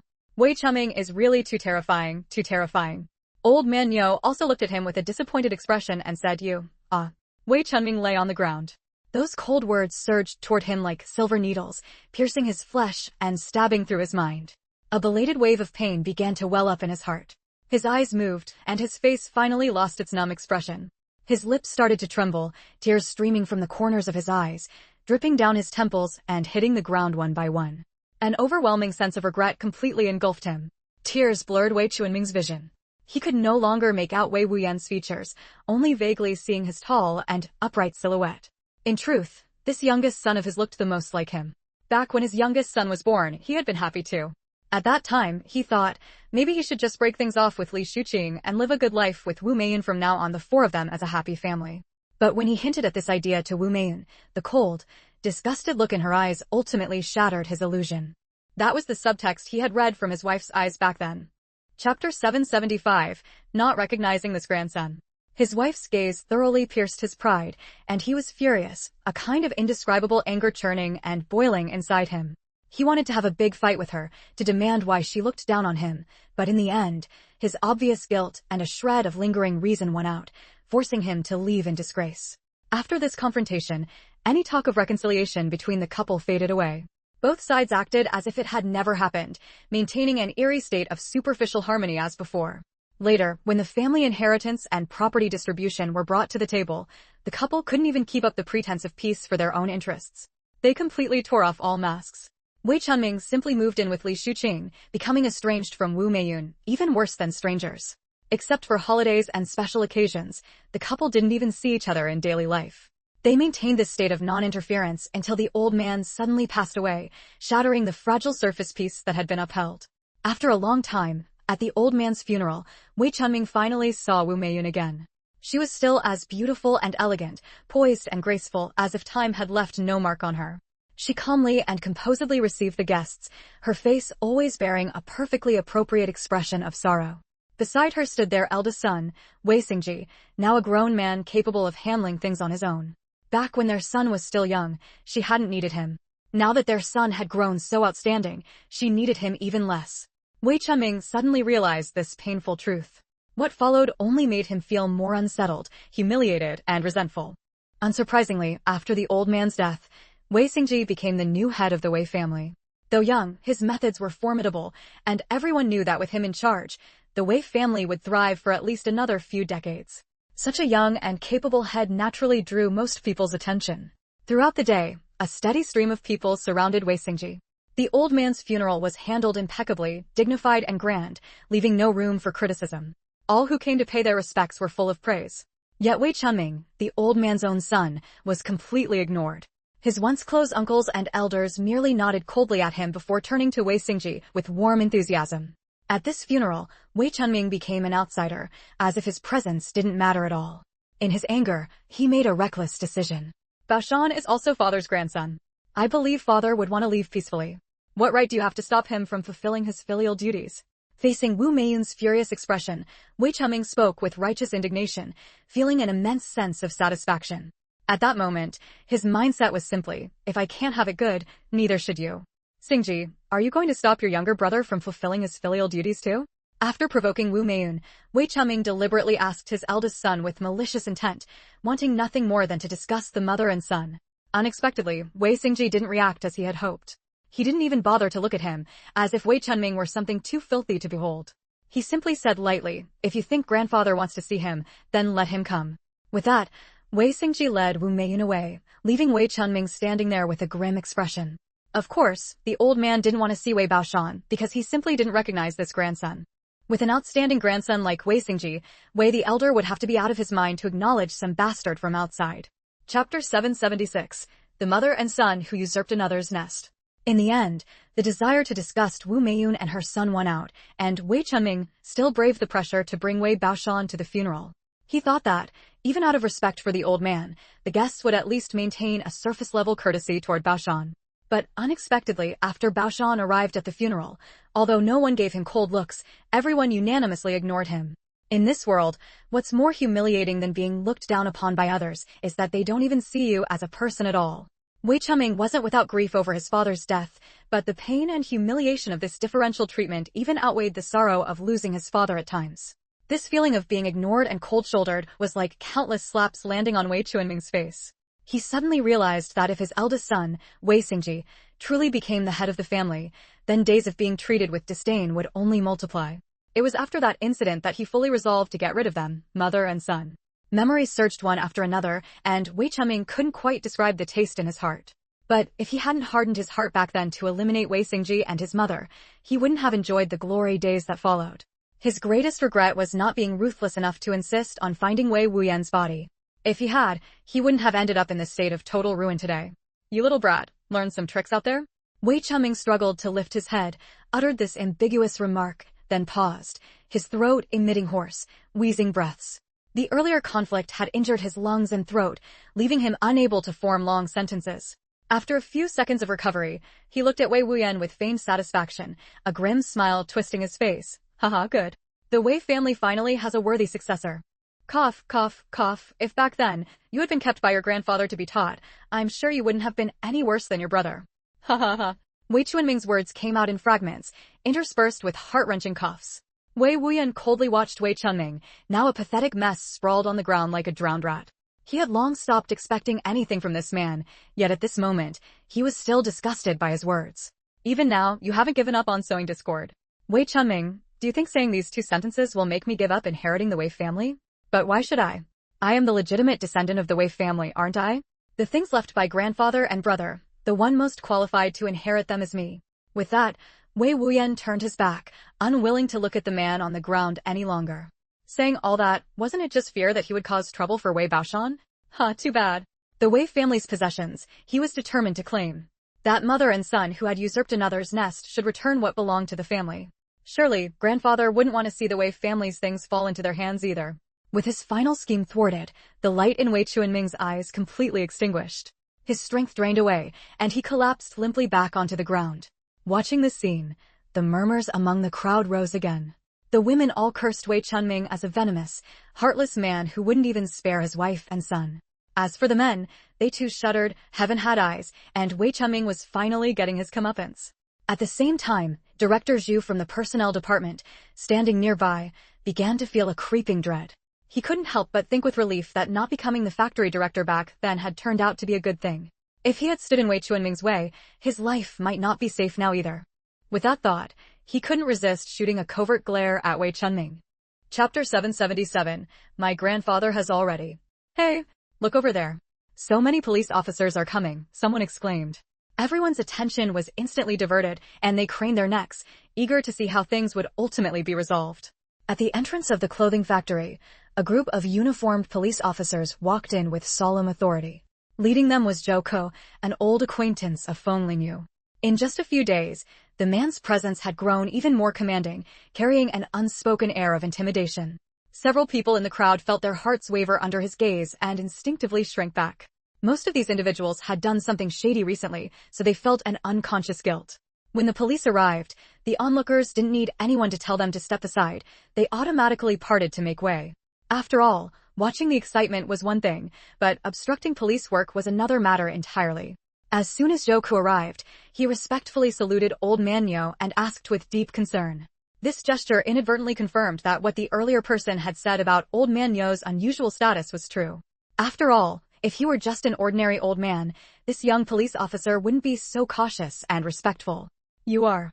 Old Man Yo squinted, sizing up the dignified young man before him. He didn't recall meeting him. Zhou Ku remained composed, showing no embarrassment at not being recognized, and replied with a smile, It's been a long time, so you might not remember me. When I was a child, I visited you with my grandfather and was fortunate enough to see you a few times. My grandfather is Zhou Yuan. Upon hearing Zhou Ku say his grandfather was Zhou Yuan, Old Man Yo let out several sharp gasps before suddenly realizing, No wonder you look so familiar, you're Zhou's little grandson. How's your grandfather doing now? Can he still do a couple of rounds of military boxing in the morning? Haha. Mentioning his old comrade, Old Man Yo's eyes lit up, and when he looked at Zhou Ku again, he found the face increasingly endearing. You've grown so much, time really flies. When I saw you back then, you were only this tall, climbing all over my house, so mischievous. As he spoke, Old Man Yo gestured with his hand at waist level, his tone filled with nostalgia. Back then, he and Zhou Yuan were in the same company, watching each other's backs and achieving great feats on the battlefield. They were the best of brothers and the most trustworthy of comrades. But later, the death of his wife and child dealt him a devastating blow. Disheartened, he declined the military's resettlement and came to Shanghai alone. Fearing that familiar sights would stir up painful memories, he deliberately avoided inquiring about past people and events. His comrades likely understood his feelings and tacitly refrained from disturbing him. Thus, they lost touch. So many years had passed in the blink of an eye. The mischievous little kid from back then had now become a people's police officer. My grandfather. Mentioning his grandfather, Zhou Ku's face showed difficulty, and his tone turned sorrowful. He has already. Old Man Yo's joyful smile froze on his face. His brows furrowed tightly, his pupils trembled violently, and he asked in a shaky voice, When did it happen? When my grandfather passed, he said the happiest thing in his life was having a good brother like you. Hearing this, Old Man Yo was overcome with grief. Unable to bear it, he staggered back 2 steps.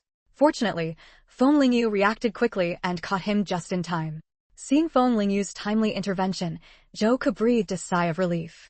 Old Nyo, my grandfather left with a smile. He said he had no regrets.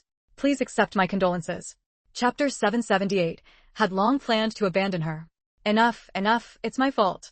Old Nyo's gaze was vacant, as if seeing something beyond Joku, and he murmured, "Back then, when your grandfather sent me a letter, I didn't reply. If only I had known, if only I had known." But no matter how much he regretted it now, his old comrade could never come back to life or see him again. "Old Nyo, please don't be sad or blame yourself. Grandfather wouldn't hold it against you." Joku was also stirred by the grief in his heart, but he knew this wasn't the time to dwell on it, so he urged him to calm down. Old Nyo let out a long sigh. He wanted to ask Joku how he ended up in Shanghai, but with so many people around, he knew it wasn't a good time to pry. So he said, "First, deal with Wei Chuanming's matter." Then he turned to look at Feng Lingyu, his tone softening. "Child, thank you for helping me. Let go now, I can still stand on my own." Feng Lingyu didn't say much, but old Nyo's gentle attitude toward her made her take a second look at him. Could he possibly know her grandfather as well? At the thought, the corners of Feng Lingyu's mouth twitched. It couldn't be that much of a coincidence, could it? In the end, she said nothing, merely nodded and returned to where she had been standing. The public security officers Joku had brought were very professional and quickly stabilized the situation. Aside from the factory workers, the remaining onlookers were ordinary people who had come to claim compensation for their shirts. With the public security officers present, the crowd lined up orderly to receive discount vouchers. Director Zhou of the finance department, who was in charge of this matter, quickly called his subordinates back to help distribute the vouchers.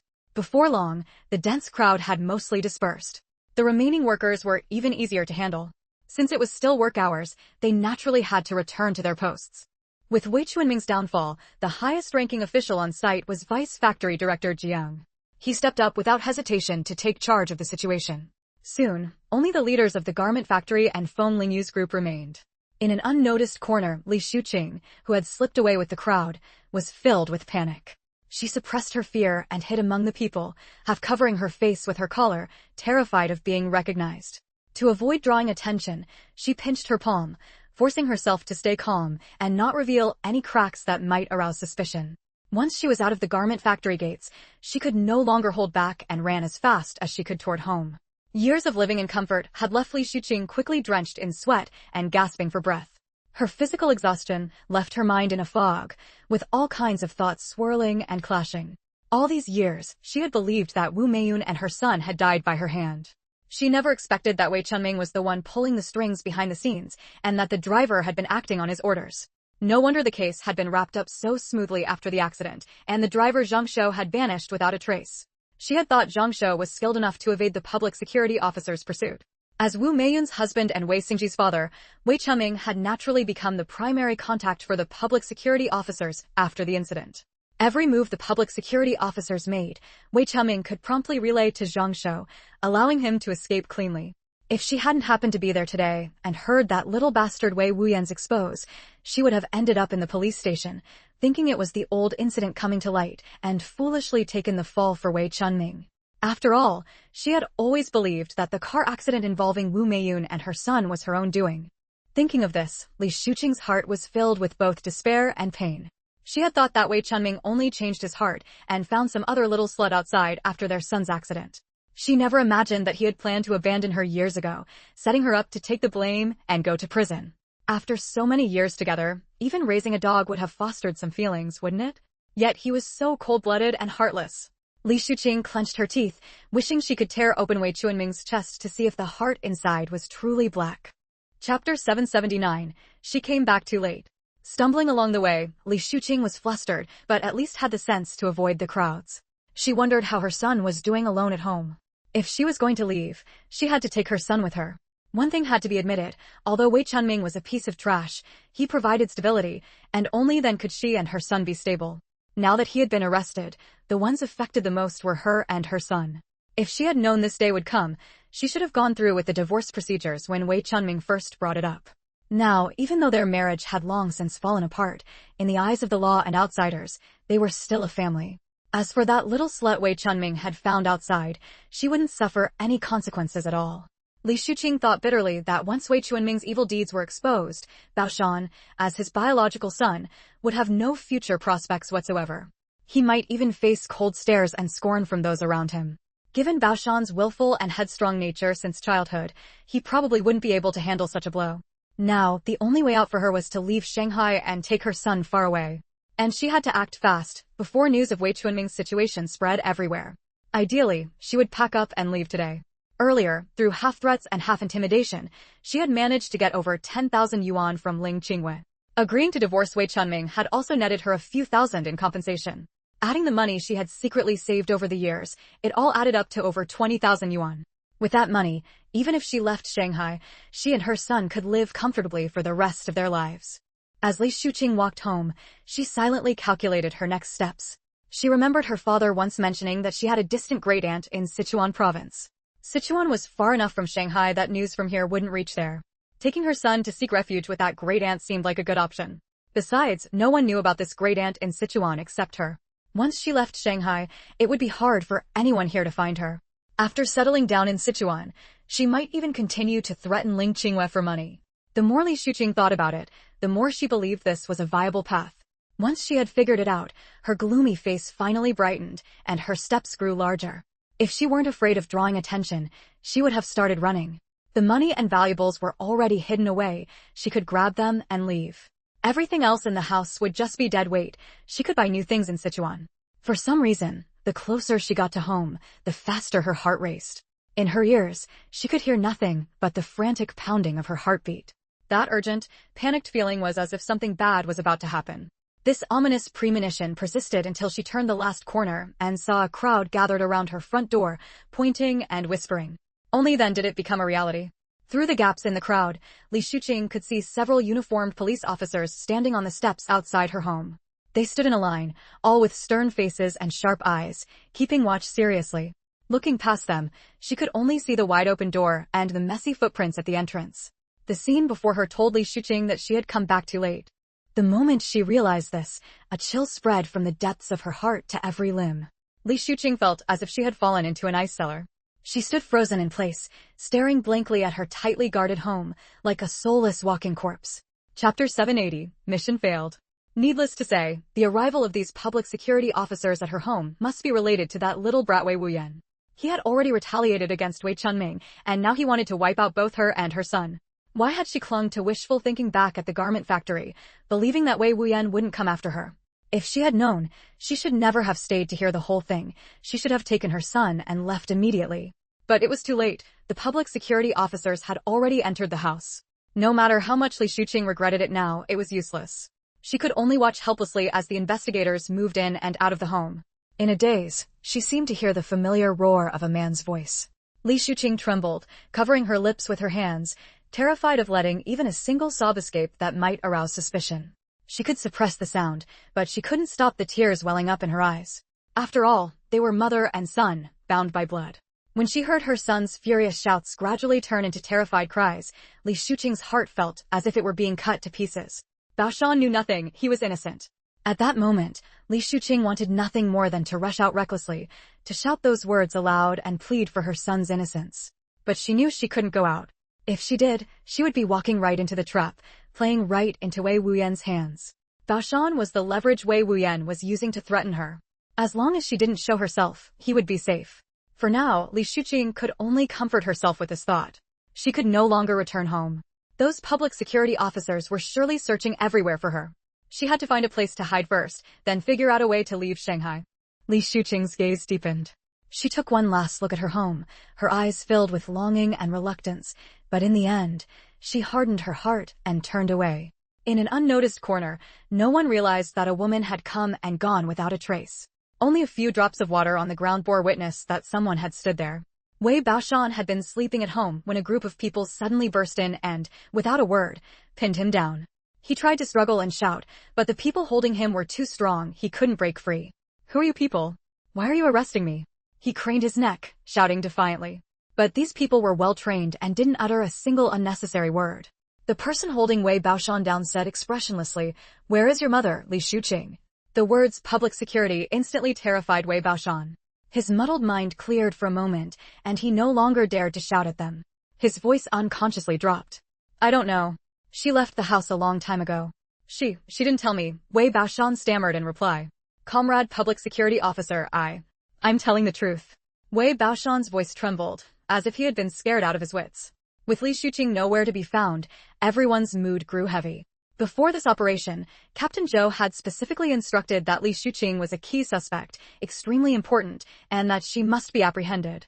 Compared to her, Wei Baoshan was nothing more than an optional extra. Now that Li Shuqing had disappeared, it meant their mission had failed. For a moment, the expressions on everyone's faces turned grim. Report this immediately. Li Shuqing can't have gotten far. We must mobilize personnel as quickly as possible to catch her. Chapter 781. The first to speak out. On the other side, Wei Chunming had already been handcuffed. After Zhou Ku, Feng Lingyu, and Old Niu and the others said their goodbyes, they were about to wrap up and return to the police station. Several workers repairing the warehouse, seeing they were about to leave, gritted their teeth, mustered their courage, and rushed out, shouting, "Comrades from the police, don't leave yet. We also want to report Deputy Factory Director Jiang. He's in cahoots with Wei Chunming. They've been embezzling public funds meant for repairing the warehouse." Deputy Factory Director Jiang, who was overseeing the situation, turned pale and snapped, "You're talking nonsense." Then he quickly explained to Zhou Ku, "Comrade police officer, these people usually slack off at work. I've penalized them a few times, so they hold a grudge against me. Their words can't be trusted." Zhou Ku stopped in his tracks, but instead of addressing Deputy Factory Director Jiang, he turned to the workers with a stern face and asked seriously, "Do you have evidence?" Behind Zhou Ku, Deputy Factory Director Jiang shot them another threatening glance. The workers' hearts were uneasy. They had only rushed out on impulse after seeing Wei Chunming dealt with while Deputy Factory Director Jiang remained unscathed, without considering the consequences. If they failed to bring him down this time, it would surely affect their families' jobs at the factory. Thus, the courage they had just mustered vanished instantly, and they secretly regretted being the ones to stick their necks out. They looked at each other, and for a long while, no one spoke. Seeing their silence, Deputy Factory Director Jiang breathed a sigh of relief. He stepped in with a smile to smooth things over. "Captain Zhou, they're just a few young and inexperienced kids. Don't hold it against them." Zhou Ku still ignored him and said to the hesitant young workers, "Police work requires evidence. As long as there's evidence, we will never let a guilty person go free, nor will we wrong an innocent one. You need to trust the people's police." One of them, meeting Zhou Ku's encouraging gaze, felt his restless heart settle. Suddenly, he wasn't afraid anymore. A surge of boundless courage welled up within him, and his words rang out firmly, "I have evidence." After saying that, he repeated it loudly, as if to bolster his own resolve. Behind him, the coworker who had stepped forward with him called out softly, trying to get him to stop. "Don't hold me back. We've already stepped forward. Even if we stop now, do you think that Jiang won't retaliate against us later? Don't be naive." The other workers' faces turned grim, and their stance clearly wavered.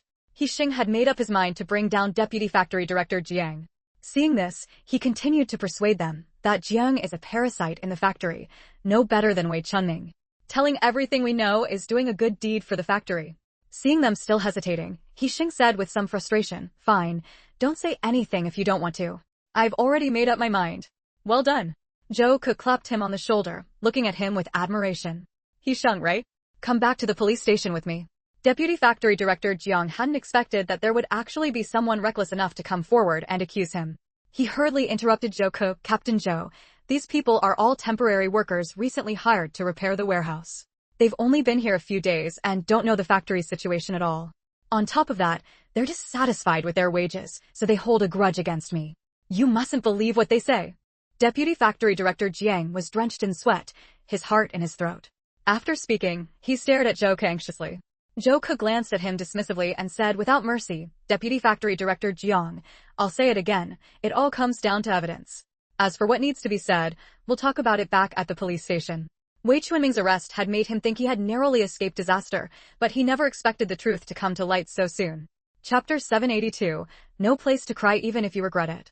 Watching Deputy Factory Director Jiang being taken away in handcuffs after Wei Chunming, the staff of the garment factory were stunned, momentarily unsure how to react. So the two biggest officials in the factory were no good after all. No wonder the factory's performance had been declining year after year. With the leadership exploiting their positions for personal gain, how could the factory ever develop well? Section Chief Yu no longer dared to dream of becoming factory director, afraid that someone might take the chance to report him too. Though he wasn't as guilty as Wei Chunming or Deputy Factory Director Jiang, he had still taken plenty of petty advantages from the factory over the years. Of course, he wasn't the only one. Other leaders in the factory had also taken advantage to some extent. It was an unspoken consensus among them. This kind of unspoken rule had gone unnoticed in normal times, but now was a critical moment. Even a minor mistake that usually went unnoticed could become a major issue that ruined one's future. The more Chief Zhu thought about it, the more he felt that now was not the time to stand out. The lower the profile, the better. So he silently took a breath, sucked in his fat belly a little, and slowly shuffled to a corner, silently praying that no one would notice him. Feng Lingyu, who had witnessed everything, twitched the corner of her mouth. Chief Zhu really knew when to bend. Who was it that had been jumping around and stirring up trouble just moments ago, trying to seize power? She had to admit, sometimes knowing when to go with the flow was an admirable quality. After Deputy Factory Director Jiang was arrested, the garment factory indeed needed someone to take charge.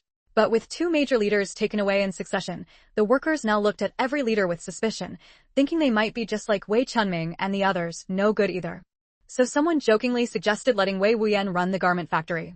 After all, the factory had originally belonged to the Wei family, so it would be only natural for Wei Wuyan to take over. Besides, he had just acted with righteousness, placing justice above family ties, proving he was an upright person. Having someone of good character run the factory couldn't be wrong. Everyone thought it was just nonsense, but unexpectedly, many people actually agreed. Startled, Wei Wuyan's eyes widened, and he quickly refused. I'm not cut out for this. As for who should run the garment factory next, I believe the higher-ups won't disappoint everyone. They'll choose a capable new factory director to lead the factory back on the right track. Then, as if joking, he added, besides, we're in a new society now. The garment factory has long been a factory of our country and our people. We shouldn't be talking about the Wei family's garment factory anymore. His self-deprecating remark drew laughter, and the atmosphere improved considerably. Seeing that everyone's attention had shifted and they were no longer insisting on him becoming factory director, Wei Wuyan breathed a quiet sigh of relief. Unexpectedly, old Nio's hoarse voice suddenly rang out. Are you really sure you don't want to be factory director? If your grandfather were still alive, he would probably want to see the garment factory still managed by a member of the Wei family. Wei Wuyan was taken aback for a moment, then slowly shook his head. At least for now I don't. You need to think carefully. Opportunities won't come again once they're gone, old Nio said meaningfully. If you don't stay at the garment factory, from now on, there won't be a single member of the Wei family left here. Old Nio, I know what you're trying to say, but... Wei Wuyan gave a hearty laugh, his young face radiating confidence and boldness. I'm still young. Who can say what the future holds? Maybe one day, a garment factory won't mean much to me at all. Why should I limit myself here so early and give up the vast world outside? Chapter 783, just like his bastard of a father. Your grandfather once told me that his youngest grandson was mischievous and unruly. Nothing like him, old Nio said, shaking his head with a smile, a look of appreciation on his face. But now it seems he misjudged you. If you ask me, you're actually more like him than your older brother. Having said that, old Nio let out a long sigh and said slowly, well, you young people have your own paths to walk. The future is still long, why lock yourselves into a set path right now? With your blessing, old man, I know I didn't choose wrong. Just wait and see, I won't regret today's decision. Because... At this point, Wei Wuyan's gaze shifted to Feng Lingyu, who had remained silent the whole time. I have a group of really good friends. With them backing me up, no matter how big the difficulties ahead, I believe I can get through them safely. Old Nio's gaze also fell on Feng Lingyu. The young girl sat with proper posture, but there was still a hint of arrogance in her eyes. That look, outwardly humble but inwardly defiant, was exactly like her bastard of a father. Thinking back to how he used to get so furious at that man in his younger days, he let out a light snort and muttered under his breath, you sure can put up with that family's temper. The girl across from him looked over with bright eyes, a hint of curiosity in them, as if she had heard his complaint. Old Nio coughed awkwardly twice and barked at Wei Wuyan. I didn't say anything. Why are you asking so many questions? Wei Wuyan, baffled by the sudden outburst, looked a little wronged. Your temper changes way too fast. Fine, I won't ask. No need to snap at me. An old saying goes, only petty women and small-minded men are hard to deal with. Well, I think old folks are pretty hard to handle too. Pfft. Feng Lingyu couldn't help but laugh. Old Nio's face turned red with anger as he raised his hand in mock threat. You little brat. Watch out, or I'll teach you a lesson on behalf of your grandfather. Hey, don't get so worked up. Wei Wuyan quickly stepped back 2 paces. At your age, you might throw your back out. With Wei Wuyan's antics, the heavy atmosphere from earlier instantly dissipated. Many people were so caught up in the commotion that they forgot about the serious matters at hand. It was old Nio who snapped back to reality first, remembering there was still unfinished business. He cleared his throat and announced loudly, comrades, after this incident of Wei Chunming and Deputy Factory Director Zhang's embezzlement, we must be extremely cautious in choosing the future leadership of our garment factory. We cannot make hasty decisions, or it will greatly harm the morale of our fellow workers. I know everyone has been deeply hurt by Wei Chunming and Deputy Factory Director Jiang, and as a result, you've become suspicious of the other leaders in the factory. But in my opinion, someone brought in from outside will never understand the factory's situation as well as someone from within. Rather than letting them come in and give blind orders, it's better to let the original leadership team take over. Old Nyo, I know what you're saying makes sense, but everyone has already lost faith in these leaders. Who knows if they were in cahoots with Wei Chunming before? Someone immediately objected. Old Nyo replied, your concerns are valid, but we can't just condemn everyone outright. Wouldn't that discourage those who haven't done anything wrong? So I have an idea. Hear me out and see if it works. If everyone thinks it's no good, we'll find another way. Go ahead. We're definitely willing to listen to you. By now, everyone knew Old Nyo was no ordinary man, so no one would dare to refuse him. I propose that, until a new factory director is appointed, the original leadership team take turns serving as acting factory directors, while the others oversee and assist. This way, we can avoid the situation of one person having the final say. After some time passes, all the workers can vote to elect someone truly capable and willing to get things done for everyone as the factory director. What do you all think of my suggestion? Chapter 784, No Good End. I think this proposal is good. You're right, outsiders might not be as good as our factory's original leaders. I agree. As long as we supervise each other, these leaders won't dare to pull any more tricks behind our backs. Our factory will definitely get better and better. Compared to outsiders, I definitely trust our own people more. Everyone chattered enthusiastically, all agreeing that Grandpa Nyo's proposal was good. Of course, there were still some who had objections in their hearts, but at this moment, they could only keep their little thoughts hidden and dared not voice them. In the end, Grandpa Nyo's proposal was passed unanimously. Grandpa Nyo was also very pleased and directly stated publicly that he would write to the higher-ups, asking them not to send anyone for now. Of course, if problems arose in the factory again, then future leadership arrangements would be decided by the higher-ups. Section Chief Shu had thought his chance to become factory director was hopeless, but now, with a sudden turn of events, he actually had an opportunity to become factory director. Even if it was just a temporary rotation, it was still an opportunity, wasn't it? As long as he did a good job, maybe the workers would eventually elect him as the official factory director. Just thinking about the majestic image of himself as factory director made Section Chief Shu unable to suppress a grin. Section Chief Shu started to respond, but suddenly realized something, and his smile stiffened. Wei. He didn't know how to address Wei Wuyan, so he could only say vaguely, I was just thinking that the factory will definitely get better and better in the future, so I felt happy. Oh, Wei Wuyan dragged out the word, looking at him mockingly. So that's how it is. I thought Section Chief Shu was happy because he thought he could become factory director. Feeling the increasing pressure on his shoulder, Section Chief Shu broke out in a cold sweat. He dared not meet Wei Wuyan's eyes and said rather guiltily, well, I never thought that. Don't overthink it. Section Chief Shu, the most important thing for a person is to learn to recognize their own abilities and not force things that don't belong to them. Otherwise, they might not come to a good end. What do you think? As he spoke, Wei Wuyan lowered his voice, his gaze pressing down on Section Chief Shu with immense intimidation. Section Chief Shu's lips trembled.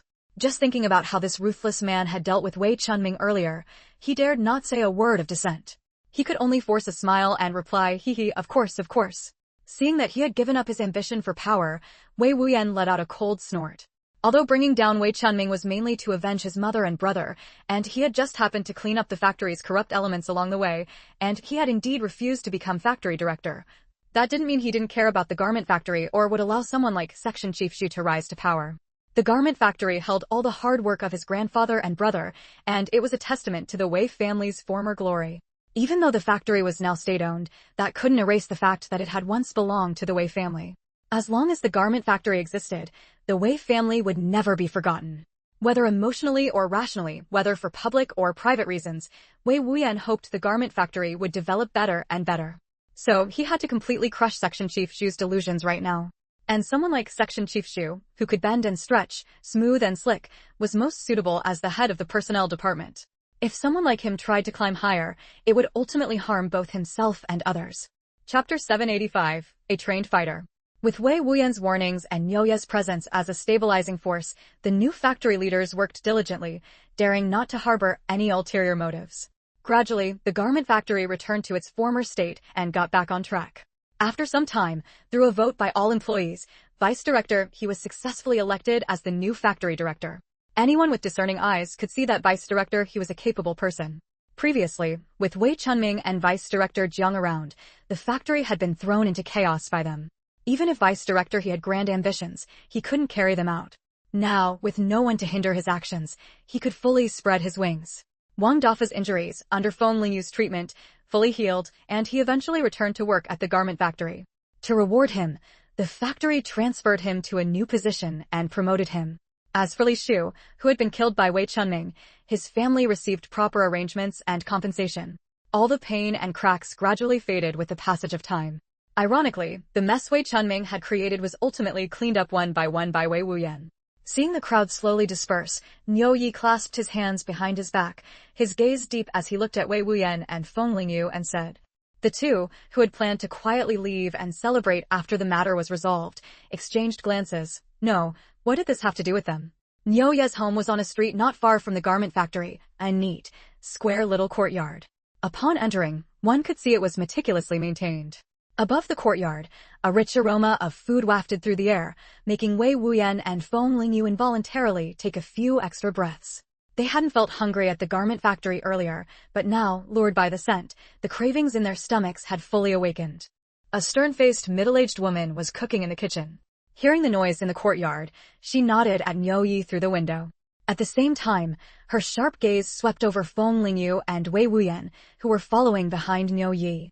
Though it lasted less than a second, Feng Lingyu keenly noticed it. She calmly looked back. The woman was tall, appearing slender, but her movements were swift and decisive. Through her shirt, one could vaguely make out the lean muscles on her arms. Suddenly, a knife on the cutting board was accidentally knocked off, about to fall onto the woman's foot. In the next second, the knife was caught steadily and placed back in its original spot. Feng Lingyu couldn't help but admire her clean and agile skills in her mind. She wondered how Xiao Tao would fare against her. From outside, the occasional sounds of passers-by chatting and bicycle bells drifted in. Wei Wuyan let out a hiss and frowned. Niu Lao, why did you choose to live here? It's so noisy. Given the old man's status, getting a quiet, secluded house to live in should have been effortless. Niu Yi first gestured for the two to sit down in the courtyard before slowly explaining, I'm old now and I've come to prefer liveliness. So I live by the street. When I have nothing to do, I listen to the various sounds outside. It keeps things from feeling too desolate. As he spoke, the woman who had been busy in the kitchen came over with tea. She didn't exchange words with Feng Lingyu and the others, simply set down the tea and turned back to the kitchen. Wei Wuyan glanced at her curiously, a hint of doubt in his mind. Hadn't it been said that Niu Yi lived alone? Who is this woman? Chapter 786. Live like a real person. Old Niu noticed Wei Wuyan's confusion and pointed at the figure bustling in the kitchen again. This is Xiaoqi, the orderly assigned by the higher-ups to take care of me. She usually cooks for me and looks after my health. To outsiders, she's introduced as my distant niece. After saying this, he let out a self-deprecating laugh. I'm old and all alone. It's good to have someone watching over me, so I don't end up dead in the house without anyone knowing. Initially, old Niu hadn't wanted anyone to take care of him. As a retired old man, he figured dying was no big deal. Why make someone with a bright future waste their time on him? But later, after learning about Xiaoqi's background, he finally agreed to let her stay by his side. Hearing old Niu's bleak words, Wei Wuyan and Feng Lingyu exchanged a glance, both seeing the concern in each other's eyes. Wei Wuyan deliberately made an exaggerated expression and said, Come on now, you've made great contributions to the country. Don't talk about dying. You've got to live well, live strong, so you can see with your own eyes how prosperous and thriving Hua country becomes. This is the nation you helped build with your own hands. You've got to see if this flourishing China is what you hoped for. When that day comes, you can close your eyes with no regrets, right? Old Niu chuckled helplessly and pointed a finger at Wei Wuyan in the air. But after Wei Wuyan's words of comfort, the gloom in his expression did ease considerably. Wei Wuyan winked at Feng Lingyu. See, he was pretty good at cheering people up. I'm not being glib. I'm just telling the truth. You've worked hard your whole life, so at the end of it, shouldn't you enjoy yourself a bit? Otherwise, if all you've done is suffer, what's the point of living? And don't feel lonely. I didn't know you existed before, so I never came to see you. But from now on, as long as I'm in Shanghai, I'll come by every week to have tea with you and mooch a meal. Don't get annoyed with me or complain that I eat too much, alright? Oh, and there's that guy surnamed Joe. He's your old friend's grandson, so he's practically your junior too. I'm sure he'd be happy to look after you. So don't live so negatively all the time. Try to look on the bright side. Look at me, I'm all alone in this world too, aren't I? Alone is fine. Even alone, I'll live well. I'll live for my mother and my brother too, and I'll live like a real person. By the end, Wei Wuyan's tone grew heavier, firm, and powerful, with a striking light shining in his eyes. It seemed that after dealing with Wei Chunming, he had fully emerged from the shadow of his mother and brother's deaths. Before old Niu could respond, Wei Wuyan glanced at him and deliberately said, "At your age, you'd better not be less open-minded than a brat like me." Old Niu was caught between laughter and tears at Wei Wuyan's words. He never expected to be lectured by this wet behind-the-ears kid at his age. But at the same time, a warmth rose in his heart, along with a sense of admiration for the young man. To be so broad-minded and optimistic at such a young age, this old man, who had lived for decades, truly fell short in that regard. Wei Wuyan rattled on nonstop, talking until his mouth went dry, then downed the tea in front of him in one gulp. "Hey, that smells great. It's making me hungry. But tea doesn't fill you up." Before old Niu could finish his thoughts, the young man's lively voice rang out again in the courtyard. Chapter 787, All Family Here. Dishes that were a feast for the eyes, nose, and taste buds were brought to the table. Although Chi maintained a composed expression and kept her eyes straight while carrying the dishes, her mind couldn't help but be curious about the two young people old Niu had invited to his home as guests. She had been with old Niu for quite some time, and this was the first time he had instructed her early in the morning not to skimp on money or ration tickets, insisting she prepare a proper feast to entertain guests. Normally, old Niu lived a simple life, eating light and bland food, rarely making any requests about meals to Chiyu. This was an unprecedented occasion. She had assumed the guests old Niu valued so much would be his old friends, but to her surprise, the guests who arrived were so young. In terms of age, they could easily be his grandchildren. Earlier, in the kitchen, she had noticed the young man's casual, almost disrespectful attitude toward old Niu, yet old Niu hadn't shown any displeasure. It seemed their relationship was out of the ordinary. But hadn't old Niu said he had no family left in the world? Could these be newly found younger relatives? Yet their appearances bore no resemblance to him. Though deeply curious, Chiyu couldn't help sneaking a few glances at the two young people, but she knew they were old Niu's guests, so she shouldn't stare. After bringing the last dish to the table, she prepared to head back to the kitchen. While cooking, she had set aside a small portion of food for herself, to avoid being in the way if old Niu needed to discuss something important.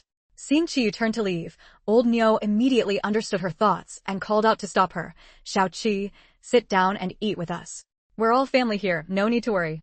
Qi looked hesitantly at Feng Lingyu and Wei Wuyan. Feng Lingyu quickly caught on and said with a faint smile, "It's fine, sit down and eat with us." Wei Wuyan, ever the social butterfly, saw Chiyu still standing there and directly went over to push her onto a stool, muttering, "Hey, Sister Qi, sit down, sit down. This whole table of food was made by you. You're the one most entitled to eat. If you don't eat, what kind of people would Xiaoyu and I be? Besides, you're the one taking care of old Niu. Xiaoyu and I can't thank you enough." See their attitude? They're both good-natured. "Just relax," old Niu said with a smile, soothing her. Xiaoqi's personality could use more exposure to someone like that Wei kid. Seeing that they truly didn't mind, Chiyu breathed a sigh of relief and felt less tense than before. She replied a bit awkwardly, "It's just what I should do." Feng Lingyu was sitting directly across from Chiyu, so he immediately noticed her fidgeting with her sleeve. Her speech was also a bit halting, clearly indicating she wasn't good at socializing. It dawned on him. This person was socially anxious. Perhaps sensing Feng Lingyu's gaze, Chiyu gave him a stiff smile. Knowing she was socially anxious, Feng Lingyu tactfully looked away to avoid putting pressure on her. After taking a bite of the dish closest to him, his eyes lit up. "Sister Qi, your cooking is top-notch." Wei Wuyan gave Chiyu a thumbs up. "This is the best sweet and sour ribs I've ever had. With your skills, you could be a head chef at a state-run restaurant." No, even the head chefs at state-run restaurants can't compare to you. How do you make this dish? Can you teach me? It's a shame your culinary talent is wasted on old Niu. At his age, he can't eat much of this stuff."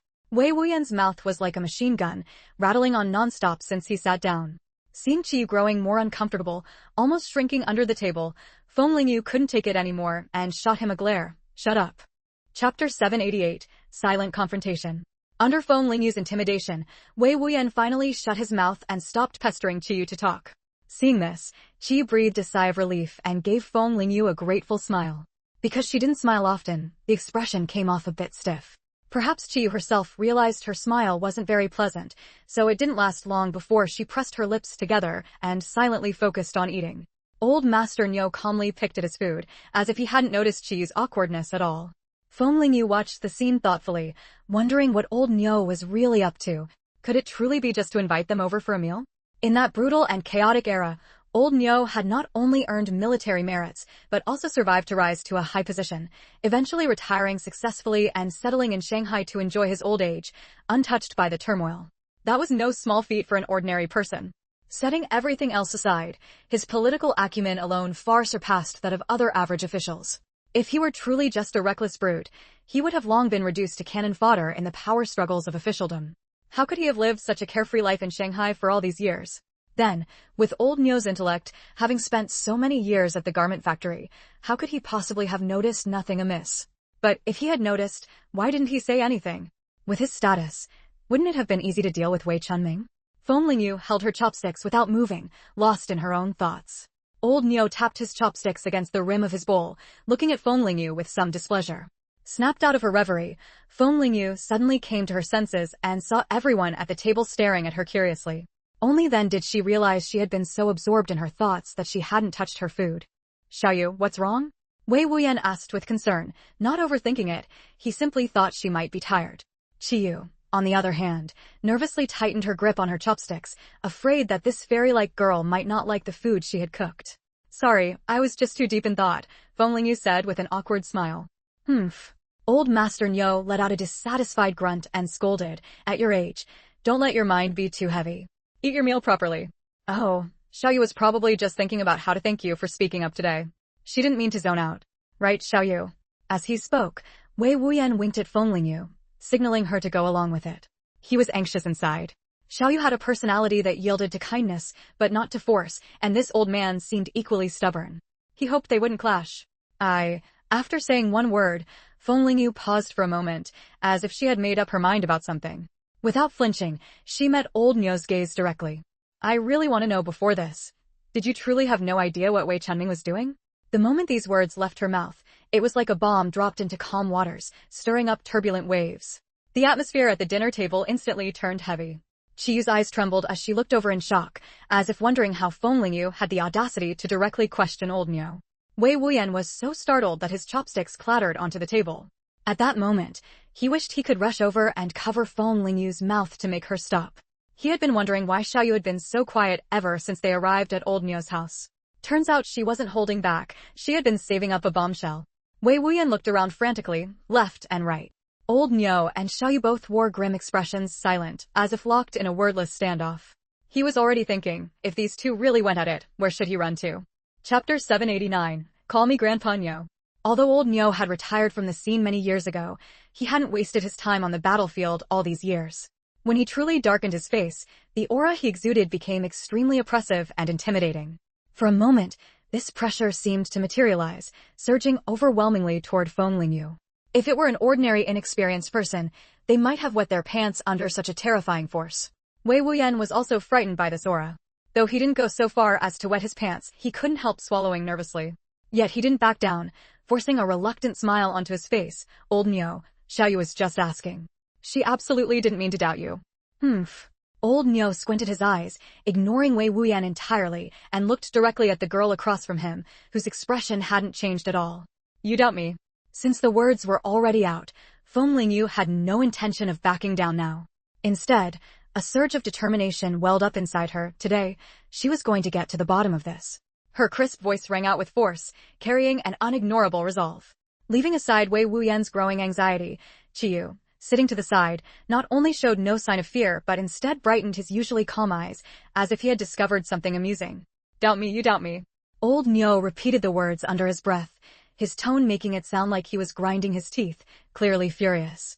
Seeing his expression turn ugly, Wei Wuyan gritted his teeth and was about to step in and plead again when, in the next second, Old Nyo's face changed. Ha ha, good. Feng Dingbang really raised a fine daughter. The words "a worthy successor" came out of Old Nyo's mouth with a mix of sorrow and an indescribable hint of jealousy. His previously dark expression vanished, replaced by a kind smile on his lips, making him look like an ordinary old man again. Qiyu, having spent a long time with Old Nyo, could tell that this time he was genuinely happy from the bottom of his heart.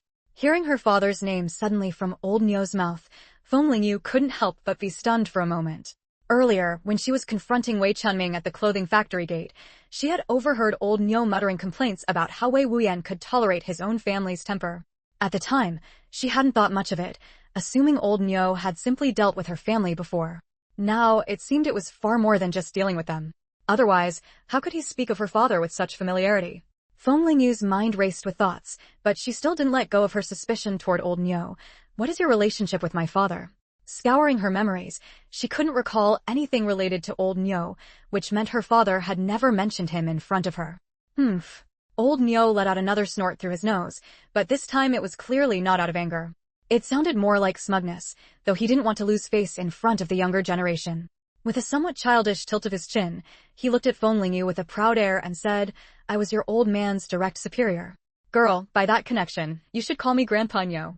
Feng Lingyu was still processing the fact that old Nyo had been her father's direct superior when she heard him tell her to call him Grandpa Nyo. She couldn't help it, she burst out laughing. Chapter 790. Let's see if you'll back down. Before Feng Lingyu traveled through time, Grandpa Nyo was a classic character in an animated series that was a childhood memory for countless young people. It could be said that anyone who had watched cartoons knew him. The old man's sudden request for her to call him Grandpa Nyo, paired with his serious expression, made the whole thing look utterly ridiculous. The originally solemn atmosphere was completely shattered by her laugh. Grandpa Nyo was somewhat baffled, but seeing the girl's eyes curve into crescents from laughter, he knew she definitely wasn't thinking anything good. So he huffed, glaring with wide eyes. What are you laughing at? If your old man were here, he'd have to respectfully call me Chief. Feng Lingyu barely managed to stifle her laughter. Yes, Grandpa. Grandpa Nyo. That's more like it. Old Nyo finally felt satisfied. Hee, then I'll call you Grandpa Nyo from now on too, otherwise it'd feel too distant. Seeing the atmosphere shift, Wei Wuyan squeezed in with a cheeky grin and chimed in. Speaking of which, Grandpa Nyo, I didn't expect you and Xiaoyu to have this kind of connection. From now on, if Xiaoyu runs into trouble, as her elder, you can't just sit back and ignore it, right? She can't call you Grandpa for nothing. Wei Wuyan thought that if Xiaoyu was going to deal with Ling Qingwei, she'd inevitably have to interact with higher-ups. Given old Nyo's special status, if he was willing to mediate for Xiaoyu, a lot of things would go much more smoothly. At the very least, when certain people tried to block her, there would be someone with influence to speak up for her. After all, it was the old man himself who told Xiaoyu to call him Grandpa. She couldn't just call him that for nothing. Hearing this, old Nyo immediately shot Wei Wuyan a glare. You sly little brat, do you need to speak up for her to get favors? Even so, Wei Wuyan could tell he wasn't truly angry, so he quickly pressed on. Don't be mad, sir. You must know about Xiaoyu's father's situation. She hasn't had it easy all these years. Since you're her elder, why not give her a hand? As he spoke, he shot Feng Lingyu a wink, signaling her to say something nice. She also looked over eagerly, as if wanting to chime in. Old Nyo sat upright on the surface, but his peripheral vision kept drifting toward Feng Lingyu, while his expression feigned indifference. He thought to himself, little girl, if you want my help, let's see if you'll back down. Everyone waited for Feng Lingyu to say something, but to their astonishment, she didn't follow Wei Wuyan's lead at all. Or rather, she had never even considered asking old Nyo for help. Feng Lingyu didn't pick up on Wei Wuyan's cue. Her expression was calm and detached, and her words were equally light. Old Nyo, you haven't answered my question yet. Did you really not know what Wei Chunming was doing in the garment factory before? As she spoke, a hint of sharpness slipped into her eyes. She continued, if you already knew about the things he did, why didn't you stop him in time? Of course, if you don't want to answer those questions, I can ask from another angle. She lifted her gaze, unafraid, meeting old Nyo's suddenly darkening expression. What exactly is your purpose in staying at the garment factory? Or rather, what is your purpose in staying in Shanghai? The atmosphere at the table, which had just improved, grew tense again. Wei Wuyan felt like even breathing had become difficult.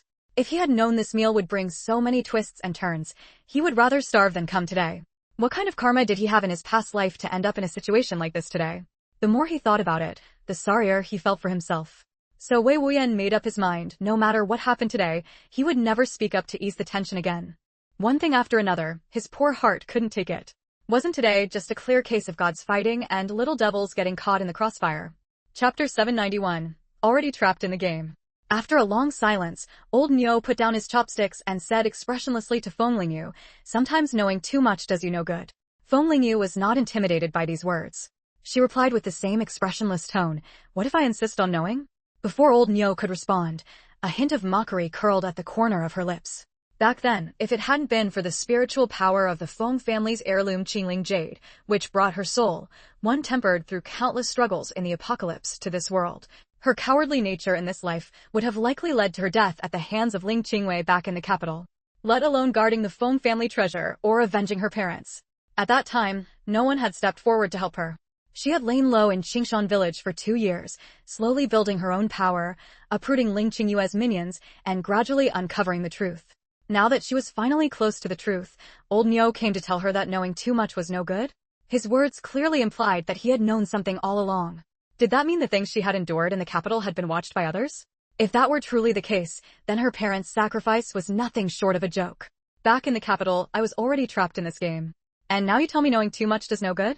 If I were the ignorant, naive girl you expected me to be, I would have long been dead and buried. Xiaoyu. Wei Wuyan's eyes were filled with pain. This was the first time he had seen her lose control like this. Ever since he had known Xiaoyu, she had always appeared calm and composed, as if everything was under her control. And indeed, no matter what difficulties she faced, she handled them with ease, and wise beyond her years. So he had subconsciously come to admire and rely on her. But he had forgotten that Xiaoyu was not that old either. The blood debt she bore was no lighter than his own. Feng Lingyu's gaze fell on old Nyo, firm and unwavering. And there's one more thing you should know. It's not for any other reason, even if it's just for my deceased parents. I must investigate everything thoroughly. I need to know how they died. To this day, there is still no definitive conclusion. As their child, I don't want them to simply become 2 names on a martyr's roster. I want their deeds to leave a mark on this world. I don't want them to vanish without a trace, their lives summed up in just 4 words: heroic sacrifice. Tears glistened in the girl's eyes, and though her gaze was red-rimmed, it did not make her appear weak. Perhaps it was because those crystal-clear eyes were so bright at that moment, radiating unwavering determination and resilience. At least in that moment, no one doubted whether her words could come true. Old Nyo was also stunned by Feng Lingyu's speech, left speechless for a long time. In a daze, the clear eyes of the young girl before him seemed to overlap with the cheerful, bright-eyed young man in his memory. He had stood on a hill, a breeze ruffling the hair on his forehead, his eyes gazing into the distance, hands on his hips in a carefree manner as he said to himself, "Commander, let me tell you a secret. I'm actually the son of a wealthy family, really rich. If you ever leave the army, you can come find me. I'll definitely find you a job." Chapter 792. Do you know how rich I am? At that time, old Nyo was still a middle-aged man with a resolute face. Upon hearing this, he turned his head, frowned, and looked up and down at this young master who, at every meal, frantically fought with other soldiers for food as if he hadn't eaten in a lifetime. Apart from his decent-looking face, this kid had a scruffy, roguish demeanor. How did that fit the image of a young master at all? If he said he was a ruffian who grew up scrambling and scraping, that would be more believable. So he said, utterly speechless, "If you're a young master, I'll let you kick my head around like a ball." The young man, seeing that he wasn't convinced, sighed with feigned drama, putting on a look of pity for him. "Hey, I'm telling the truth and you still don't believe me. Let me tell you, you've missed a golden chance to latch onto a big shot." Latch onto a big shot? Huh, if I said I was the heavenly king himself, would you believe me? Hearing their exchange, some other soldiers couldn't help but join in the mockery. "Ha ha, Feng Dingbang, are you daydreaming in broad daylight?" "Ha ha, exactly. The other day I saw his underwear had a huge hole in it. What young master would wear underwear with holes in it?" Before Feng Dingbang could retort, the young old Nyo noticed several dark figures in the distance, stealthily crawling up the hillside. His face darkened, and he abruptly pushed the man down to crouch. "Enough joking. Stay alert. If those bastards dare to come up today, I swear I'll kill them all." A few days earlier, this group had ambushed them, costing the squad several soldiers. Today, they were lying in ambush here to repay the favor in kind. Old Nyo's eyes locked onto the people below the slope, like a wolf targeting its prey. "Yes, Commander." The soldiers behind him murmured in acknowledgement, and then hit according to the plan. They were just waiting for those bastards to come up and catch them off guard. "Do you know how rich I am? Not a single one of you knows a good thing when you see it." Grumbling aside, he still gripped his gun tightly, his bright eyes fixed on the enemy's movements. But who would have guessed that the battle would end in utter carnage? A spy had infiltrated their ranks, and the news of the ambush had long been leaked. It started as a gunfight, and when the ammunition ran out, it turned into hand-to-hand combat. Out of a full 200 men, only 5 survived, including old Nyo and Feng Dingbang. Every one of them was covered in blood and gore, no longer able to tell if it was their own blood or the enemy's. "Commander, if it weren't for Xiaobing, I'd be dead." Xiaobing was the soldier who had mocked Feng Dingbang's hole-ridden underwear. If he hadn't shoved Feng Dingbang out of the way at the critical moment, the bullet would have hit Feng Dingbang instead. The tall young man hugged his dead comrade, sobbing uncontrollably, witnessing the cruelty of war for the first time. Severed limbs and broken bodies were everywhere, the blood staining the ground beneath their feet. The comrades who had been laughing and joking just moments ago were now cold, lifeless corpses. Old Niu only remembered that day, when the young Feng Dingbang held Xiaobing's body and cried for a long time. The last thing he recalled was the young man, his eyes red and swollen from crying, looking at him firmly and saying, "Commander, I have money. I can buy a lot of weapons and medicine for our troops. We will definitely drive these beasts out of China." The owner of those eyes had finally shed his naivety and carefree attitude. "When the war is won, I'll buy a ton of Xiaobing to visit him." He said what he missed most was the Xiaobing his mother made. The memory came to an abrupt halt, and Old Niu's thoughts were pulled back to the present. Chapter 793, A Tiger Father Has No Dog Daughter. Back then, if it weren't for the money and supplies Feng Dingbang donated, who knows how many people in the army would have died. Especially Old Niu's regiment, which benefited the most, because Feng Dingbang specifically designated the most advanced equipment for them. Over the years, whenever Old Niu thought back on all of Feng Dingbang's contributions, he always felt grateful in his heart. Feng Lingyu was Feng Dingbang's only child. He only hoped she could live a safe and peaceful life, without getting involved in these dangerous matters. But facing the stubborn eyes of this child before him, combined with those earth-shattering words she had just spoken, he simply couldn't bring himself to deceive her. Forcing a child to pretend to know nothing when she was fully aware that her parents' deaths were suspicious, that was truly asking too much. Oh well, how could a child of the Feng family be an ordinary person? After a long silence, Old Niu suddenly let out a deep sigh, as if he had made up his mind about something. He stood up and said to Feng Lingyu, "Come inside with me. I'll tell you what I know." With that, without waiting for Feng Lingyu's reaction, he clasped his hands behind his back and walked straight into the house. Seeing that Feng Lingyu was still sitting there in a daze, Qiyu set aside his usual introversion and mustered the courage to urge her, "Comrade Feng, Old Niu is willing to talk now. Hurry up and follow him in." "Yeah, Xiaoyu, go in quickly. Don't wait until Grandpa Niu changes his mind, then it'll be too late." He had figured it out. Old Niu had a peculiar temperament, his moods shifting like sunshine and rain. Now that he had finally agreed to open up, they had to seize this opportunity and not let it slip away. Feng Lingyu naturally understood that this chance wouldn't come again. She gave them both a grateful smile, quickly stood up, and followed him in. Old Niu didn't beat around the bush. He got straight to the point, "You guessed right. I did discover the tricks at the clothing factory a long time ago. You want to ask why I didn't expose Wei Chunming earlier?" Old Niu took over the conversation. Feng Lingyu shook her head. "No, I want to know, you've been hiding your identity and staying at the clothing factory. Surely it wasn't just to be a simple gatekeeper, was it? If you didn't expose Wei Chunming, it must be because there's something more important at stake, and exposing him would affect your mission. That's the only way the logic holds up. Otherwise, what would you be after?" Old Niu was a soldier. At all times, his priority was protecting the country and its people. If he turned a blind eye to Wei Chunming's actions, it was either because Wei Chunming was still useful, or because exposing him would interfere with a more critical task. "You managed to deduce so much from these tiny details. Should I praise you by saying a tiger father has no dog daughter?" Old Niu's expression was complicated, both surprised by Feng Lingyu's sharpness and impressed by her intelligence. At the same age, Wei Wuyan's mind was far inferior to this girl's. Feng Lingyu smiled.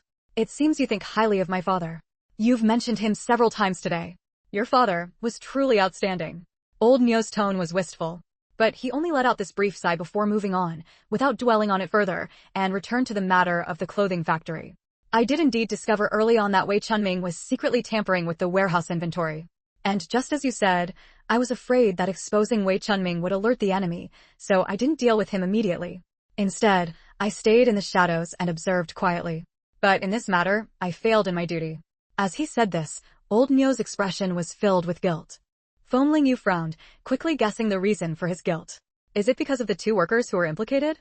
Everything was going as expected, but I never imagined Wei Chunming would have the audacity to not only set fire to the warehouse, but also cause 1 worker to die and another to be injured." The incidents involving Wang Dafa and Li Shu were beyond what Old Niu had anticipated, and they were what he regretted most deeply. Chapter 794, All Guesses Were Wrong. If he had known earlier that Wei Chunming would have the audacity to take lives, he would never have let him roam free. Unfortunately, in this matter, he had indeed been negligent. Feng Lingyu could tell that Old Niu was genuinely remorseful, so she couldn't help but console him. As for the 2 workers, the main blame lies with Wei Chunming's ruthless cruelty. You don't have to take all the responsibility on yourself. Besides, you said you didn't deal with him for fear of alarming the enemy, which is understandable. Moreover, now that Wei Chunming's deeds have been exposed to the world, it won't be long before he receives his due punishment. By then, it will serve as some form of justice for the victims' families. Wei Chunming's crimes, taking 4 lives and embezzling state property, had caused such severe consequences and social impact. Without a second thought, it was clear he would be sentenced to death. It was precisely because they feared things might go awry that Feng Lingyu and Wei Wuyan had chosen to expose Wei Chuanming's crimes publicly at the clothing factory gate. With so many onlookers as witnesses, if Wei Chuanming could still walk free unscathed, then Feng Lingyu would have no choice but to take matters into her own hands and deliver justice herself. Old Nyo had lost count of how many times he had sighed today. His expression remained tense. Actually, I'm not as wise as you think. You believe I voluntarily retired from the military because I keenly sense the shifting political tides, don't you? That's not the case. When I was a child, I was just an illiterate cowherd who couldn't read a single character. Later, by chance, I joined the army. It wasn't out of some grand ideal. I just wanted to earn $5 silver to buy grain for my parents. Because I was strong and fortunate, I managed to survive on the battlefield until the end. At this, old Nyo let out a self-deprecating laugh. So where would I get the insight to think so deeply and far ahead? Feng Lingyu was taken aback. She truly hadn't realized that old Nyo was illiterate. From the moment she met him today, he had given off an air of profound depth, like a seasoned veteran steeped in officialdom for years. That was precisely why she had made those assumptions. Now, it seemed that everything she had guessed might be wrong. Old Nyo naturally noticed Feng Lingyu's shock and bewilderment. After all, he had spent many years in the military, held a respectable rank, and encountered countless high-ranking officials. Feigning depth was not difficult for him. Ignoring Feng Lingyu's stunned expression, he continued. After the final battle ended, I was initially overjoyed. After all, once we drove out the islanders, we Chinese could finally stand tall. As a soldier, that would be the proudest military honor of my life. Even if I one day ended up 6 feet under, I could proudly tell my parents that their son had brought them glory. But gradually, with no more battles to fight, I found myself increasingly lost in the army. It felt like my presence or absence made no difference. The comrades who had once faced life and death together with me became unrecognizable. At the time, I didn't understand why, when life was getting better, did they have to get involved in those political struggles? When we were fighting, none of us could read a single word. We were all rough men. How could we ever outmaneuver those pen-pushing officials with their endless schemes and twists? Chapter 795. They all say I'm a fool. Later, some of my old comrades got what they wanted and climbed higher and higher, while others were pushed from the front lines to those marginal positions. Maybe because I never got involved in those scheming games and didn't have much cunning, no one took me seriously, so no one thought to go after me. In the end, I ended up being the one to slip through the cracks, rising higher and higher in rank. Isn't that funny? Who would have thought that those who craved power and profit failed to achieve their goals, while he, a man with no grand ambitions, ended up getting promoted by sheer accident? You have to understand that for an officer like him with no backing, most ended up being transferred to civilian jobs. The lucky ones got assigned to places like the Public Security Bureau, while the unlucky ones could only end up working in factories. Feng Lingyu felt a twinge of melancholy listening to old Nyo recount this experience. This was probably the unpredictability of life. Still, she wouldn't really believe that old Nyo was truly as ambitionless as he claimed. A truly simple-minded person couldn't have dodged those open and covert power struggles, let alone avoid being resented by both sides at once. From what he said, he had managed to maintain decent relations with both factions. Otherwise, how could he have been promoted so smoothly?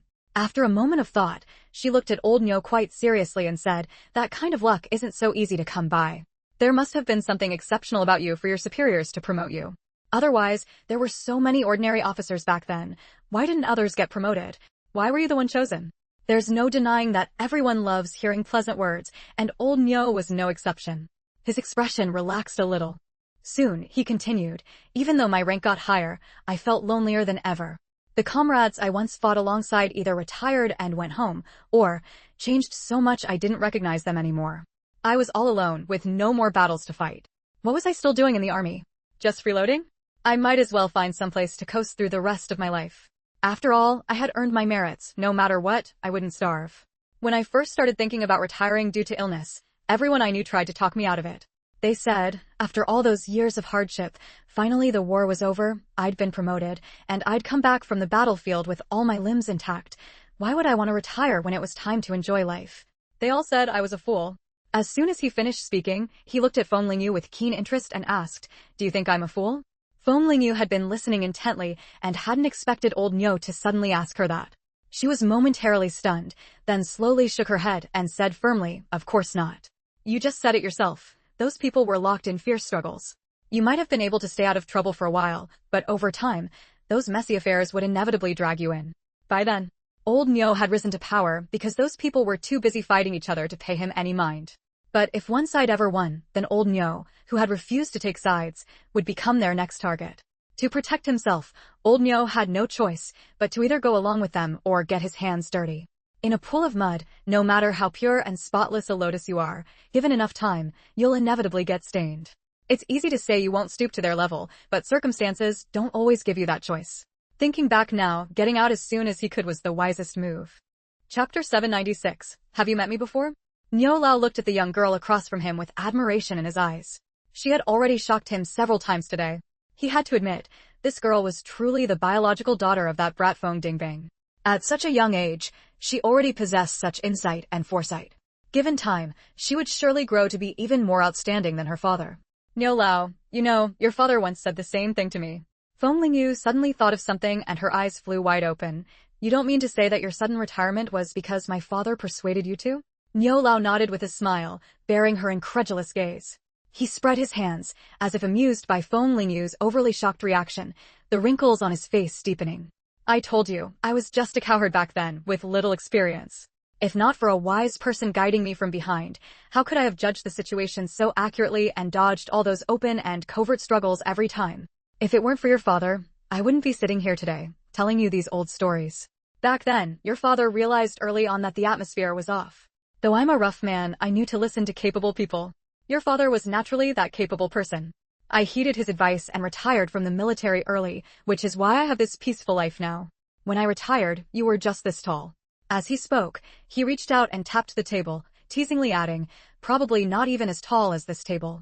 Time flies so fast, you've grown up so much. Wait, you've met me before. Why don't I remember? One shock after another had left Feng Lingyu somewhat numb, but she truly had no memory of Nyo Lao in her mind.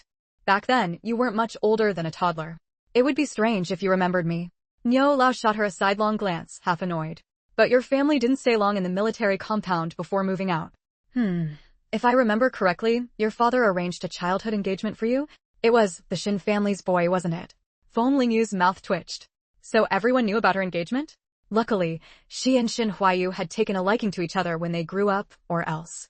After silently complaining about her unreliable father in her mind, she looked helplessly at Nyo Lao and said, your memory really is impressive, remembering such old matters so clearly. Your father had good taste. You and that Shin boy should get along well, and not let your father's good intentions go to waste. Seeing the topic veering off into increasingly strange territory and fearing that Nyo Lao might drop another bombshell, Feng Lingyu, for once, relented and said in a pleading tone, stop, stop, stop. Time is limited. How about we get back to the main topic? Nyo Lao looked at her meaningfully, his eyes mixed with teasing and amusement. Only after staring until Feng Lingyu grew uncomfortable did he graciously follow her lead and ask, where were we just now? Feng Lingyu's voice was muffled. You were just saying that my father was the one who made you retire. Delighted to see her at a loss for once, Nyo Lao was in a great mood and continued from where he left off. There's not much more to say after that. I listened to your father, applied for medical retirement, and the whole process went smoothly. After all, freeing up a chief's position meant everyone else couldn't wait for me to leave. I had no relatives left in my hometown, so I came to Shanghai and have been here for nearly 17 years. Connecting this with what he had said earlier, a flash of insight struck Feng Lingyu. Was it also my father who suggested you come to Shanghai? That's right. Nyo Lao gave her an approving look. It was your father's suggestion. Chapter 797, Ling Qingwei is just a small fish. Feng Lingyu fell into deep thought. Could it be that her father had sent old Nyo to Shanghai because he had already sensed something off about Ling Qingwei back then, and wanted old Nyo to keep an eye on her for him? But if her father had been wary of Ling Qingwei all along, how could he have been so easily killed in action? So the mission you mentioned in Shanghai, and my father. Old Nyo knew what she wanted to ask and shook his head. No, he sent me to Shanghai to recuperate out of goodwill. He said Shanghai had an open atmosphere and was a good place to retire.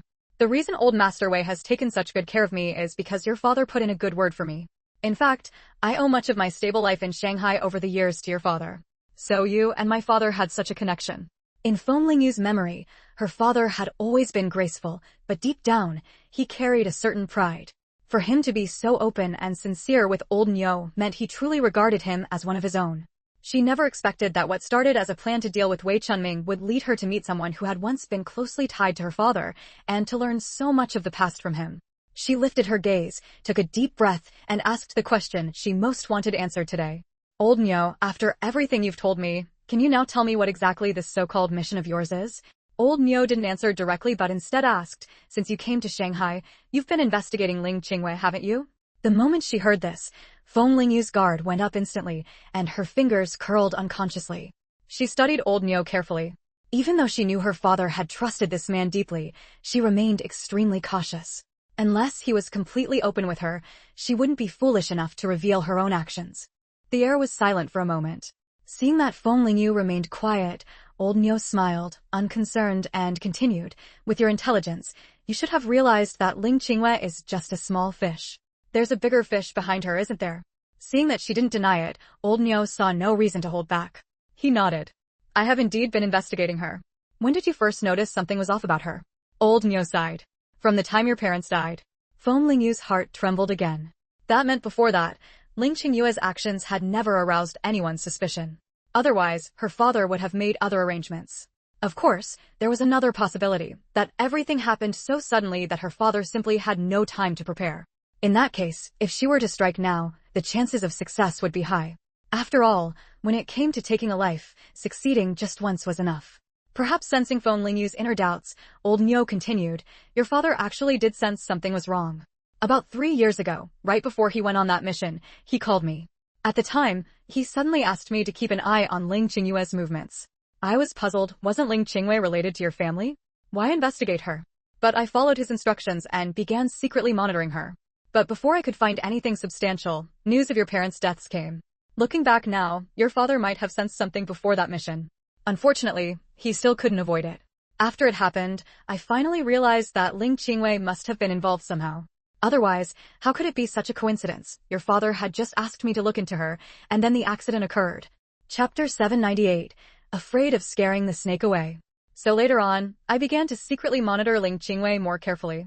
Although Ling Qingwei was cautious, as time passed, she gradually revealed many clues. I compiled all the suspicious points I had uncovered and submitted them to my superiors. They took this very seriously and instructed me to continue monitoring Ling Qingwei. To assist me in my operations, they also sent Xiaoqi over. Sunlight streamed in through the window, casting light on the tea table in front of them. Old Nyo's gaze followed the light source, and he saw Wei Wuyan and Qiyu in the courtyard staring eagerly in their direction.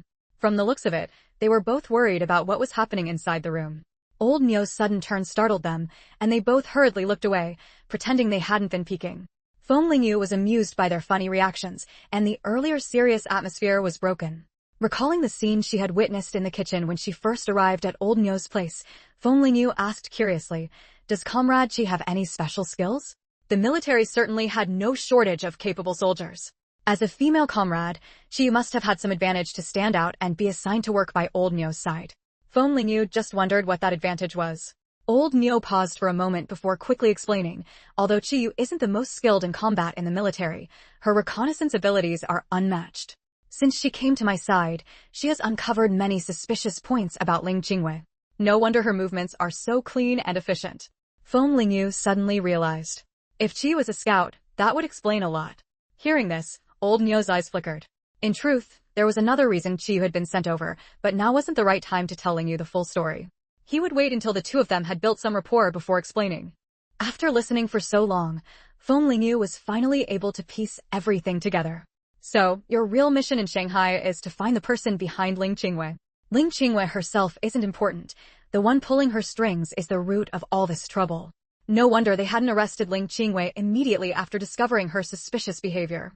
It turned out that Old Nyo and his team had the same goal as her. They weren't arresting her because they were afraid of scaring the snake away, and they also wanted to lure out the true culprit. Thinking about this, Feng Lingyu felt a bit conflicted. Last time, she had followed Ling Qingyue's antique ship to international waters and accidentally overheard information about the mastermind behind it all. Should she speak up? If nothing unexpected happened, that so-called Lord Kazama was probably the big boss behind the scenes. But the problem was, did Old Nyo and his team already know that Ling Qingyue's superior was actually a Japanese national? If they hadn't uncovered this yet, and she rashly brought up the matter of Kazama, wouldn't it be obvious that she had some issues and was practically asking to be investigated? After all, if even the professionals hadn't uncovered this, how could a young woman like her casually find out such information? That would be far too suspicious. Moreover, how had she managed to evade those people's searches and reach international waters, and how had she returned safely? None of these things could be explained clearly. Wei Wuyan had assumed she had some other arrangement and hadn't asked further, but if she gave that excuse to old Nyo, he definitely wouldn't believe it. Forget it. She wouldn't say anything for now. At most, when old Nyo and his team were stuck and couldn't figure things out, she would find a way to pass them information. That would be the safest approach. Old Nyo, of course, had no idea about the conflict in Feng Lingyu's mind. He continued from where she had left off. You guessed correctly. After 2 years, we've basically figured out Ling Qingyue's background. She can't cause much trouble anymore. However, she has a few elusive people under her command that we haven't been able to track down. That's a bit of a problem. Hearing this, Feng Lingyu immediately guessed that the elusive people he was referring to were likely the few loyal agents under Ling Qingyue's command. What a coincidence. She was also looking for these people's whereabouts. After all, Ling Qingyue had exhausted all her tricks by now. These people were probably her last card. Until she found them, Feng Lingyu couldn't rest easy. Chapter 799. Feng Lingyu plays dumb. After she had coordinated with Zhouke earlier, he had been investigating those individuals, as well as the few trusted subordinates left by Wei Wuyan's elder brother, who were also actively searching. But the places where those people were hiding were too secretive, and no leads had been found yet. It wasn't difficult to find out that Ling Qingyue had several capable aides around her. She could inform old Nyo about this. The resources he could mobilize were certainly far greater than what she and Zhouke had. With old Nyo's involvement, once there was any trace of those people, they could quickly pinpoint their location, and then their chances of escaping would be very slim. After coming to this realization, Feng Lingyu carefully spoke. To be honest, I do know something about those people you mentioned. Zhouke and I have also been looking into their hiding spots, but we haven't found anything yet. Before she could finish, old Nyo interrupted her in shock.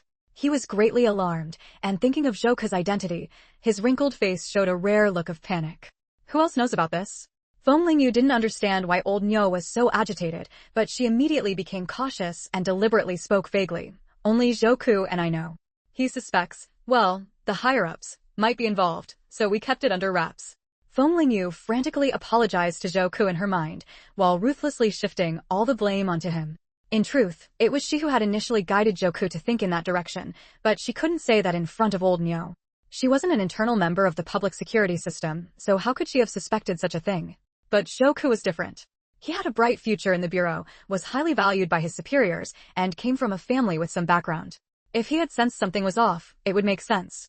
Moreover, he was the grandson of old Nyo's old comrade in arms. Out of respect for that bond, if there really was a problem, old Nyo would certainly keep it quiet. Although her words were hesitant, old Nyo still caught her unspoken meaning. He breathed a sigh of relief, glad that these two kids hadn't foolishly revealed everything. Having investigated Ling Qingyue for so long, old Nyo could naturally sense that she had a protective umbrella above her. Otherwise, how could her black market business have been so smooth? Every time there was a crackdown, she would receive advance notice and shut down the market. Once the heat passed, she would come out again to rake in money. This was also why he and Chiyu had been investigating Ling Qingyue privately for so long, always using military resources and never coordinating with the public security in Shanghai. This was the reason. Good thing Zhouke is cautious, or you two would have really stirred up a hornet's nest. Old Nyo said with relief, then shook his head and gritted his teeth as he looked at the innocent-faced Feng Lingyu. Your audacity knows no bounds. I really underestimated you. You even dared to get involved in something like this. He knew that matters concerning traitors were classified in any system. Once exposed, everyone connected to the case would be dragged in for repeated interrogations, and they wouldn't get out without shedding several layers of skin.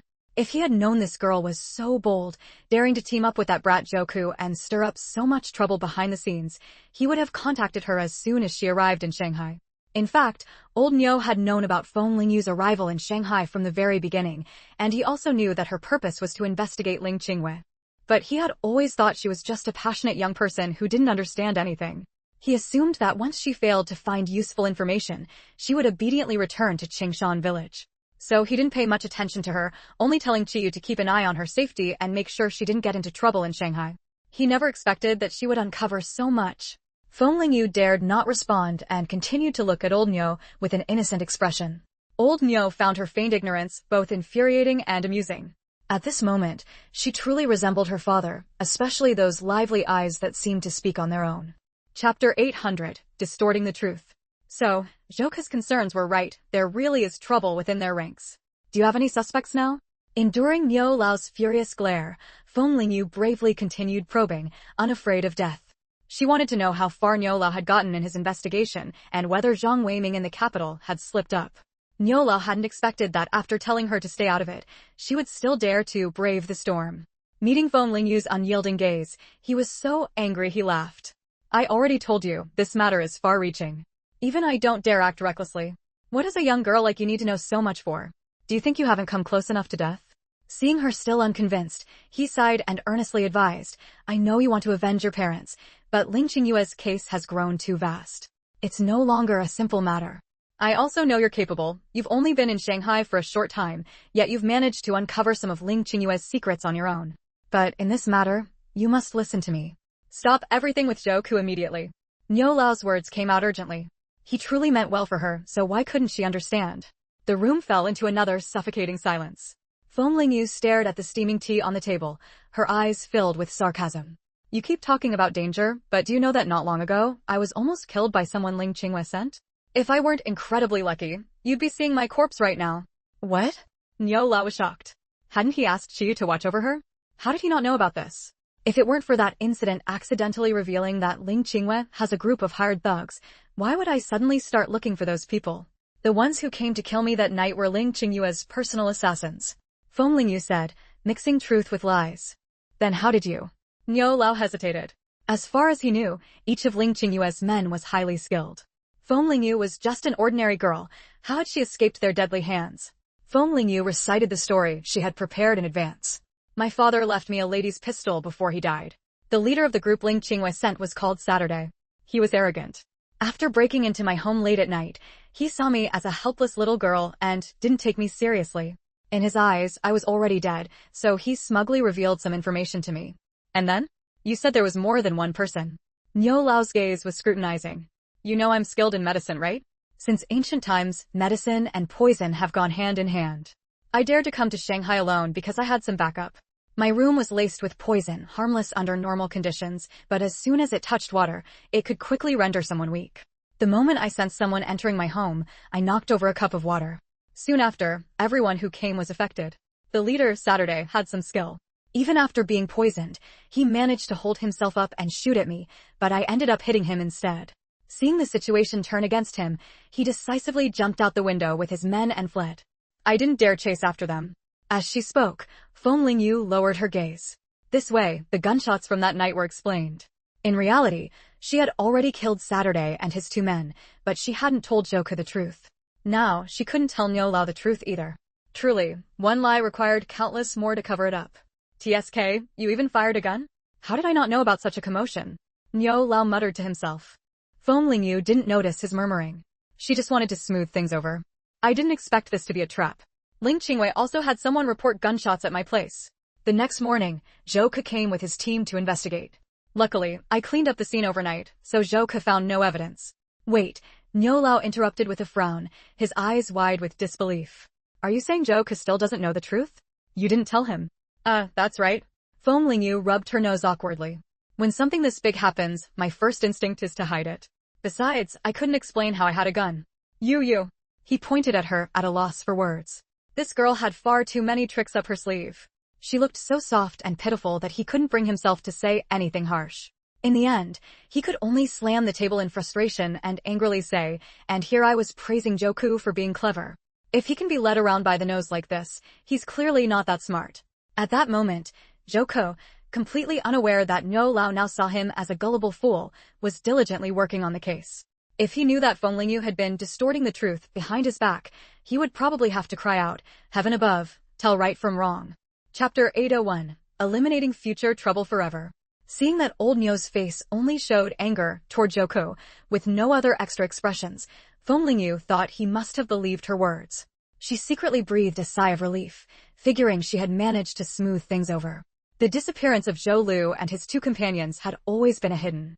At the time, she had only thought that killing them would keep Ling Qingyue from daring to make a fuss, so she hadn't overthought it. She had dealt with them cleanly and thrown their bodies into her space.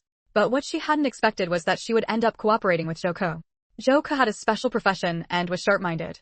There was no way she could have told him the truth back then, and since it involved her space, she couldn't explain where the bodies of Zhou Lu and the others had gone. What if Ling Qingyue was caught later and revealed this matter? Then she would be in a very passive position. Just now had been a golden opportunity to whitewash this matter. So, pretending that she was forced to reveal that Ling Qingwei had sent people to kill her only for them to escape, she had brought this up in front of old Niu to get it on record. If she had said it directly before, old Niu would definitely have doubted her words. Only by saying it when emotions were running high would he most likely not be suspicious. As long as old Niu was willing to believe her story that Zhou Lu had been shot and fled wounded, and with her father's connection to him, he would definitely help her cover this up. Even if Zhou Ke later became suspicious, old Niu wouldn't let him continue investigating. That way, this matter would finally be completely free of future trouble. A voice as faint as a mosquito's buzz sounded. Old Niu met a pair of anxious eyes, which looked both frightened and nervous. His tightly furrowed brow unconsciously relaxed, and he began to silently reflect on whether he had been too harsh just now, scaring the child. Can you help me keep this a secret? If Zhou Ke finds out, I won't be able to keep my pistol. I don't want to hand over the pistol my father left me. He didn't leave me many things. The girl's voice sounded extremely dejected. She lowered her head, not daring to meet his eyes, a completely different person from the calm and composed figure she had been moments ago. It was as if her earlier toughness had been his illusion, and this cautious person now was the real her. But old Niu knew that this girl possessed resilience and intelligence no less than her parents. She just loved her parents too much, which was why she had to show weakness in front of him. Thinking this way, old Niu's heart suddenly grew heavy. Knowing full well that this child was bent on avenging her parents, why did he have to stubbornly insist on his own views, stopping her from seeking the truth under the guise of doing what was best for her? If it were him, with the enemy right before his eyes, could he hold back from seeking revenge? Anyone with a bit of spirit couldn't hold back, let alone this clever and spirited child before him.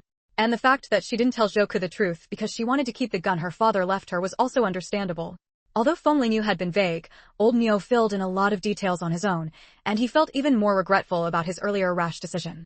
Once he had fully thought it through, old Niu actually felt a great weight lift from his heart. Cough, you child, now you remember to call me Grandpa Niu? He coughed lightly, a bit uncomfortable, but still softened his voice and comforted her in an extremely gentle tone. It's all right. I'll help you clean this up. But you must keep that pistol well and not use it recklessly. Really? Hearing this, Feng Lingyu immediately looked up and pressed for confirmation. After receiving old Niu's affirmative look, her eyes instantly lit up, and she happily assured him, "Don't worry. I'll definitely keep this pistol safe. I won't use it recklessly." The girl's face was filled with joy, and old Niu's mood improved along with hers.